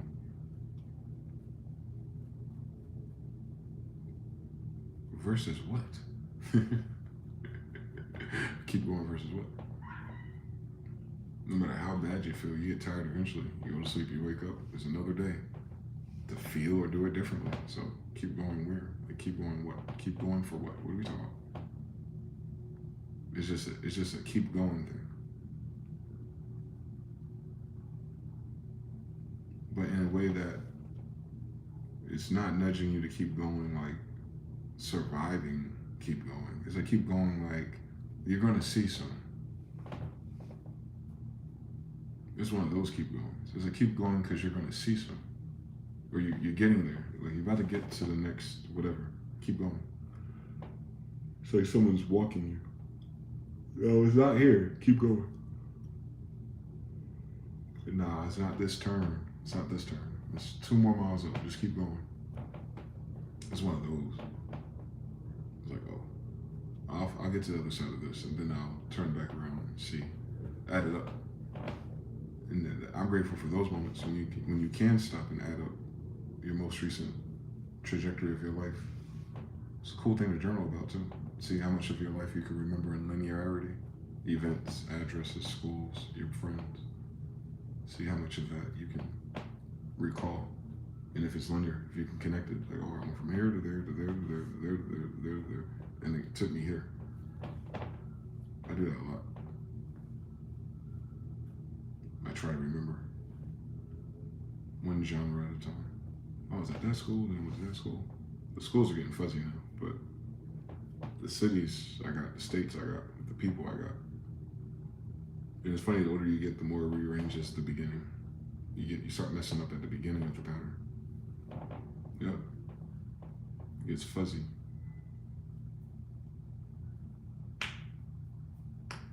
I think that's why so many people don't even have these conversations. They don't have the content, they don't have the spatial concepts, I guess. Most people don't express life that way, let alone to other people.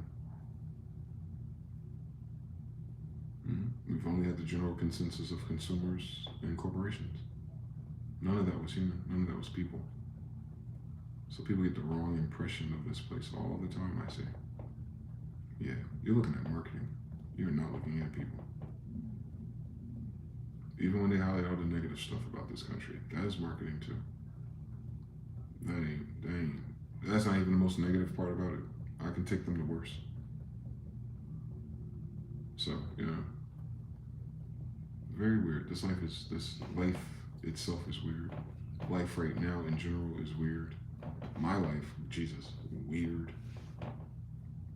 And then it's learning how to just be okay with that. Again, it's the keep going thing.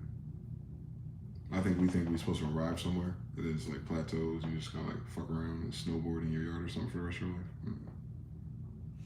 Nope. Nah, that don't seem likely no more. That retirement idea, that don't seem like that's not in store for me, at least. I don't see that. I don't see life just chilling.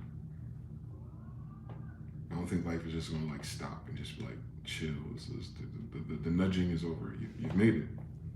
Still gotta survive, but you made it. That's it. Game over. Like, dust your hands off. You got to the other side. I don't listen.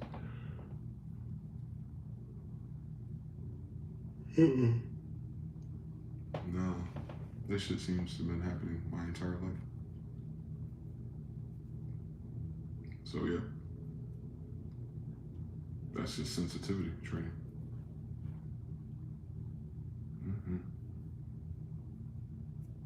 It's sensitivity training.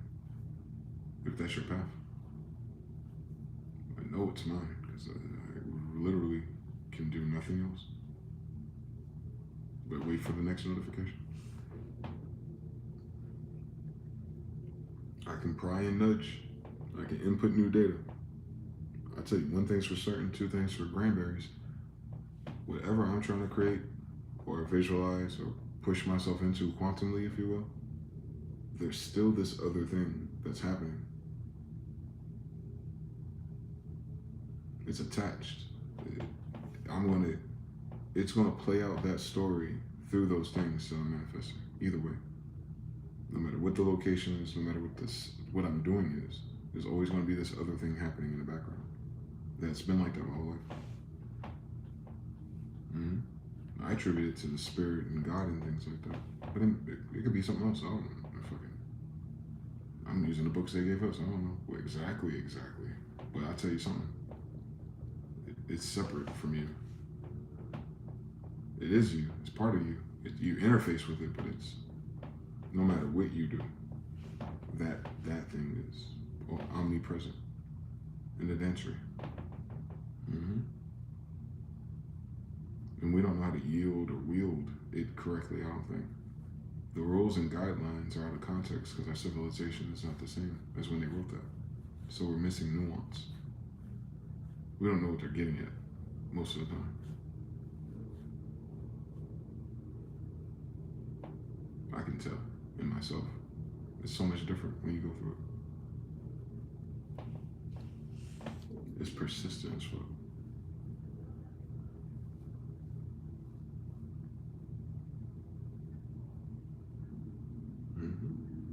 You're always gonna wonder why. How the fuck?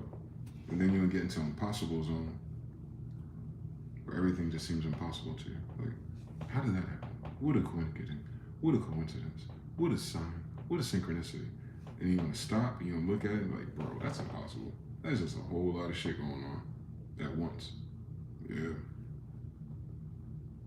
That's an awakening, I guess. So what is that though? What is that awakening you?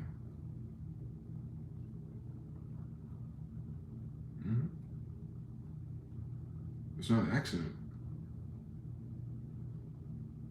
It's not an accident. No one, because if it's accident, we'd be way more people with these experiences. It would be accidentally triggered. No, this shit seems to be picked, too. Like, that's what I'm saying. It's weird. It feels like it feels military. It feels like you're drafted in a way to have to look at life that way, to have to pursue those nudges, to have to follow those pulses. It's unfair because you'll try everything else, which inevitably will not go anywhere much more. And when it finally ends, you're back to the middle again. You're like, okay, go that way. You create as many side quests as you want. It's still going to drag your ass somewhere else. So when people are trying to find their purpose and all those things, I guess that's what they're tackling. But no, I'm not talking about like your best idea for happiness and finances. No.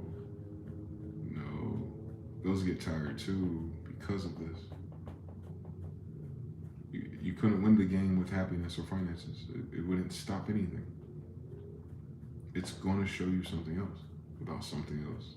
And then once you get enough awareness of so many things, then that tunnel vision of like the ladder of hierarchy and happiness for the retiree by 65, that lifestyle or that suggestion of lifing, it just makes zero sense. It just is not even there with you no more. And then you live the generations we live when we see everything change at once from 9/11 to Obama to pandemic to again. Like, you can't nobody land no 10-year plan, boy. Get the fuck out of my face. You can't nobody do that right now. They probably never could, but that's what they would say. Social Security about to go away. You can't even do that trick. They trying to bust the unions now. You can't even do that. Nah, you got to do something totally different. You don't know what it is yet. Life keeps doing that. Get to a certain point, equilibrium, and then it says, now we're going to take away all of those things. What? You think you're being chastised. Like shit sucks for millennials, especially. If the other things are true, yeah. But those things were never true. So it doesn't suck. It just is. They lied. It wasn't real anyway. It was an illusion sold to us for sure. But it's going to fall apart no matter what. It never sticks together. It continuously collapses. Whatever the paradigm is, whatever the trend is, whatever consensus is, it lives, it compresses and it extracts constantly. It's always rebuilding itself in real time around you. And as soon as you shift your mind, it shifts too with you. That's when you have local manifestations. It's proving to you that fuck manifesting. First of all, that's cool when you go from never knowing or hearing about that to learning that it's possible to achieving some of it, no matter what degree, no matter how big or small. If you've done it at all, if you've set your mind to something and then you notice it happen, like you're there, right? You're starting to pay attention to there's this other way of doing things since you do not have to take any specific actions for that to manifest. It'll do it on its own. It'll enter your life exactly where you are in the present moment when it's time. You start to learn the parameters, the time, and the belief, and the feelings, and all the exercises that people do to hack into that, which is cool. I've been practicing a whole long time, and I ain't quite got there yet. I'm definitely not where Neville Goddard confesses to be. I can't just get into that feeling that he's describing, so I'm gonna practice some more, of course. But in the meantime, what I've noticed is that that's not what the point is. For me, the manifesting is a requirement now. Before it was an optional thing. The way people talk about it with each other, or I want to manifest the dream job or stuff like they do the dream board thing. And that's a hit and miss.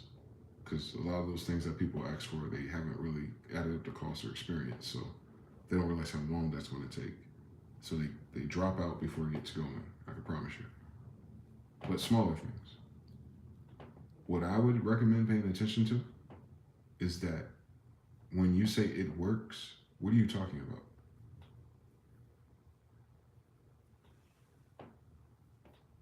What manifested it?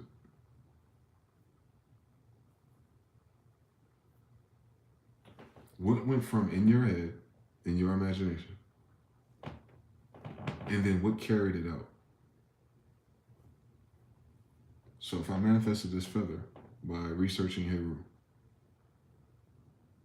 how it happened. I'm walking down the street, not expecting it to happen. I'm about to buy a honey bun. There's a pole, light pole in the middle of the field. I see a bird, an unusual one. I zoomed in on it with my phone. Oh shit, it's the Egyptian bird, the American kestrel. Kept going a few more steps. A feather. Oh my God, he wasn't even on the sidewalk, but the feather's in the sidewalk, right in front of me. Oh my God, a bigger feather. All within 2 days. Within 2 previous days where I would have thought about it less on paper, and then it happened. And I have the feather in my head now talking to you about it. What did that? For me, it wasn't about manifesting this feather. It's about what manifested this feather for me.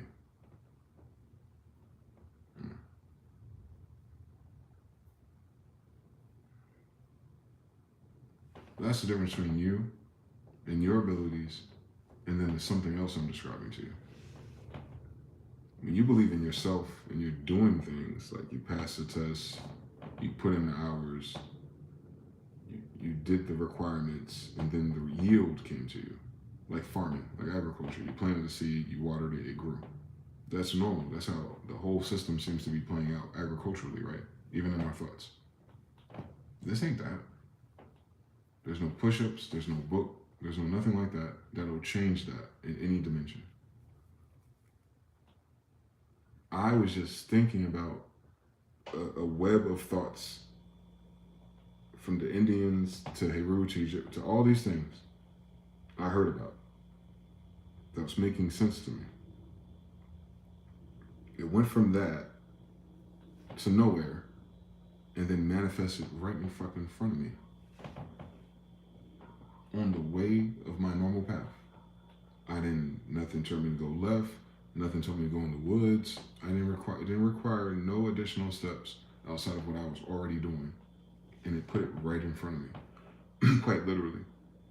So, and then to see that do that again, because I was tripping on like coincidence, right? I gotta check my coincidence capacitor. Let me think about it. Let me make another inquiry. Show me. It does it again.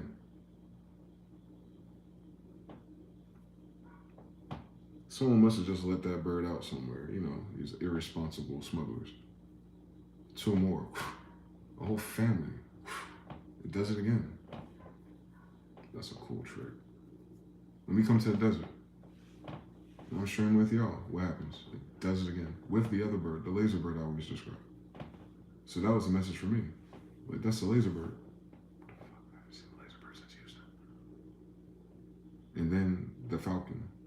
The falcon. Just walk into the store with a honey bun. Again, he shows up on the same path of the same walk of the Arizona honey bun mission. In fucking Las Vegas, too.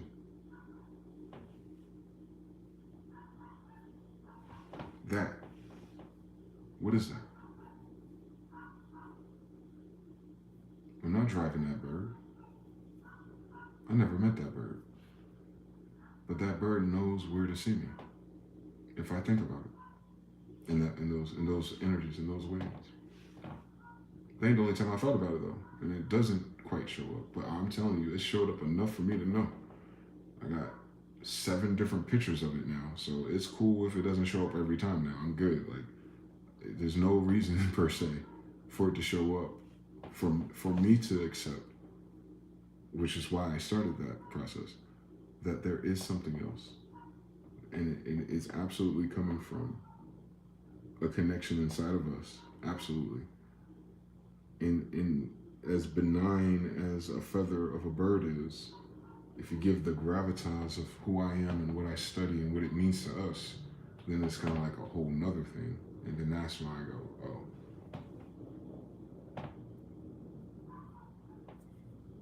Yeah, ruin my life. You can't live life no other way now. You can't look at it no other way. There's something, there's definitely a call and response to your mind in your world. It is at all times. At all times, it's always on.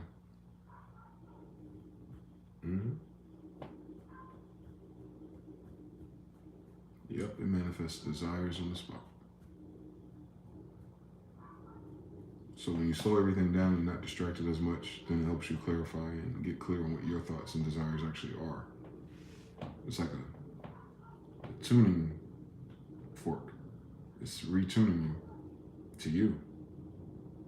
And you'll notice how much stuff is in your field and in your day and in your,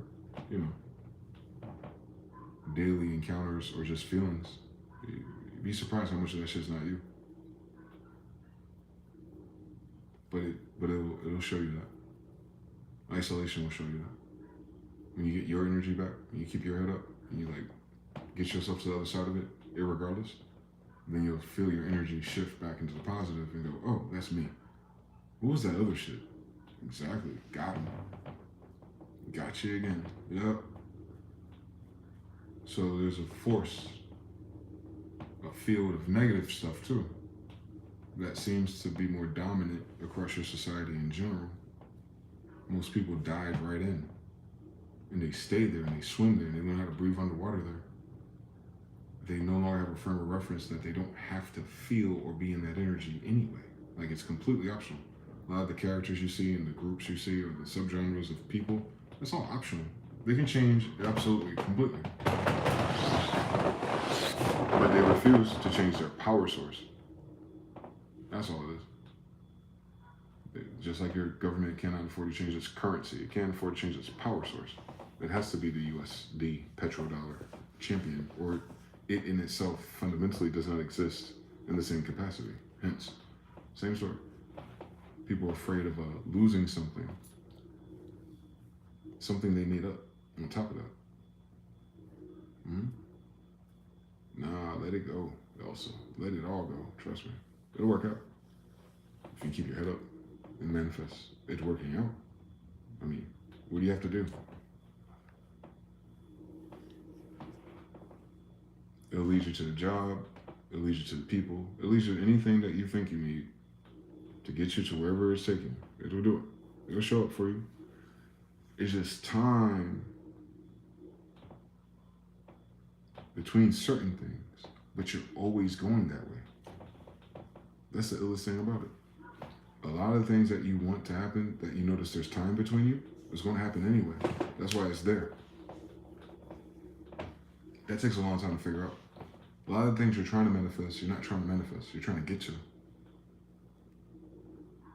If it's a desire, the different ones, the ones that are not like you thought about it and came up with something to try. No, the thing that's always there, lingering. And he's like one day or soon or it's going to happen and it just hasn't happened. Nah, you're going there anyway. It's a tuner. Once you understand this frequency and energy, then you understand what those images and desires are too. Those desires are in alignment to your tuner. So if it's a new car idea, for instance, and that's the thing that just you're waiting for, like that's the timing thing, like between now and then there's a car thing, like a new car, need a new car, or well not need, don't use those words either, but you know what it means. But if for whatever reason you're trying to do everything else, but that keeps raining, or you're going that way anyway.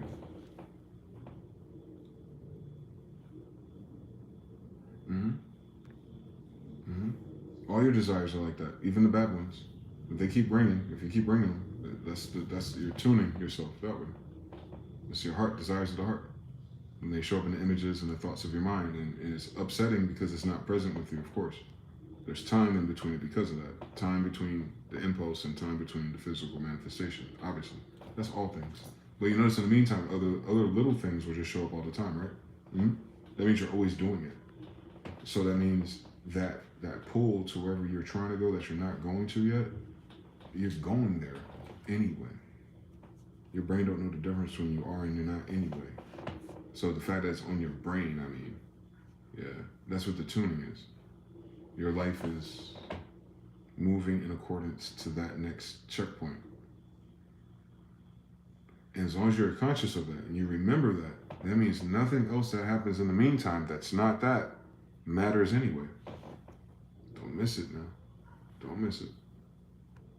For instance, if your long life goal in your relationships is you're trying to manifest some type of woman, some type of family dynamic, and some type of paradigm, none of them girls you with gonna make it, bro. Let go of them.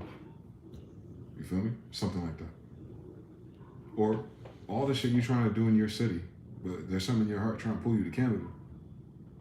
Bro, fuck them niggas, bro. You moving to Canada, either way, like, you're not about to do 20 years with this company. You're not going to be here for 20 years, first of all. So why are you going so neurotic about it? But people only do that when they lose track of what that guide is, what that image is, what that desire is. The desire is you doing something different in Canada. If desire is a totally different woman in your imagination who and had to be to produce that dynamic you're imagining, then it ain't the one that ain't. That's if that's what's happening to you. And all you have to do is not settle for less.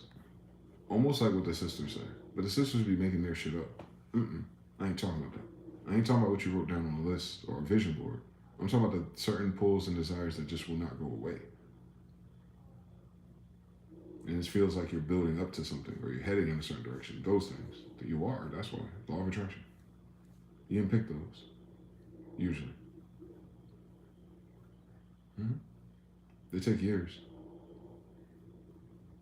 They take years. So all the things you learn and all the grief or non-grief you put yourself through in the meantime is really what you learn how to manage. Since the desire is speaking to your happiness usually, or you made it feeling, because it's one of those that you have, that's why you don't feel it right now. So all these disciplines show you how to feel it now. And that's how you make it real, faster. Or you linger around until you realize that. And hopefully I just helped you realize that. The reason why you're still walking in the desert is because you haven't accepted that you are indeed going to a promised land at the end of it. See, a lot of people that stay behind in the desert is because they didn't believe in the promised land idea, or the work that it would take, or to deal with the giants or other tribes of people, or building everything from scratch again after getting things to work in the desert. Like, what's the point at that point in their life to exert more energy for what? right? It's non-incentivized versus what they were able to maintain. The difference, the threshold. But others hate the desert, but they're following the consensus. And like, I wish they would want to leave the desert because we heard there's a promised land too. And we want to go, but our parents, our brothers, whatever, they're comfortable. So if you've been like that, like you're around the people in the desert and they're comfortable with the desert, but something is telling you to keep going, there's a promised land. So obviously, that's the only way it'll ever fucking happen anyway. If one of you believed in it, right? So one of you have to create that idea anyway. But if that idea chose you for some reason, and they didn't choose your brother, your sister, your best friend, and they don't have that same type of pull to something else, then you already know what it is. That's the desire of the heart. Your heart is telling you. So ain't nothing gonna work until you get that. Let me spare you the gory details. You ain't never gonna be, happy is the wrong word. You're never gonna be content with yourself unless you pursue that. Period. Issues of the heart, those are mandates. A lot of those we didn't pick ourselves. It's kind of like you were born like that, right? Like you couldn't replace it. That's how you know. If you can't replace that desire with a better one or something else, and it goes away completely like a bad idea, then that's something different. That's main storyline quest shit right there. And everyone doesn't choose to do it, by the way. I think that's what's different in our generation. Now we know. And we also have the extra tools and conditioning to begin to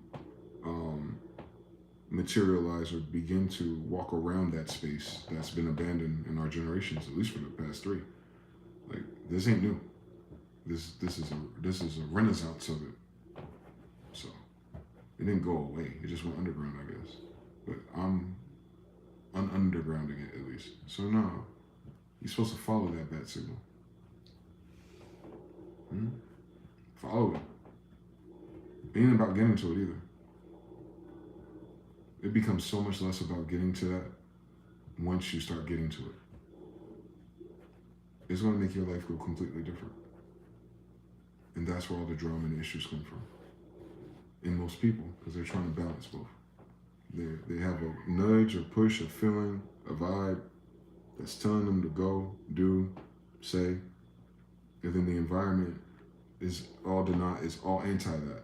And it's not even, and most of the time it's not even that serious. It's not bad. It's not, why the fuck is there so much anti that? Keep going.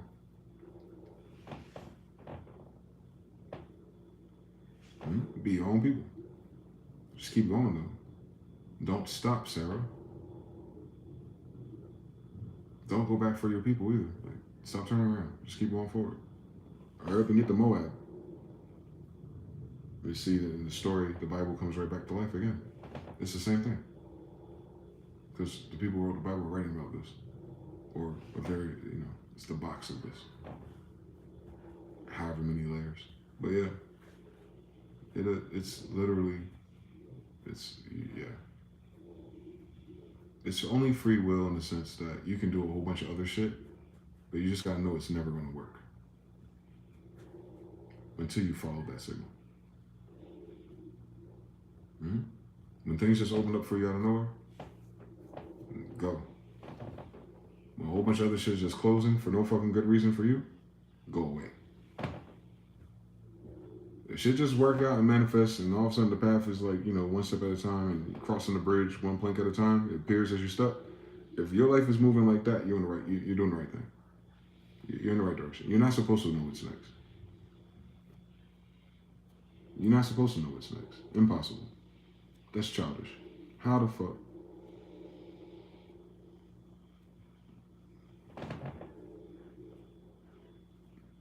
I don't fucking know what's next.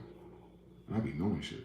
So yeah, but the other reality, the other way to live it, people just fumble around and settle or, make the best campsite that they can. Or they have no reference of this. So it just plays out how we see it, which is fine. If it's fine to them, I can just tell either they gave up on that post and it's making them miserable, or they don't have a post like that, or maybe their post took them there. I don't know.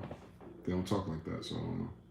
Some people say, I always knew I'd be famous. I don't know if that's quite what I'm talking about. Sometimes that's nothing to do with success in a corporate America anyway. It might just be leading you somewhere.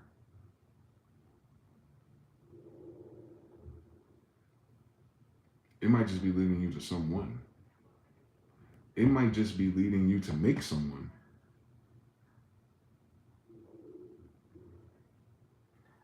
Don't miss it.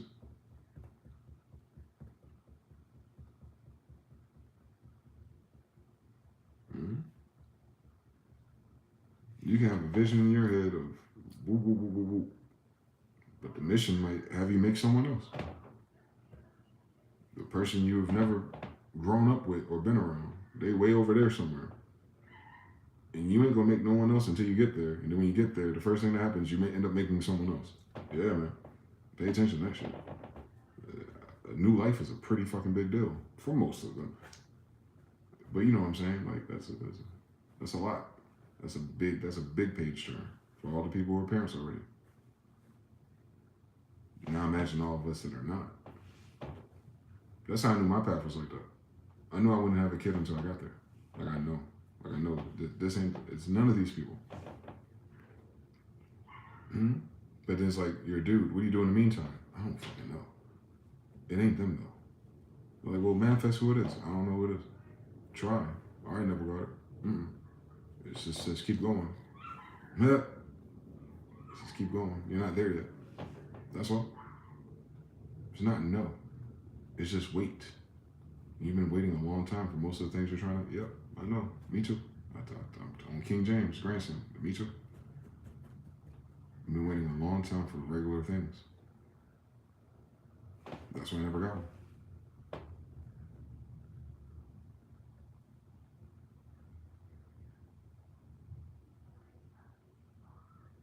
I spent a long time waiting and expecting for regular things. That's why I never got them. No one spends a long time to get something regular. That's how you know. It don't take a long time to do something regular. It don't take a long time to get something regular. It takes a long time for everything else though. Mm-hmm. Yeah. Especially if you didn't lose that first spark, the inspiration, that idea.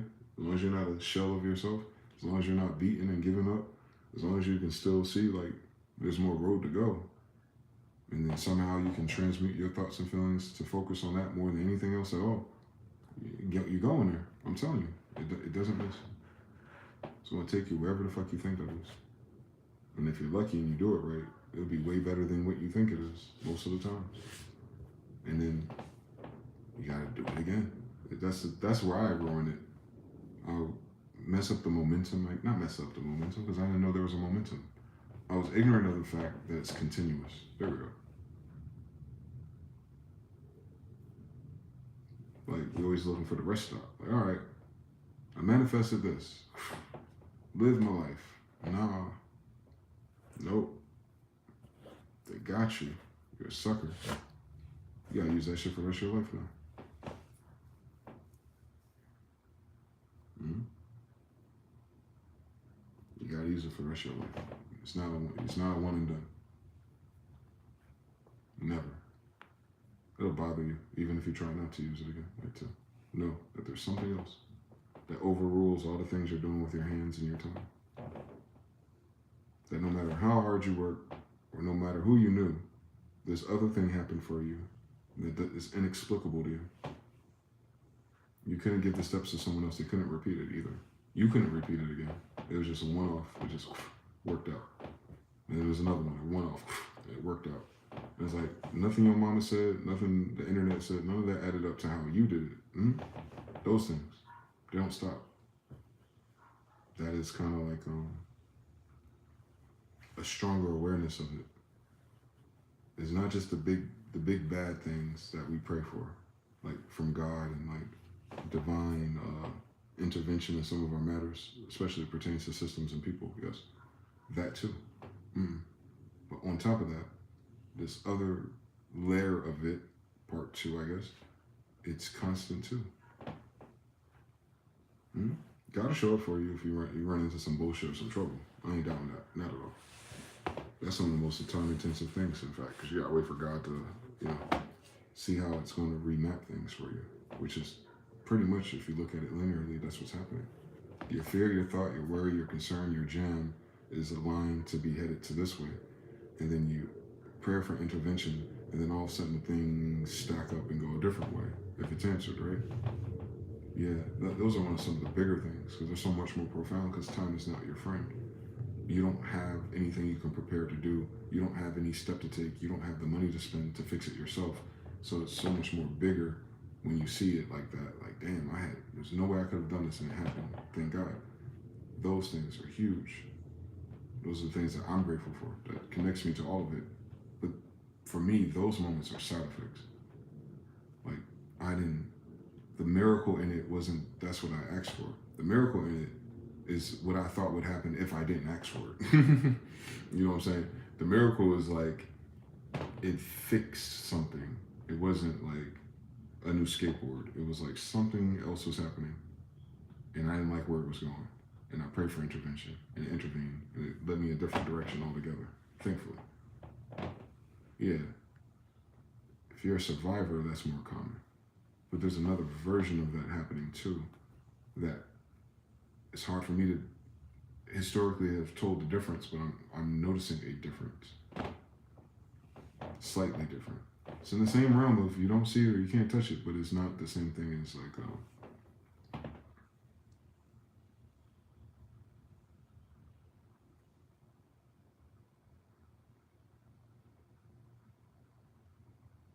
I don't know. We've been robbed of the mechanics of it. I don't know. I don't want to say it's not something. I don't know. I don't know how to divide these two things. But the one that's local, I'd say, it's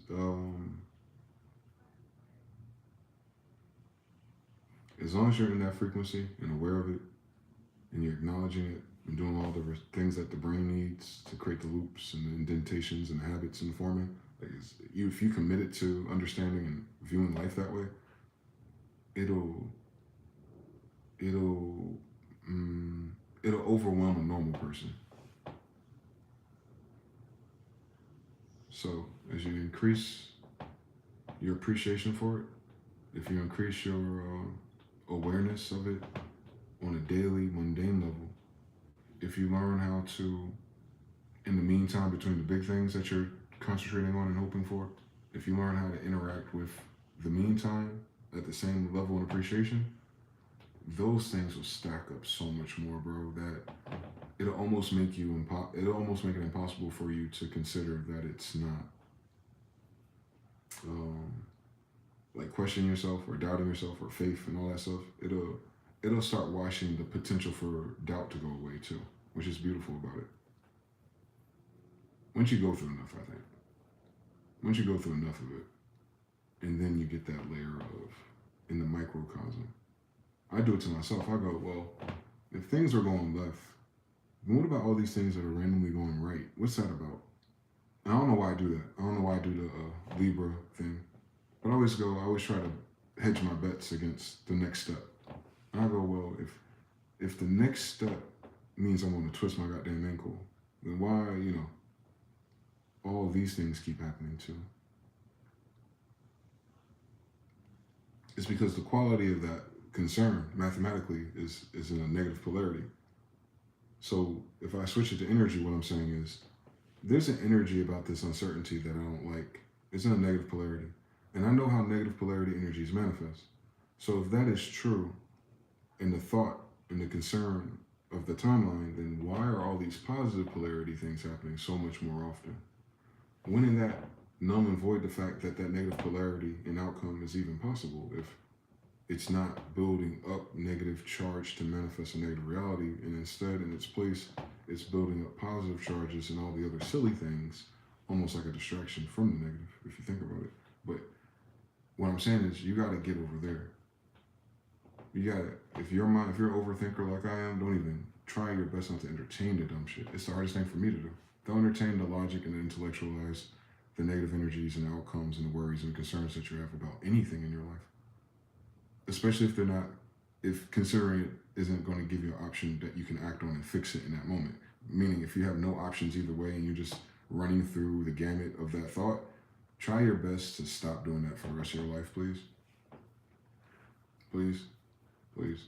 Go ahead and kill that pattern, no matter who you are listening. Just kill that one first. The thought that takes you into the unlimited worst case scenarios about something before it happens, and even if it could happen, but your brain wants to go through the playthrough, don't do that no more, please. Just stop that shit. Because what I'm telling you is, that's foreign to you. It's not you.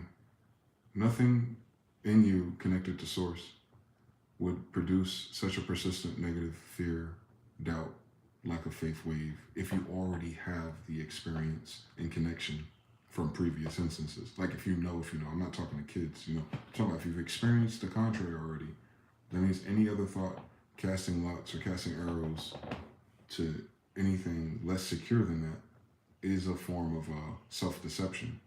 Now, whether that's frequencies, vibrations, our food, our diet, or parasites, or however it can appear in us, because it's externally nudged or induced in some cases. What I'm saying is that shit don't matter for real. It don't matter. Fuck your diet and the water and all that shit. No. That shit don't chill. That shit don't chill no matter what if you don't turn it off. You have to make it impossible for those ideas to grow, just like a cancer patient has to make it impossible in their body or in their blood for the parasite to grow. You have to create a new environment. So the same thing with the thought space. A lot of us come from those backgrounds where all we heard was what could go wrong. A lot of us come from those backgrounds where all we heard is that we better be careful, or we better perform, or we better, like everything was do or die. So if you have that program running loose right now on everything in your life, any inconvenience, if you have that type of program where it's like do or die and consider all the negative fucked up outcomes, what I'm telling you is that's the number one thing stopping most of our people. Something that invisible. Because what it does is, if you keep feeding that more than anything else, then your life in the meantime starts to reflect that energy too. It's not just the outcome, it's your whole experience in between. So you start thinking negatively, or you get worried, or you get pissed, or all those things based on that concept, like it better not happen, or it better not lose that, or it better not go, she better not be cheating, whatever it is.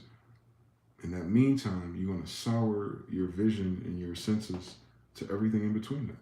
It becomes hyper-focused. Even after you solve it in your head and you let it go, it'll become the hyper-focused energy if you live there. Or if you visit there, not knowing that you never have to visit that elder ever again. It taught you something. But it's not a useful teacher later in the game. Not of this. You'll find that those quality of thoughts and those fears and those patterns are completely useless. I promise you. I can promise you. If you can stop doing that, trust me, you're not going to miss anything. It's completely useless. Gaming the scenario in your head is completely useless once you cross over. For me, that's been the hardest thing out of all of it. Believing and all that other stuff, easy. Manifesting certain things and reconfirming it to myself, easy. Strangers appearing, saying the same things, easy. Turning off that other shit that I thought got me through the survivalist era of my life was never that to begin with.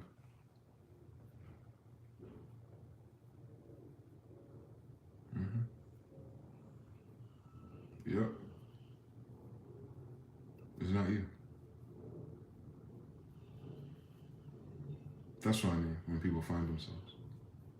They'll find like a lot of those things that are causing their mental health or their social dynamics. The leader in that polarity, or the leader in that energy, or the leader in that scenario. You see women do it. If then this, then that, then he must be, then they go all the way to the end.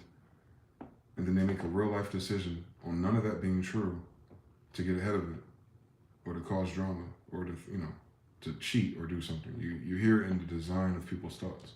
that they're going down this ladder of things that are not true, but they're all negative, and because it was negative, I want to do it. I want to do it to them before they do it to me, like that type of thing.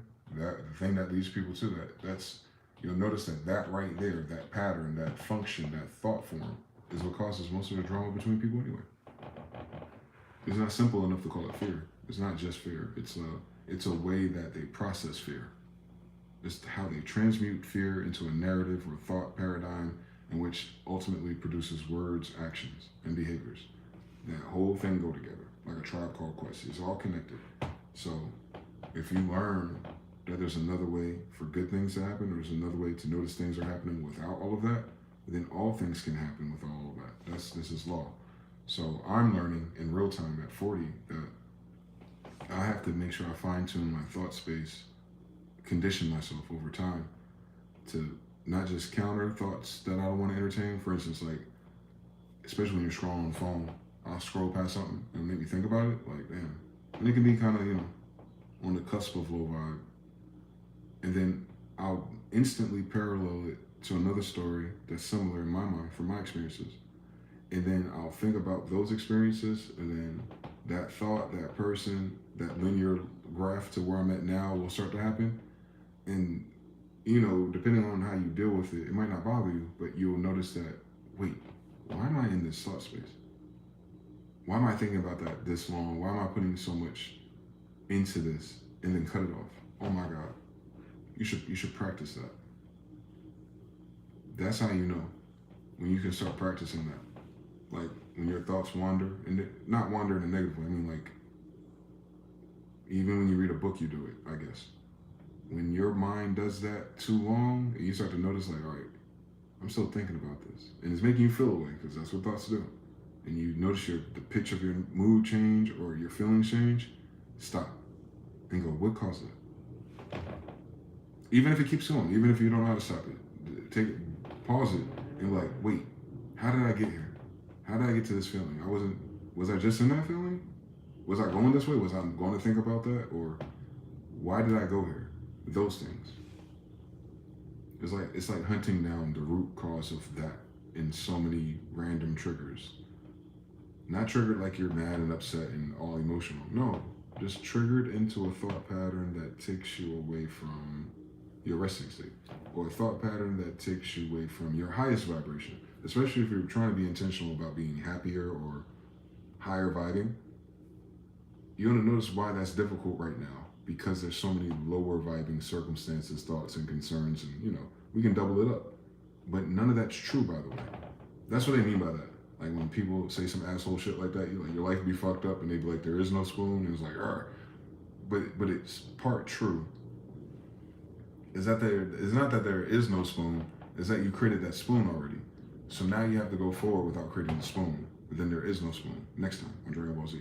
So everything you result in, you created already. This is, if you're in a situation you don't like, you created it already. You manifested it already. It's present, so it's from the past kind of thing. So from here though, you can pivot up here so that tomorrow, the next day, or 3 months later, or 6 months later, it will be completely different if you start calling it, if you start planting that thought. Like, all right, from this point forward, I want to think this way to fine tune myself, and ultimately, I want to be there, whether it's in your relationship, whether it's in your finance, whatever it is. And whatever you gravitate towards as well, it's up to you. But in using this, utilizing this, you have to realize that it's not teaching you how to get shit, per se. It's not that. It's not like Santa Claus. It's not kind of like the genie even. It's better than that, I think. But that's the benefit. That's the incentive, I should say. That is the fringe benefit of what it is. That's not what it is though. It's not quite there for just that. It's also going to teach you, because you're trying to learn how to use it and master that. It's going to teach you how much of your old life and ways of life and cultural tradition, whatever we're in right now, it's going to teach you how much of that is unnecessary. You're going to see how much stress is unnecessary once you get into the groove and trust And not just in the trust that it's going to get you through the scary things, but you stop co-creating scary things. Like, you'll start trusting yourself and your ability to create a life that keeps you away from those experiences too. Like, it's with you. It doesn't override you though. It's with you. And there is a constraint, it seems, on me at least. Like, I feel like it's making me color in between the lines, but I can choose left or right. But ultimately, when I veer off path and I need the course correction, it shows up for me. But I don't need it to do that all the time. If I can learn how to master going down the right course that I want to go down, ultimately, without the pit stop, without the hiccup, without the potholes, like without being on that side of town at that time of night, like I can choose to leave 2 hours earlier. I can choose to go right instead of left. Like, and then you learning that about yourself, like, oh, those are the things that lead me in the right direction energetically. Not right is wrong on paper.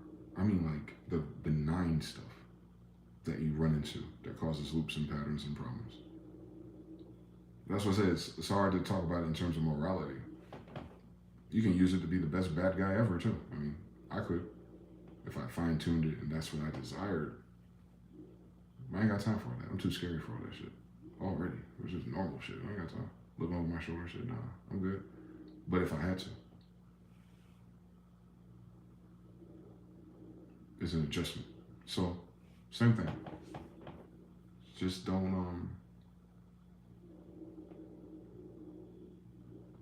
don't feed the bullshit, and that's what they mean.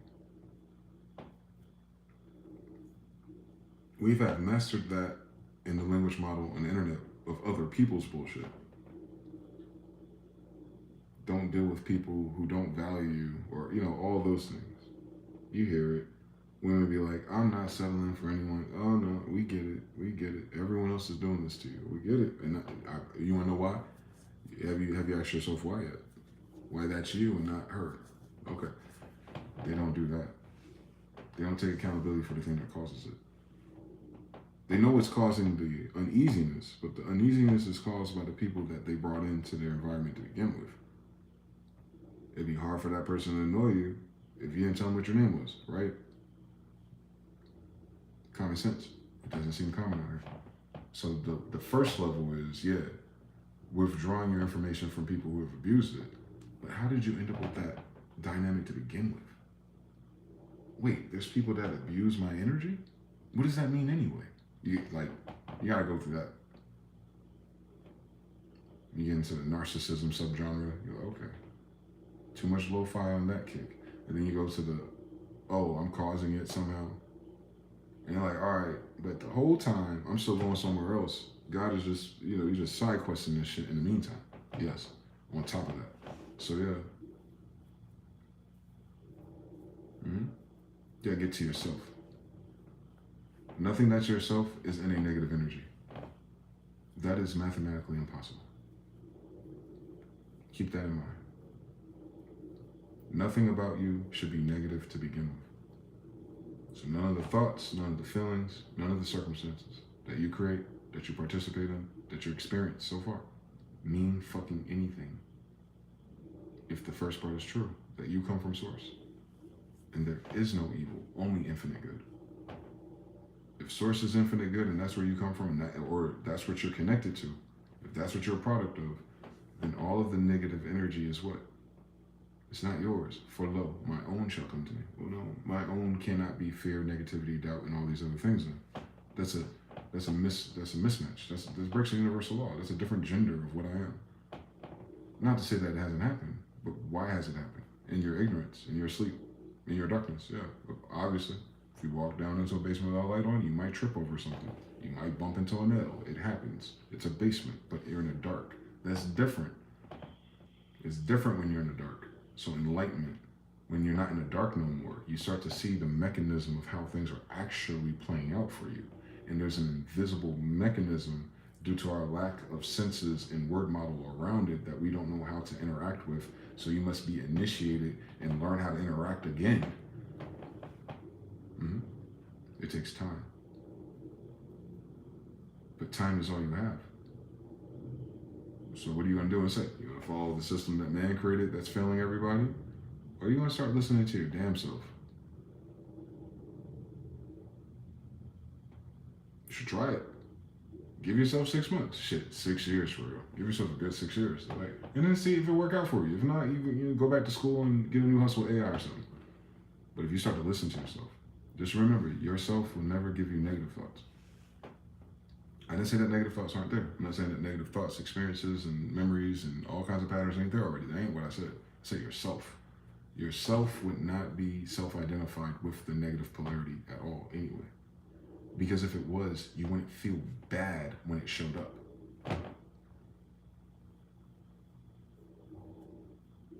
If yourself was used to negativity, then negativity wouldn't feel negative to you. I'm trying to do this scientifically so you can understand the difference between these quality of thoughts. If you get a certain quality, a wave, a vibration, a frequency, a thought, a memory, we all do it. I get it. But just understand that those are not you. Those aren't you. They can be used as guides, they can be warnings, they can be food for thought. You can consider it, but as long as you bounce out back on the positive polarity of where you ought to be, where you want to be, where you desire to be, if the feeling contradicts your desire, then it's not yours. It's simple. It's simple. Why does that keep happening? I don't know. What I've noticed though, the more you acknowledge that it's not yours and you turn it off, you interrupt it, you journal it, whatever, you'll notice it wane, it'll fade, and then it'll go away, and then you might get another one, and then you got to do something different to get that to fade, to wane, and then there's, you know what I'm saying, like, it ain't that much, but wherever you are at your life at this time hearing this, I mean, it won't be that much at once, but it'll be a few things that you have to chop off. Okay, that does work. I don't have to entertain that shit, and after a while it fades away, and then boom, I'm in a better mood, and boom, it hasn't come back since. And then something else in place of it comes, and it's like, oh, that's a little bit different. And you might not catch that one. You might just think that's part of your normal operations and a normal resonating weight or inconvenience that you've been dealing with for years maybe. And then you gotta look at that shit and be like, wait a minute. Why do I still hold this thought space? Why do I still hold this feeling space? What is this? You gotta do the same process again. Do your best to identify it. And when you think about it and it gives you all the connecting neurons and thoughts and images, you stop and go, okay, I caught you, bitch. That is constantly creating the same type of turmoil in the thought space. And then that's also connected to that bitch right there and that nigga over there. I know, I get it now. I know there's players involved. I get it, but you gotta understand like how to stop it before it goes too far. Before, as soon as you notice your pitch or your feeling change, you go, wait, what's doing that? It's this thing. Okay, what is this thing? Who's involved? How long has it been going on? And why am I still feeling it at this moment? Has anything happened when I thought about it last time? Anything happen tomorrow? No. Okay, so it's not real. Okay. So what is it? What is that fear? What is that thought? Or was that anger taking me towards? Oh, there's something, I'm still holding on to something about that situation, about that person, about that outcome. Okay, why am I still holding on to that? Holding on to it. Am I gonna be able to change it? Have I been able to change it? No. Okay, so it's not going to change, is it? No. All right, so why do I want to change it? If I can't change it, it ain't going to change. Why do I want to change it? Like, why am I trying to force that? Why is these thoughts leading me to this dead end again? Why are these thoughts leading me to this locked door again? Why are these thoughts leading me to facing the other direction again? That's what you're really trying to catch. Because what you're understanding is you don't need the answer. You don't need the answer. You need to understand that there's a question there. You need to understand that it's a root, that it's manifesting a neuron reaction, which is an imagination reaction, which is then a sensory perception through your nervous system or your heart or your kidneys, whatever it is, producing chemicals. You got to know that that's what that's doing. That's why you're conditioned into it. And as you start sniping these things, you're going to feel empty. That's a whole nother problem. Because then you're like, those old thoughts and ways don't weigh me down no more, but now I kind of feel like something's wrong. Right. That's how it feels to be addicted to something too. A lot of those, like, because I've quit cigarettes or I smoke on and off, you have tolerance breaks, so there's different, you know it because of that. So you know that if you quit smoking cigarettes, you can get short or angry or more like, Arr! After like a day or two without smoking at all. It gets worse for a little while. It'll spike at a certain point in time of day. Maybe after you eat, maybe after work or something. And all of a sudden, that nicotine pull will hit you and you're like, what the fuck? But if you committed your mind to like, no, I'm not going to smoke, I'm not going to quit, and you get past that, then you can beat that addiction in that degree. Like black and milds, I can quit if I switch to plastic. Like I have a strategy for it. Cigarettes, nah. I had a cold turkey that shit. I had to buy 2 packs and throw them off the highway. That's a ritual, like, and I never went back since. Well, cap. Someone gave me some Marlboro Reds, but those are disgusting. So I didn't pick back up into it. They were being nice, but other than that, I know what that feels like. I know what that feels like in something that's not real. It's an addiction to a chemical. So if it's making me feel this way, then whatever thought, whatever agitator, whatever trigger that's associated with it is immaterial anyway. You gotta figure out why you feel that way. I know why I feel that way. I'm going through nicotine withdrawal. That's it. Eat. It'll make you hungry instead, because smoking stops your hunger. So when you're going through those withdrawals for those 3 fucking days, eat like a pig. You ain't gotta eat forever, nigga. Eat then. Eat more snacks then. Because it's a sensation. And then once that pull goes away and you stop being pulled by it, then it breaks. Mm-hmm. And then you have these lingering symptoms. Or I did, for days, weeks. But they're not the pull. They're just, oh, I feel like that because I'm not smoking cigarettes. Okay. I need some sweet tea. Get it? And I switched to coffee. You see what I'm saying? Different stimulant. You know what I'm saying? You gotta replace the addiction. But the lesson of it is the same thing with your thoughts and your feelings. Is that when you deal with certain things or you overcome certain dilemmas and people especially, you're gonna feel that void of unresolved and unanswered and everything. And your mind is going to want to intellectualize it. What I'm telling you is that process right there, completely unnecessary. Journal it one time and let that shit go, because it's not going. The answer is never the real answer, and then even if you had the real answer, it will not change. And even if you settle on the understanding of those thoughts and those problems, they come back the next day, and then you spin it all over again. I'm talking about those where you already go through it and you spin it again another day, or you trigger it and it spins again. Like those are not you, bro. Mm-mm. That's bad math code that accumulated through your experiences and your thoughts and your assumptions. So it's looking for a resolution, especially if it's something you desire. Those are harder too. Like you wanted that job, you wanted that opportunity, you love that dog. You know what I'm saying? Like, and then it's final. So you're spinning something that's not going to change. It's like that. Those. Mm-hmm. And then there's smaller ones too that are exactly the same polarity. So just keep that in mind. It's not about being positive and fear not. You know, all those cool things to like make you feel better. No, that is not why they said that. They say that because there is no choice.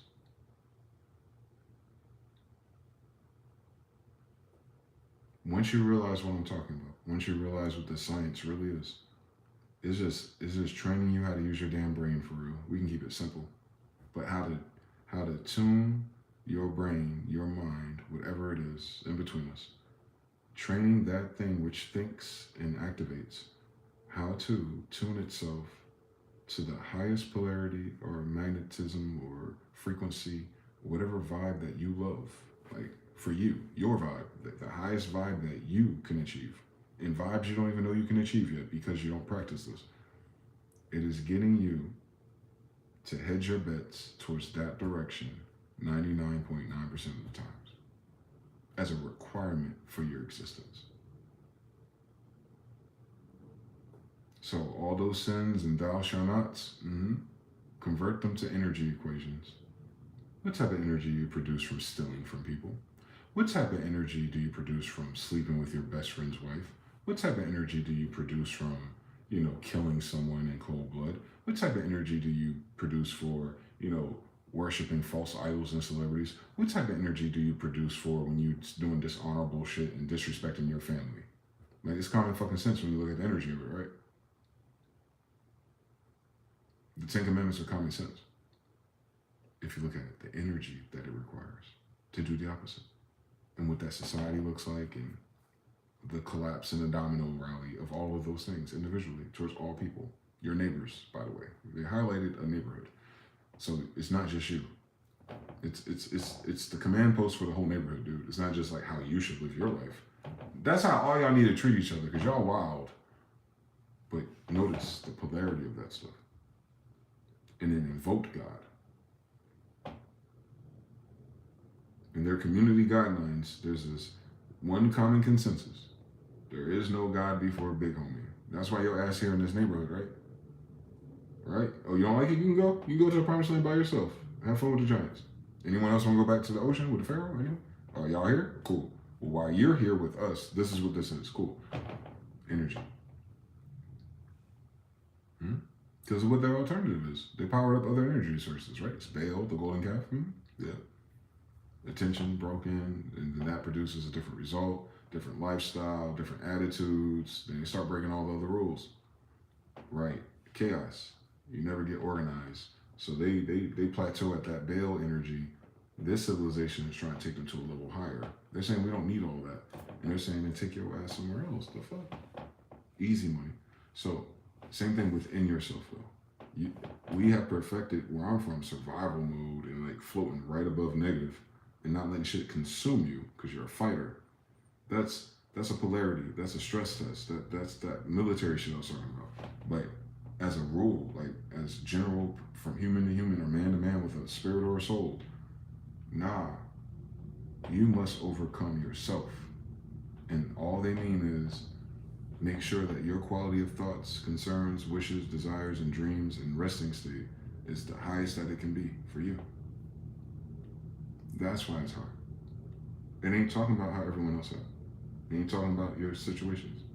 Because you know, if you perfect that, your environment, the people, and the situations change with it. You're always manifesting. I hope people know that. That field they're talking about, that vortex, is you. It's always manifesting your reality. Manifestation and meditation is like their way of like etching around the fact that you can pull specific things into your reality. You're pulling everything into your reality already. So now people are starting to fine-tune channels to pull specific things in without doing it the Industrial Revolution way, right? All right, and then people are trying to figure out how to coexist, lukewarm in between both systems. Well, you know, it's a growth period. But then I'm telling you, there's something beyond that. That's what you've been doing, even when you didn't know you was doing it. That's what the whole society problem is, by the way. So you cannot afford that problem once you know. So you learn how to, you gotta learn how to finesse it, because you can't expect nobody else to be on that type of time with you. In the meantime, I mean, you can lead yourself in a direction where more people are more sensible and less insufferable about it, of course. But it's not, that's why I didn't understand conversions and them using Christianity and the Bible to do the bullshit they're talking about. It'd be impossible for them to understand that Bible and then do that. Because the whole premise in that Bible has nothing to do with you making someone else believe or see something. It's not even a suggestion. Unless they're reading in contrast to like what kings were telling their kingdom. Like, are you in a kingdom? Are you a king of something? Like, why are you even, you see what I'm saying? They derail the common sense of it. Nah. It's everyone's testimony about dealing with the invisible, even if they're in a kingdom. And even amongst kings, the invisible is above it. Even amongst the kings of men, the God of Israel is above them, and they know that. So, awareness.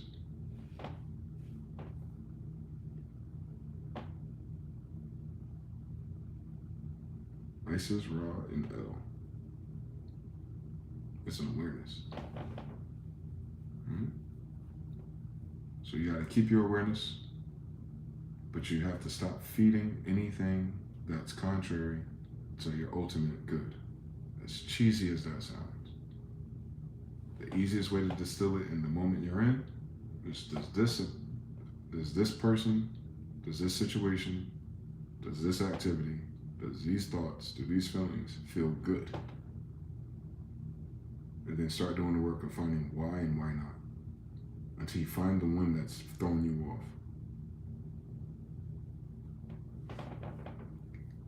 As soon as you do that, it'll change. Something's going to change. I promise you. I promise you. As soon as you start unsubscribing and canceling negative thought forms and patterns or habits that are looping, people too, like I'm finally going to cut them off. Like once you do, some other area in your life is going to change too. And that's the domino effect. That's the butterfly effect. You're going to realize that a lot of things ain't happening because something else you're manifesting is standing in its place. And I'm not just talking about people.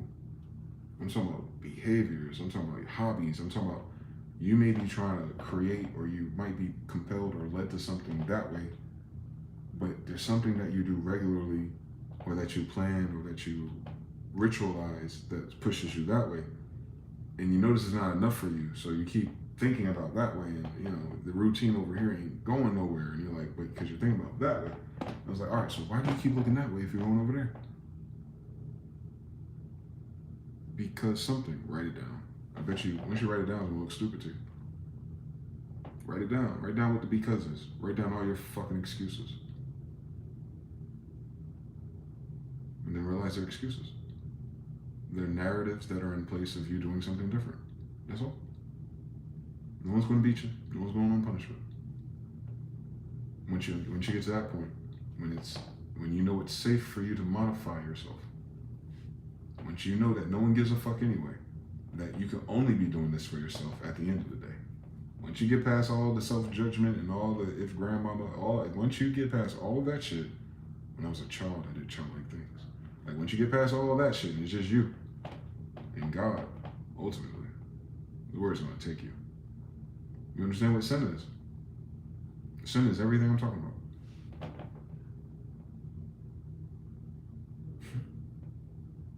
They trying to make that shit deep. No, that's sin. Because only sin will lead you to that. Sin, those thoughts and those forms and those activities and those memories, those sins, would be the only reason why you're not at your best energy. Those sins and those thoughts and those reoccurrences are the only reason why you're not able to hear and receive the other higher frequencies anyway. So it can only be sin pulling you down anyway. Easiest way to identify sin in modern context is wrong thought. The wrong thought patterns that lead to undesirable results, conditions, and behaviors or effects even on other people. You might have to reevaluate your effect on other people too. They ain't telling you the truth.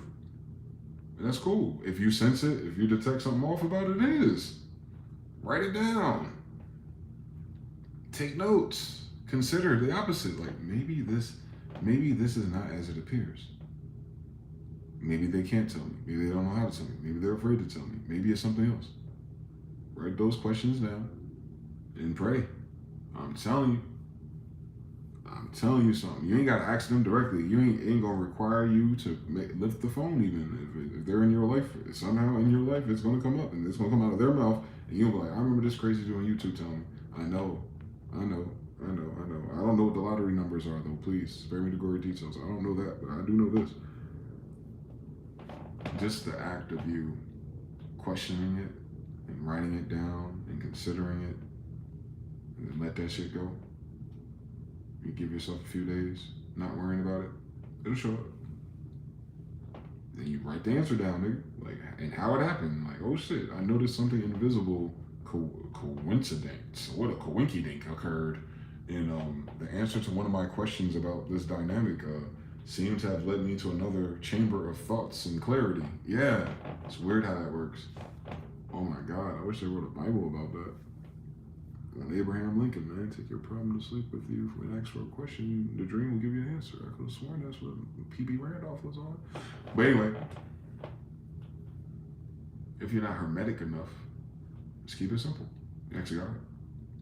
I say, show me, Spirit.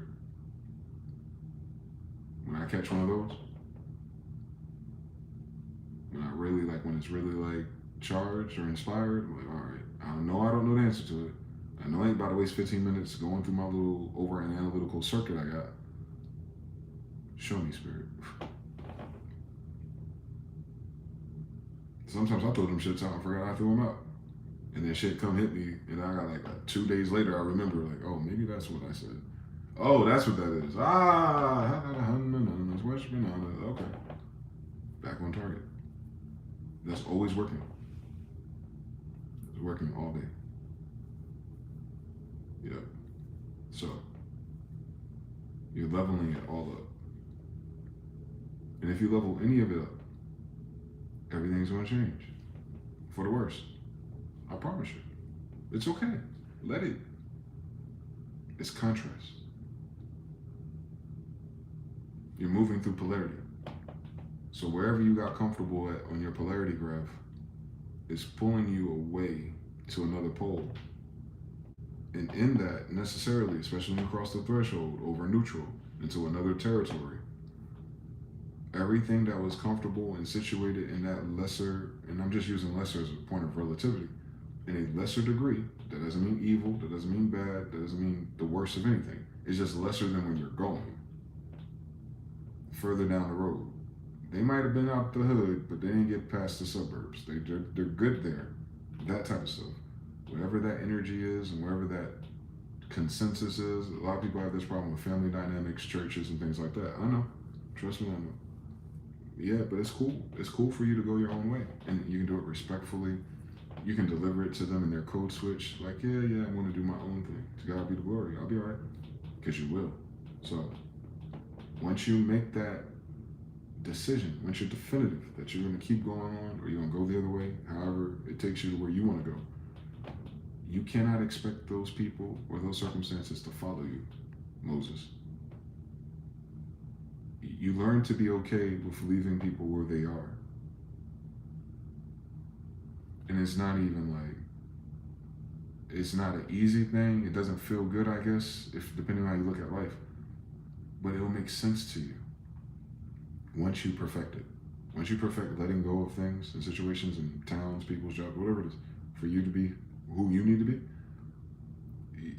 you stop looking at it like a fucking comeback story. I hate that people do it like that. Like, no, you're not doing none of this shit to prove it to nobody. Maybe you will though. Maybe certain actions you take will prove to someone something about you. Yes, absolutely. It'll happen by default, but that's not why you would do this. If you do this and you live in that energy and you keep going with God and you keep climbing, you keep overcoming yourself, and you keep turning those negative switches to positive ones, and then you run out of them and then some new shit come, and you all of a sudden, because you're practicing like a martial art, you even when the new shit comes, you shut it down faster. Like when you get to that level where all the dumb shit that ain't for you, that all the dumb shit ain't got nothing to do with your polarity, all the dumb shit that don't apply to your shape that you're creating, once you learn how to control that shit, it stops happening anyway. And those people that don't make it to the other side, cool fucking story, I guess. Why are you looking backwards anyway, Sarah? Who gives a fuck who's clapping for you from there? Who gives a fuck who finally accepted the obvious from there? Like, why are you trying to... You don't need nobody back there if going forward is with God anyway. These people say this shit wrong. They use that narcissistic way of doing this. No, this ain't about stunting on nobody. You ain't gotta show nobody shit. That's stupid. It's a waste of this. No. This is so much more beautiful than that. But it's gonna break your heart once you realize it. I know. It'll destroy your life first. That's why. Because most people will try to bring the old life with them. Most people will bring the Baal shit with them.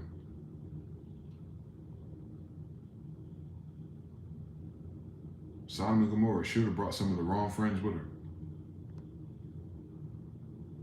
And that's the same fucking tragedy you hear in everyone else's life who makes it out of some polarity.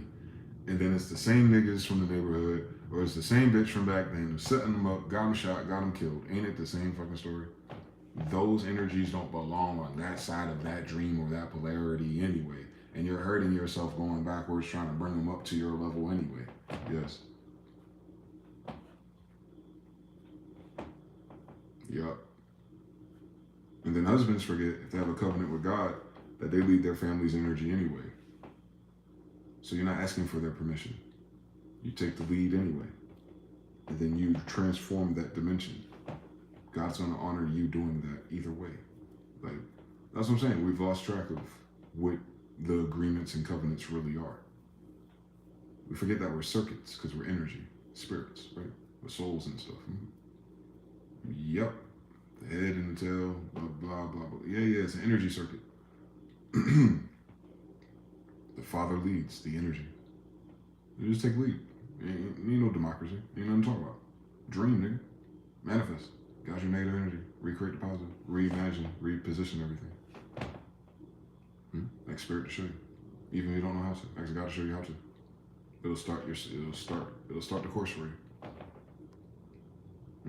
Because there's nothing else for you to do. In that in-between time. Usually when you get the idea to change something, you're about to change something. For better, for worse.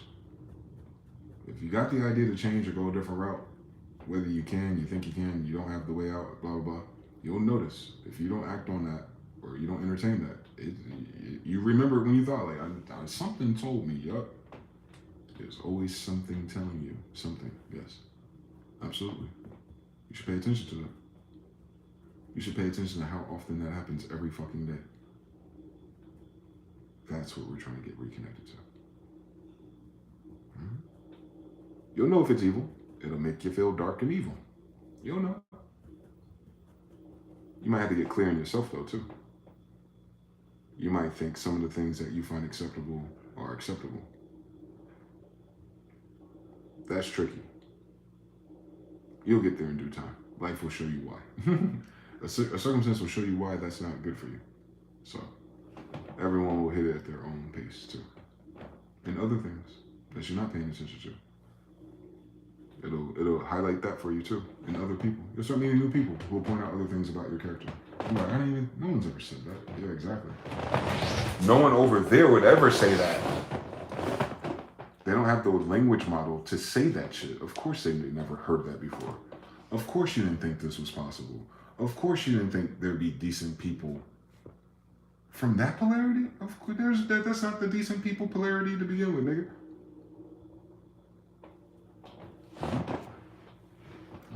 Before we had that confused with white people and upper class society. And nothing to do with skin color or money.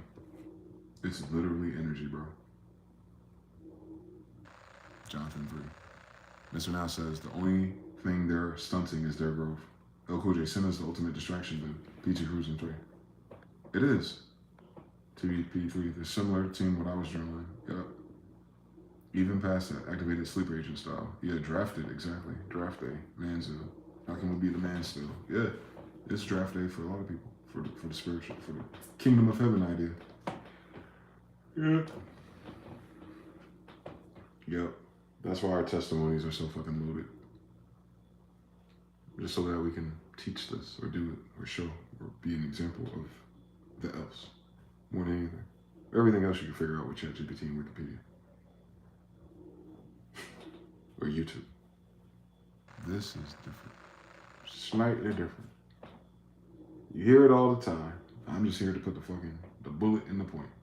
Nah, you ain't got no fucking options. This is not optional. If you found this video, this is not optional. You must learn how to be positive. You heard what the fuck I said? You must learn how to. You must learn. You must learn. You must learn it. Then you must learn how to implement it. And then you must learn how to stay in that for the rest of your life. If you want any of that shit to happen for you. It don't happen a minute sooner. You conquer yourself, and then you realize the life you're trying to create gets so much simpler anyway. A lot of things you think you want to manifest, a lot of things you think you want to obtain, it'll become you instead of just the general consensus. And thus, the strain, the effort, your focus is stop being so scattered. If you don't have a focus or a particular thing right now, it's because you're scattered with too many things that are pulling in different polarities. You haven't picked a hustle yet. You're trying to do two opposing things all the time, so you're unable to gain laser-centered focus. Yeah. So you gotta write that down. And then look at it like a math problem sometimes. I'm trying to do this, I am doing this, and this is what's happening. X, Y, Z. Which side of this is failing? What I want, what I'm doing, or what's happening? And then start reverse engineering that shit. And then stress yourself out, pray, manifest, dream of the answers if you run into something you don't know, or you don't have the answer to, or it doesn't make sense to you. Yep. Raise your hand. Write that down. I'm stuck right here. I'm not quite sure the next step for me to go, but I'm missing information, or I'm missing a reference, whatever. You know what it is. One thing at a time. And I'm telling you, the more you start to trust this process and you get the answers, you'll understand what it is. Like, I ain't got no questions about it. I got when. My question is when. My question is my attitude in the meantime. Like, how do I fix that in the meantime? Because I know it's going to happen, but it's some time in between us. So, fuck. What do I do for now? Shit. I'm hungry.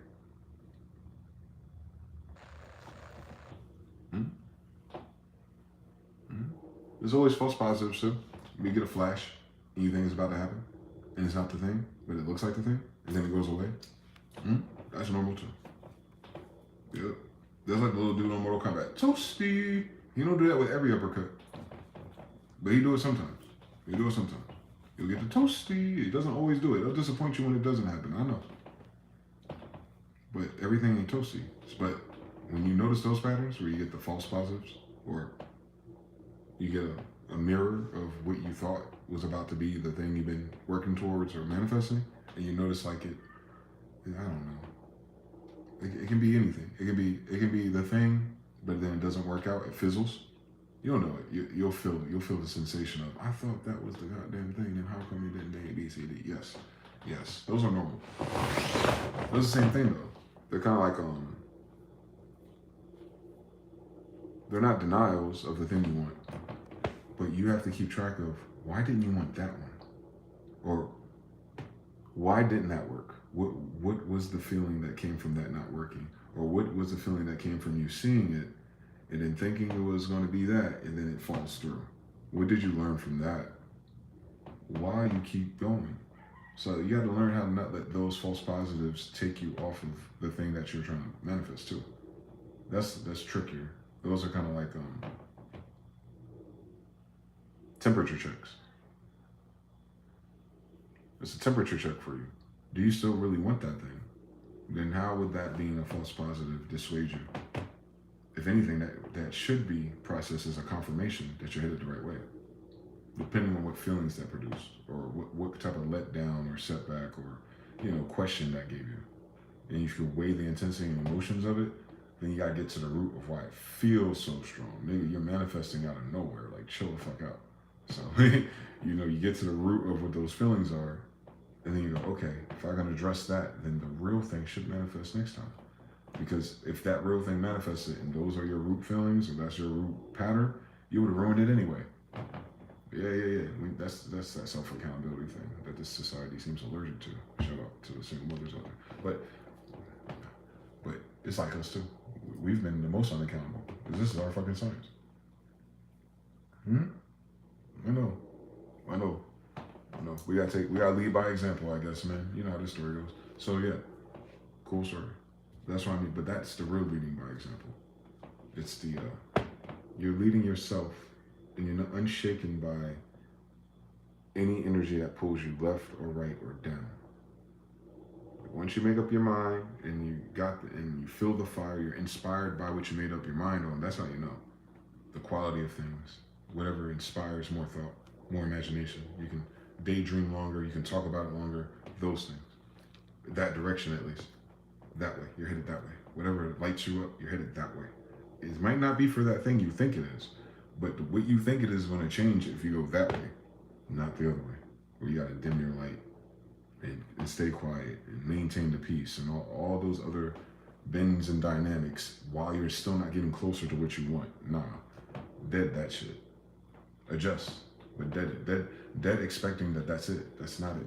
I promise you, if you live in a life like that where you gotta contort and you're not getting your way, that's not it. That ain't life at all. It ain't God's fault either. Can't even blame the supernatural, because it's a pattern. You gotta find it. You have to pluck it out. You gotta use science and intellectualism, all kinds of shit, man. Write it down. You'll see. You'll notice it. The more you write it down, man, those things. If you write down anything, write down those things. Just your mental setbacks, the things that are like reoccurring that you don't like, that are not causing you to feel your greatest in the moment. You're supposed to feel whatever you're trying to feel now. Keep that in mind. You're not waiting for the big house on the mountain either to feel, oh, I'll be top of the world. Nah. You need to learn how to feel like the top of the world no matter what, first of all. Let's get that out of the way. You're not a girl. You're not waiting for someone to trick off on you to feel happy. You should be able to feel happy now. I said should. Now that you do, now that you will easily, I know. That's the initiation. How fucking far off you are away from that anyway, and how the fuck did you get that far away from it? By chasing and doing all these other things. Exactly. That's what you're course correcting first. And then once you course correct, and then you can go somewhere new. Ultimately. Ultimately. And you're not doing, and no, hell no, you're not doing this all at once. No one's expecting. I don't think God, the creators, and everything in between us would expect you to be able to get this overnight, and then, no. One journal entry at a time, one note at a time, one feeling at a time, one limiting thought at a time. The limit is just how it makes you feel, bro. That limit is not real. So once you confront it and you understand what it is and you get to the root of it, it's always going to go down to fear and security. That's your cheat sheet. How does this lead to fear? How does this lead to anger? How does this lead to stability and security concerns? All of them are going to be patterned after that. Now you know all of those are fake. But they're there for a good reason. They help you react and prepare and to counter things, yes. But if they're lingering, that's the problem. And that is the normal map of most people. To pattern every minor, to hyper-focus on the negative, and then also be stuck when there's a negative outcome. Like, dude, we've hyper-focused. Our society is hyper-focused on the negative in everything and in everyone. That's why it turns out more negative than good. Absolutely. So you're trying to do more positive than negative at first. You're not trying to be a saint, like a fairy. No. You're controlling your mood and your temperament.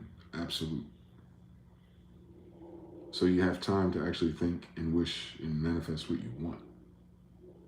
Because that's how empty it's going to be. Where the only thing you can fill your mind with is what you're doing in the meantime, and then everything else that you see coming towards you. And then all the little riddles and confirmations that start to get louder, and you'll dwell in that place way more often. You won't have time to be in the past even. But it don't go from point A to point B like that. It don't just switch on. It's gradual.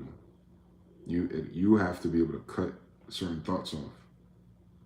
You have to be able to remap your mood currently, and don't stop until you're in a positive vibration. Like, you're gonna have to practice that. But it's easy. It's not difficult. It's just a lost art, I guess. And this society has done marketing and movies and programs off the opposite. That's why they're evil. They're manipulating survival mode, and now it's out of control, and they call it mental health. Nah, you've abused everyone's sensibilities as a practice to get over on them, so that they're distracted by their fears. You're distracted by your fears. The fear of missing out. You got it, FOMO. You're distracted by your fears.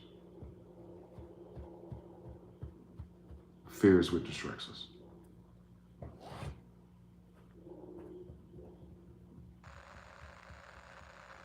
So, just write that down and highlight that and start there. Start with fear. And then when you have those type of moments, when you're dealing with something and it's big or real like that, just bring yourself back to the present. I'm a perfect mental creature. There is no evil, only infinite good. None of that's true right now, is it? Nope. So why am I thinking about it right now? Then you learn how to minimize the window or close it. That's all. It's not a trick. It's a choice.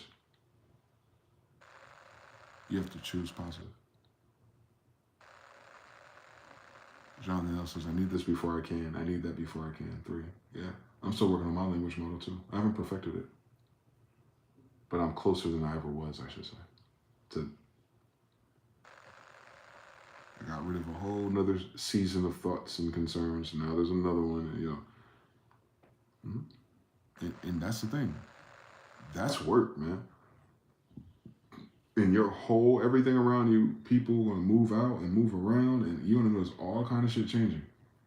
You're gonna notice when you react again and you get angry or you get overwhelmed and you respond into the environment and the environmentalists, that then it persist. Like, yeah, you gotta starve it of its energy on some Freddy Krueger shit. I'm dead ass. I'm dead ass. It's just like Freddy Krueger, bro. That's a metaphysical movie. The more you feed those fears, the more they animate and everything else. And the fear is greater than what happens, of course, usually, because of you. But those things that happen as a result of channeling fear, well, when you stop channeling fear, those little tertiary bullshit things stop to happen too. Those type of people become less attracted to you. All kind of shit. And you gotta be okay with that. That's what I'm saying. It's gonna ruin your life. You don't think like if you grew up a black sheep, you're probably used to it. But if you weren't, like if you weren't all the way black sheep side of town, yeah, you don't go through black sheep side of town. You're not welcome there no more. Thank God. We be looking at that wrong when we grow up. Like you not being accepted in the hometown scenario, or you not fitting into the hometown mold based on how many years ago now? Based on how many paradigms and how many dead people ago? You're not there no more. Duh. You got Wi-Fi and a telephone. You know about. So you're exposed to so much more potential. And then something about that just spoke to you. You're reaching for more now. You don't want to be caught up in the bullshit. You're bored now. You want to go this way. You want to see these things. And they keep telling you about how it ain't going to go down. Yeah, we know everything. It's just getting wild. Everywhere. But in the meantime, though, how do I feel? I feel fine. I felt fine until this person started talking to me. Weird. What is that? Let me go. And then if I notice I'm losing the plot in myself, let me cut this short as professional as I know how. Step away and reevaluate it. Oh shit. It's just something about that person. Do you have to figure it out? No. You just got to figure out that there's something about that person and that polarity that pulls you down. And do you want to keep doing that? Guess what? You don't have to.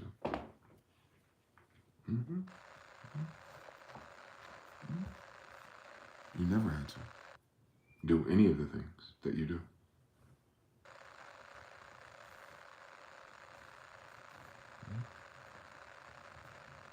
A lot of this emotionalism, or reinforced by certain family members or narcissists usually, that hold you up to a certain standard that they never follow. And you're trying to hold up to a standard that a narcissist made up. You don't miss the nuance when you change your vocabulary up. You start reframing everything. Of course my dad did that shit. That nigga a narcissist. I love him though. But he a damn narcissist. What other person could a narcissist be? You stop dreaming about what it could have been. If you understand what the fucking narcissist is. Right?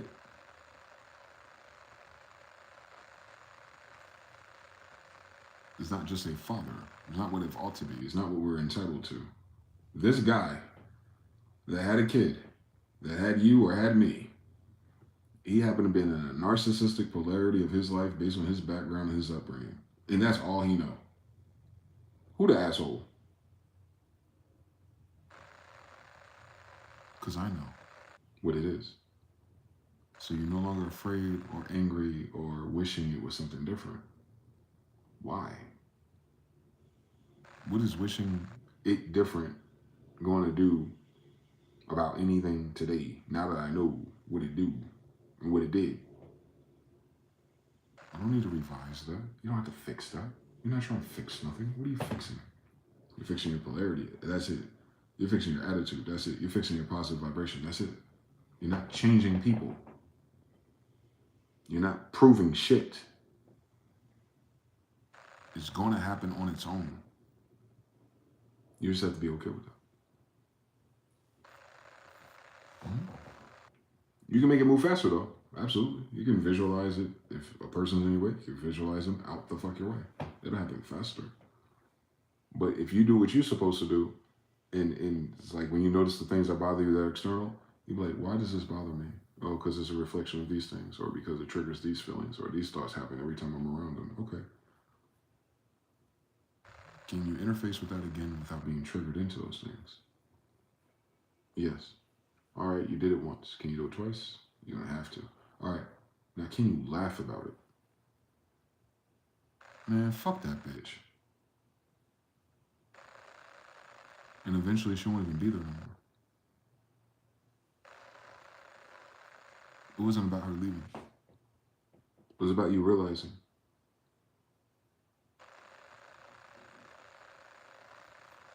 And about other people. That's the one thing they don't talk about. They make everything pivot off of people, like a fucking Batman story. Nah, the people are in their own local story. And yes, we interlace into our collective lives every once in a while. Absolutely. But the people who can interact with you are per your station. That's what you learn. Like a lot of this shit ain't permanent. It's conditional. That's what they're trying to say when they say you outgrew something. You outgrew what? Frequency. It's energy. You outgrew the energy. So you're not outgrowing people. You're not racing to the same Mario pole. You outgrew the frequency in which y'all existed at one point. And if it pulls you away and it's pulling you somewhere higher, then keep going. But if it pulls you away and it pulls you lower, right? And that's what happens. That's the other dynamic that happens. You have groups of energy and consensus, and someone in that unit gets pulled away and they end up in the streets or something darker. Same story though. They don't manifest that much more in your reality anymore after that. You'll hear about them. You'll see them in passing maybe. But they're not in your day-to-day no more as long as they're in that frequency. Same thing with people who recover. You know, it's like when a person finally ran away and did all the dumb shit and they finally coming back and they're recovering and then they start loading locally, or they be at your grandmother's house or staying with your mom's house and you think the shit's going back to normal, and as soon as they get back up to the energy, they go back out again. Yeah. When you convert it to energy, it makes sense. So that's what you gotta learn how to do. You gotta learn how to like understand like how much of that energy is not you, and then how much of that energy you control or feed into, and then the fact that once you figure this out for yourself, you can't make nobody else follow those codes. And yes, it's gonna look like let go. And yes, it's gonna look like farewell or see you on the other side. And you can completely navigate all of that without being bitter and taking out on no one. But you don't have to explain this either.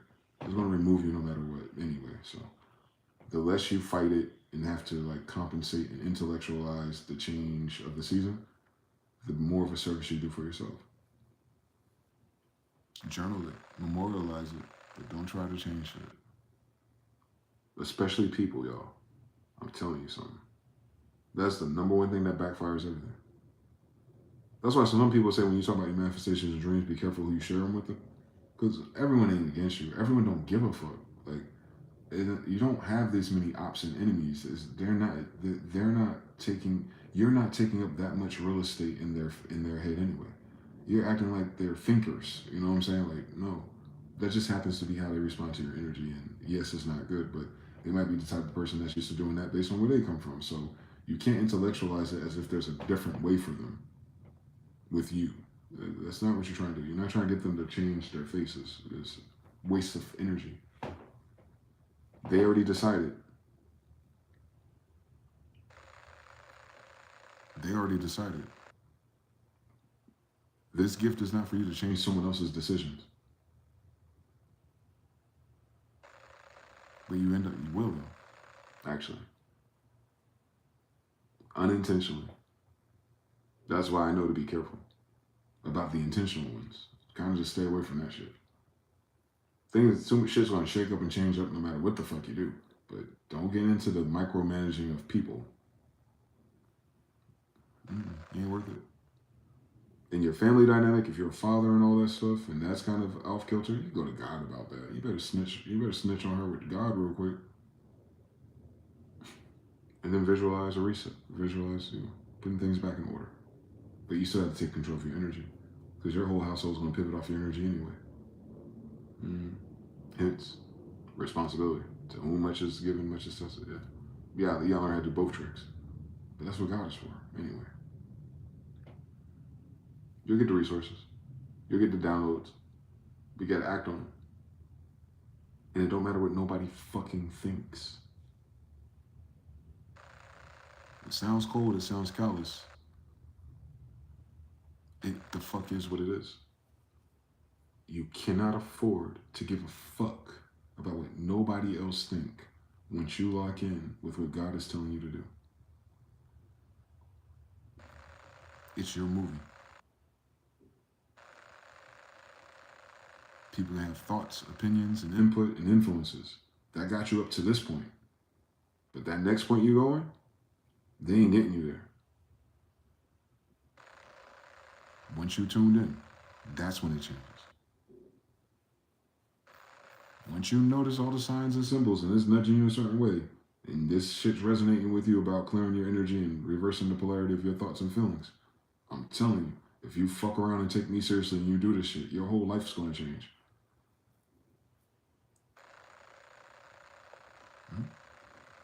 Very subtle at first. And the more successful you get at closing those doors, the faster you'll get momentum. Hopefully you're like me. It might not knock you down right away. It might put you somewhere so you can see, like, oh wow, this is totally different. And it might put you somewhere else. Oh my God, this is totally different again. Yeah, it's working. But then when you get knocked down, cool. What knocked me down? Everything that wasn't working. Okay. Good. Now I know that shit don't work. Where am I going? How do you feel? No, yeah. How do you fix that? Well, wait, I gotta fix it? Oh shit, what's bothering me? That makes sense. Does it matter now though? Or is that the other day? Oh, that was back then. Okay. It's like that. Until you figure it the fuck out. And then you just remember, I'm a perfect mental creature. There is no evil, only infinite good. I don't want to think about none of that shit right now, actually. I want to play my game. Good. I don't want to think about none of that shit right now. I want to fucking brain rot for 15 minutes on Instagram and laugh at dumb shit. Cool, do it. But when it's all said and done, check back in. How do I feel now? Damn it. I'm on this fucking side again. Exactly. It's continuous. But it stops. Depending on how deep of a fucking deficit your energy is in, based on external catalysts and renegade thought patterns, the more you pick that up and you cut it out and you replace it with, or it just fades on itself, the easier it gets. It's just the difficult things. It's the monsters that remain hidden. They'll come up eventually when you run out of shit.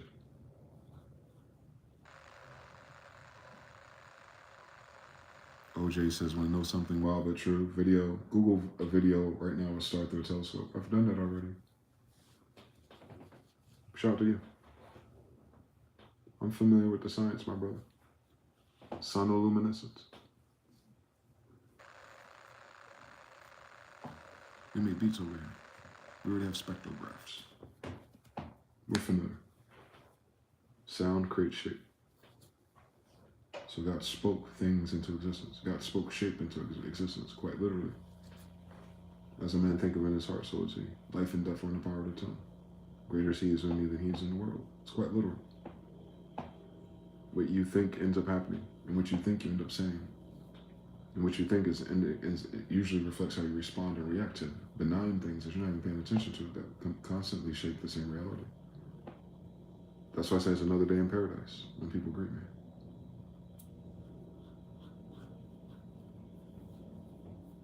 Instead of, hey man, just another day, man, blah, blah, blah. No, it's another day in paradise. And it's ridiculous. and I'll laugh about it. Because ain't nothing in paradise about this shit. But it's the fact that I'm choosing that frequency. And it's funny to me. Multiplication. One day I'll say it and it'll be true.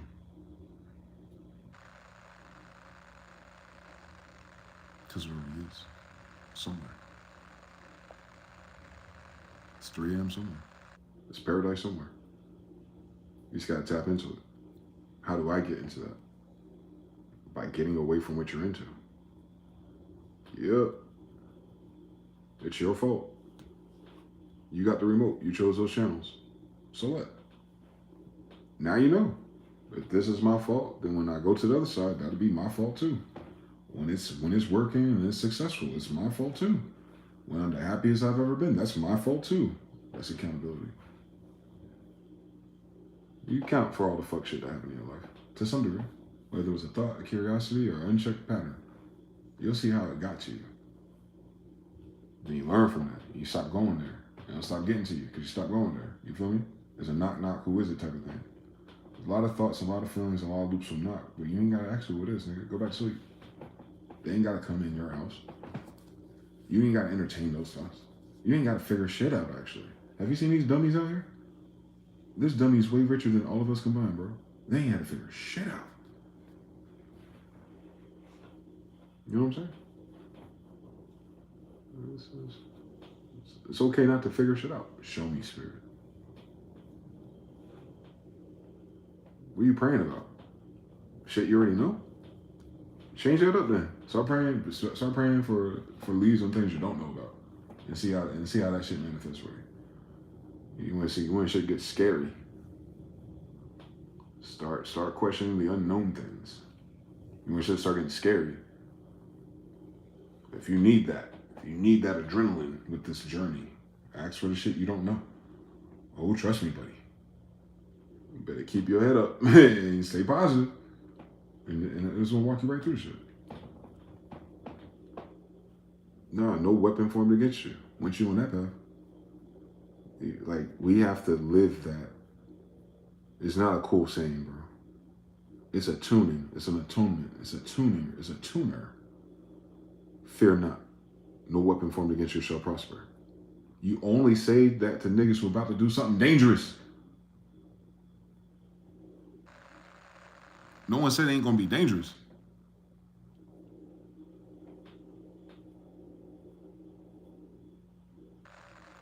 It's just saying, and what else is new? It's up and it's stuck. So, what's that got to do with me? That shit don't apply to me though. Yeah. I heard what happened to them though. Yeah. If they go out that window, but I'm over here. What's any of that got to do with me? No weapon formed against me shall prosper. I didn't say us, nigga. See, you have to believe. In a lot of cases, only you want to believe in that moment. Ain't that crazy? You don't need democracy and consensus to deal with God. The fuck is going on? Hence. So you're always going to have that overlay of everybody else who lives a different way, no matter what. And every once in a while, one of them will graduate to the other stuff. And then there's other stuff that I'm not aware of. There's probably a whole different other conditional group and modality too. Probably borrow some of the same overarching things. Positive polarities and imagination and conception is reality. They have a whole bunch of ways to paint that shit. All I'm saying is my shit a little bit more different. Yeah, all that other shit too, but God gonna chastise your ass too if you don't do it like the fuck God, you fucking know better. That part, because these niggas got weird cases with missing kids in islands and shit, and they using a similar type of ability, and I don't like the way they use that shit, but I've noticed they ain't using it that quick lately. But yeah, it's accountability to everything, even their bullshit. So it's not up for us to worry about it. Outside of the gym pop conversations and analysis of it to pass time and shit, but ultimately, you and your kids are enough.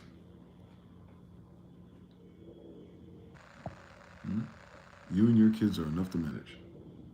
That's it. Everyone ain't going to get it. Everybody ain't even supposed to get it, I don't think. Once you realize how much further removed you get, it gets scary. They say it's lonely at the top. Just switch the top from money to frequency. Being happy is a lonely place. Getting rid of all the doubts, your fears, your loops, your complaints, your excuses in a world full of them puts you in a very lonely place. Like, people won't look at you funny because things are working. People won't look at you funny because you're still smiling. People won't look at you funny because you walk into the environment and they can feel something. They might not know what it is, but they feel something with you. And it doesn't feel like everyone else in their environment. They're going to notice you. Yes. They're going to notice that you don't placate and play into their energies and their moods and their games and just listen to the dumb shit all day either. You're going to piss them off. You think you're better than me. Are you trying to say I'm vibrating higher right now? I am vibrating higher. And I'm vibrating higher because I'm not thinking about your ass. So no, I don't think I'm better than you, bitch. I didn't think about you. How about that? Why the fuck I need to think about you? The fuck? What do you think about? Why you think about me thinking about you, bitch? Who are you? See what I'm saying? A lot of our little social quibs and drama is based on everyone needs a fucking audience. Anyway, everyone wants to be famous. You don't need no fucking audience to dance with God, bro. You don't need no audience for none of that shit. The people that need to come into your life to deliver that brick, they want to deliver that brick and they want to keep on going. You don't need to get the whole apartment jumping and sold on the idea. Nah, he gonna pull up on you and that's it. Like, we've been building too many things in our mind around everybody gaining agreement on a consensus that we made up in our mind. Like, how ridiculous is that anyway? Why the fuck would anyone give a fuck what I gotta say anyway? So, you know what I'm saying? It's just a way to taper or tune your ego or your need to be validated or important or seen. Because trust me, once you perfect it, once you perfect peace and happiness, certain people are going to notice. And certain people are going to try to figure out. And certain people are going to try to monitor. And certain people are trying to tap in. But then you're going to know what it is, bro. You're going to know what it is.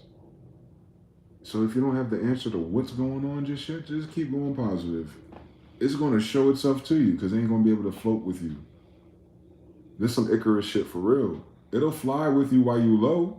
But if you start getting higher and you're getting closer to the sun, if you will, frequency-wise, like how you feel about life and yourself. Like when everything becomes indifferent to you. No bullshit like, yeah, this ain't the top of my mountain right now, but I'm good and I'm grateful and I thank God for everything. And guess what? All that other shit is yesterday. What we talking about? What we doing today? Where am I blacking out at? I'm about to get to Arizona. Fuck out my face. Like, I'm not worrying about none of that shit. I'm not trying to be none of that frequency. No, I'm not about to complain about that. Blah, blah, blah, blah, blah. Yeah. We know. All right, I gotta go. I'll catch y'all later. Like, once you get to that shit, discipline. It's discipline is what it is. It's discipline. You're disciplining yourself. When I was a child, I did childlike things. You ain't gotta beat yourself up about it. You gotta change directions. That's it. It's a change in directions. And if certain shit falls apart when you change directions, good. You ain't going backwards. It fell behind you. Thank God it didn't fall in front of you. It's gonna fall behind you. I bet you. It's gonna fall behind you. The things behind you are gonna fall. Absolutely. How did you know that? You turned around and looked at them? You see what I'm saying? It's in the Bible. The Bible keeps walking you through this. It's just keep going, right? It's gonna fall behind you. Just keep going. Because if you don't keep going and you stop, something else gonna hit you in your damn head. So keep going. That shit's gonna fall safely behind you. Keep going, keep going, keep going, keep going, keep going. There. Now rest. Sabbath. You're looking for your Sabbath place, your paradise place. You know, all of us. Absolutely all of us are looking for Sabbath. Absolutely. You'll get it. You'll get why that's a thing. It's not literally how many days a thing. That's not why you would have a whole pedigree of people remember at least that. On the seventh day, God rested. It's not forever. It's not constant. There is a resting point. So if you're not at the resting point yet, if you're not at Saturday yet, what day or season of your life are you in then? You'll start to see that all the other charts differently. Once you realize you're trying to get the Sabbath. If you're not at your point of rest, what is it, Thursday? You get the vibe coming like the weekend's on its way. Is it Friday, Thursday, Wednesday? You feel like you're just getting started. Oh, that's a Sunday or a Monday. You start to spin the calendar the other way. You see all your times and loops and cycles. Like, oh shit, that's a pattern there. Hence journaling. Journaling with the date and the day of the week and stuff like that. So you have more clues in the future. When you start to notice a pattern emerge. Like, oh, it's this. It's doing this. Okay. All right, so 3 Mays ago, what was that June like? Something new happened, all right, something successful happened, all right, some bullshit. Okay, so I'm gonna look for this. I'm gonna prevent it too. I'm gonna prevent it by not entertaining the shit that I entertain in that journal entry that caused the bullshit to happen too. You'll figure yourself out. That's hard to fuck enough. You gotta figure yourself out. And then recollect. It's fine. Starting over is fine. You're alive. It's cool, trust me. It's so much better. But first you gotta move out the ghetto.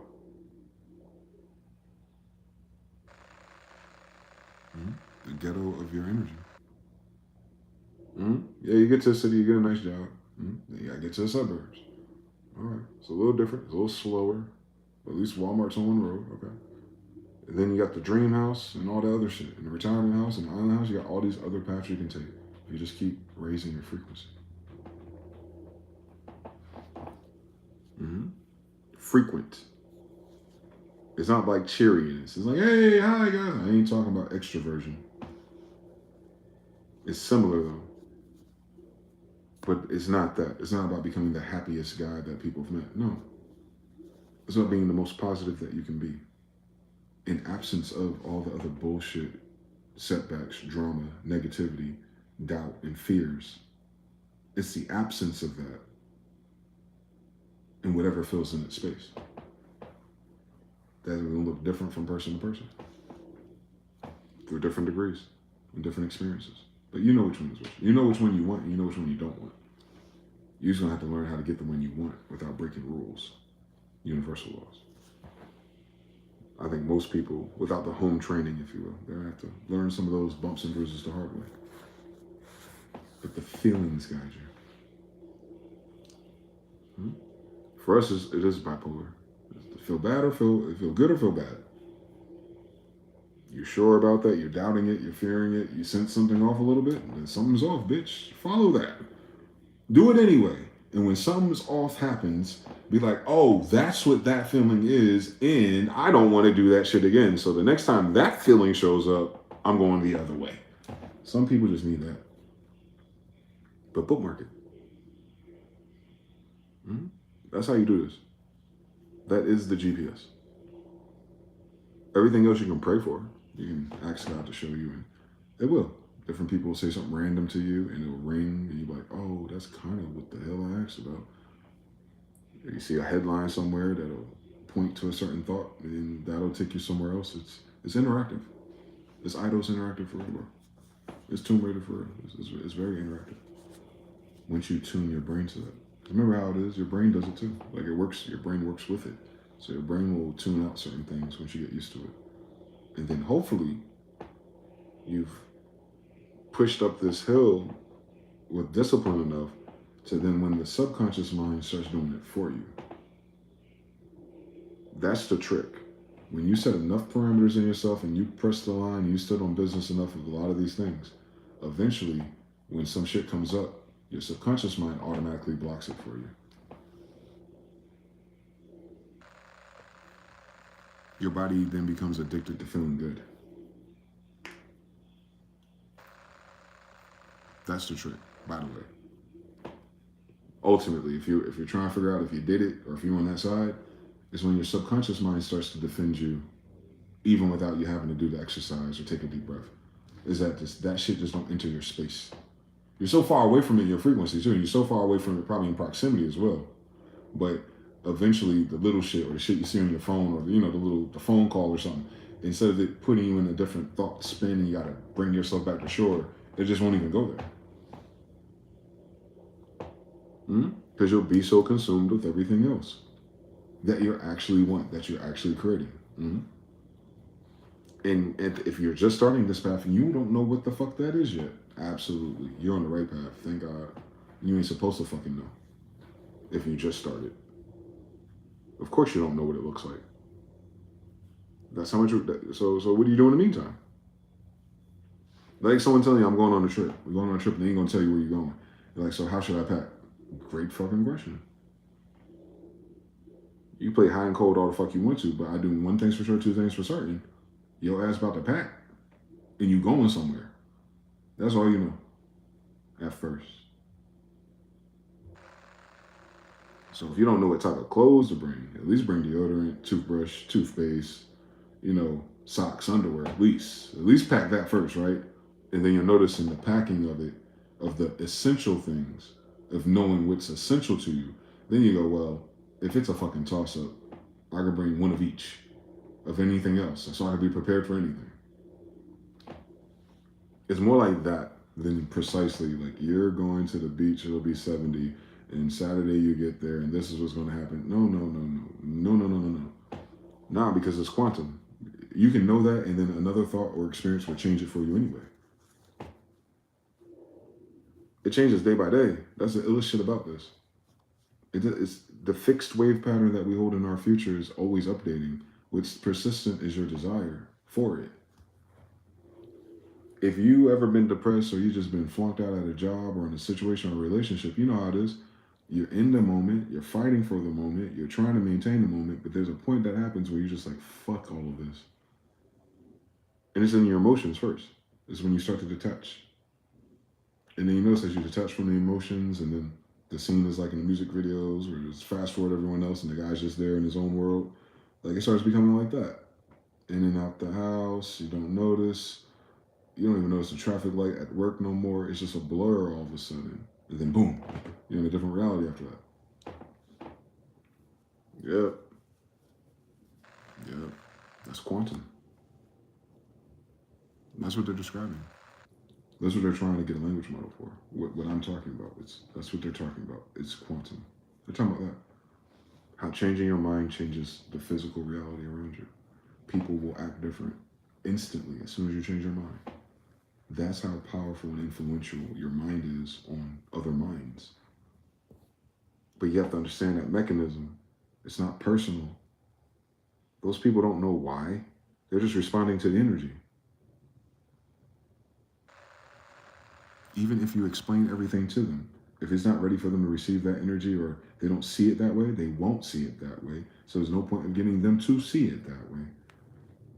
That's the only thing that sucks about it.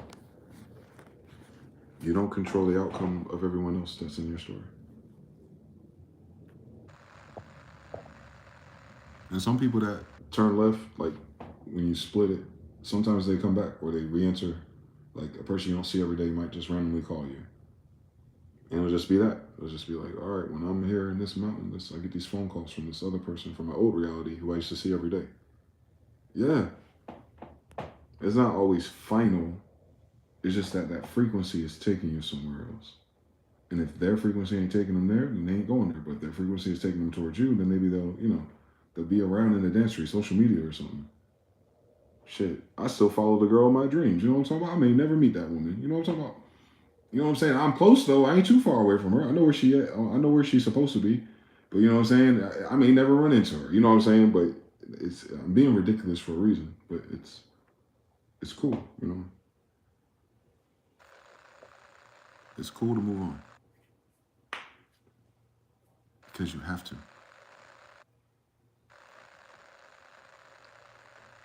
Make the inevitably best choice, the easiest one to make, no matter what. But anyway, hopefully that helps somebody, man. Another day is gone, so I'm getting closer to my fate, to my destiny. So you know my nervous system is ready for the world. But I'll be all right. I feel good now. I feel all right. I get the science better. I can teach it better, so my subconscious mind is balancing this shit out better for myself even. Practice makes perfect. So I'm gonna take another walk for one more black and mild day.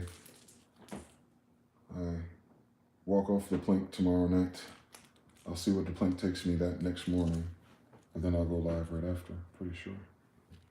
I'm pretty sure I'll come back with a good report, Lord willing. Yeah. You'll find out either fucking way, but I hope that when you hear from me again in that polarity, it'll be a good report and good cheer. And this way I can start the next chapter of bullshit I'm gonna be talking about. Start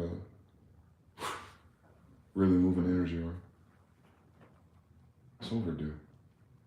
It's October too. It's my fucking October anyway, so. One Scorpio, man. Shout out to Shogun, shout out to Nebula, shout out to Jonathan L, shout out to Mr. Now.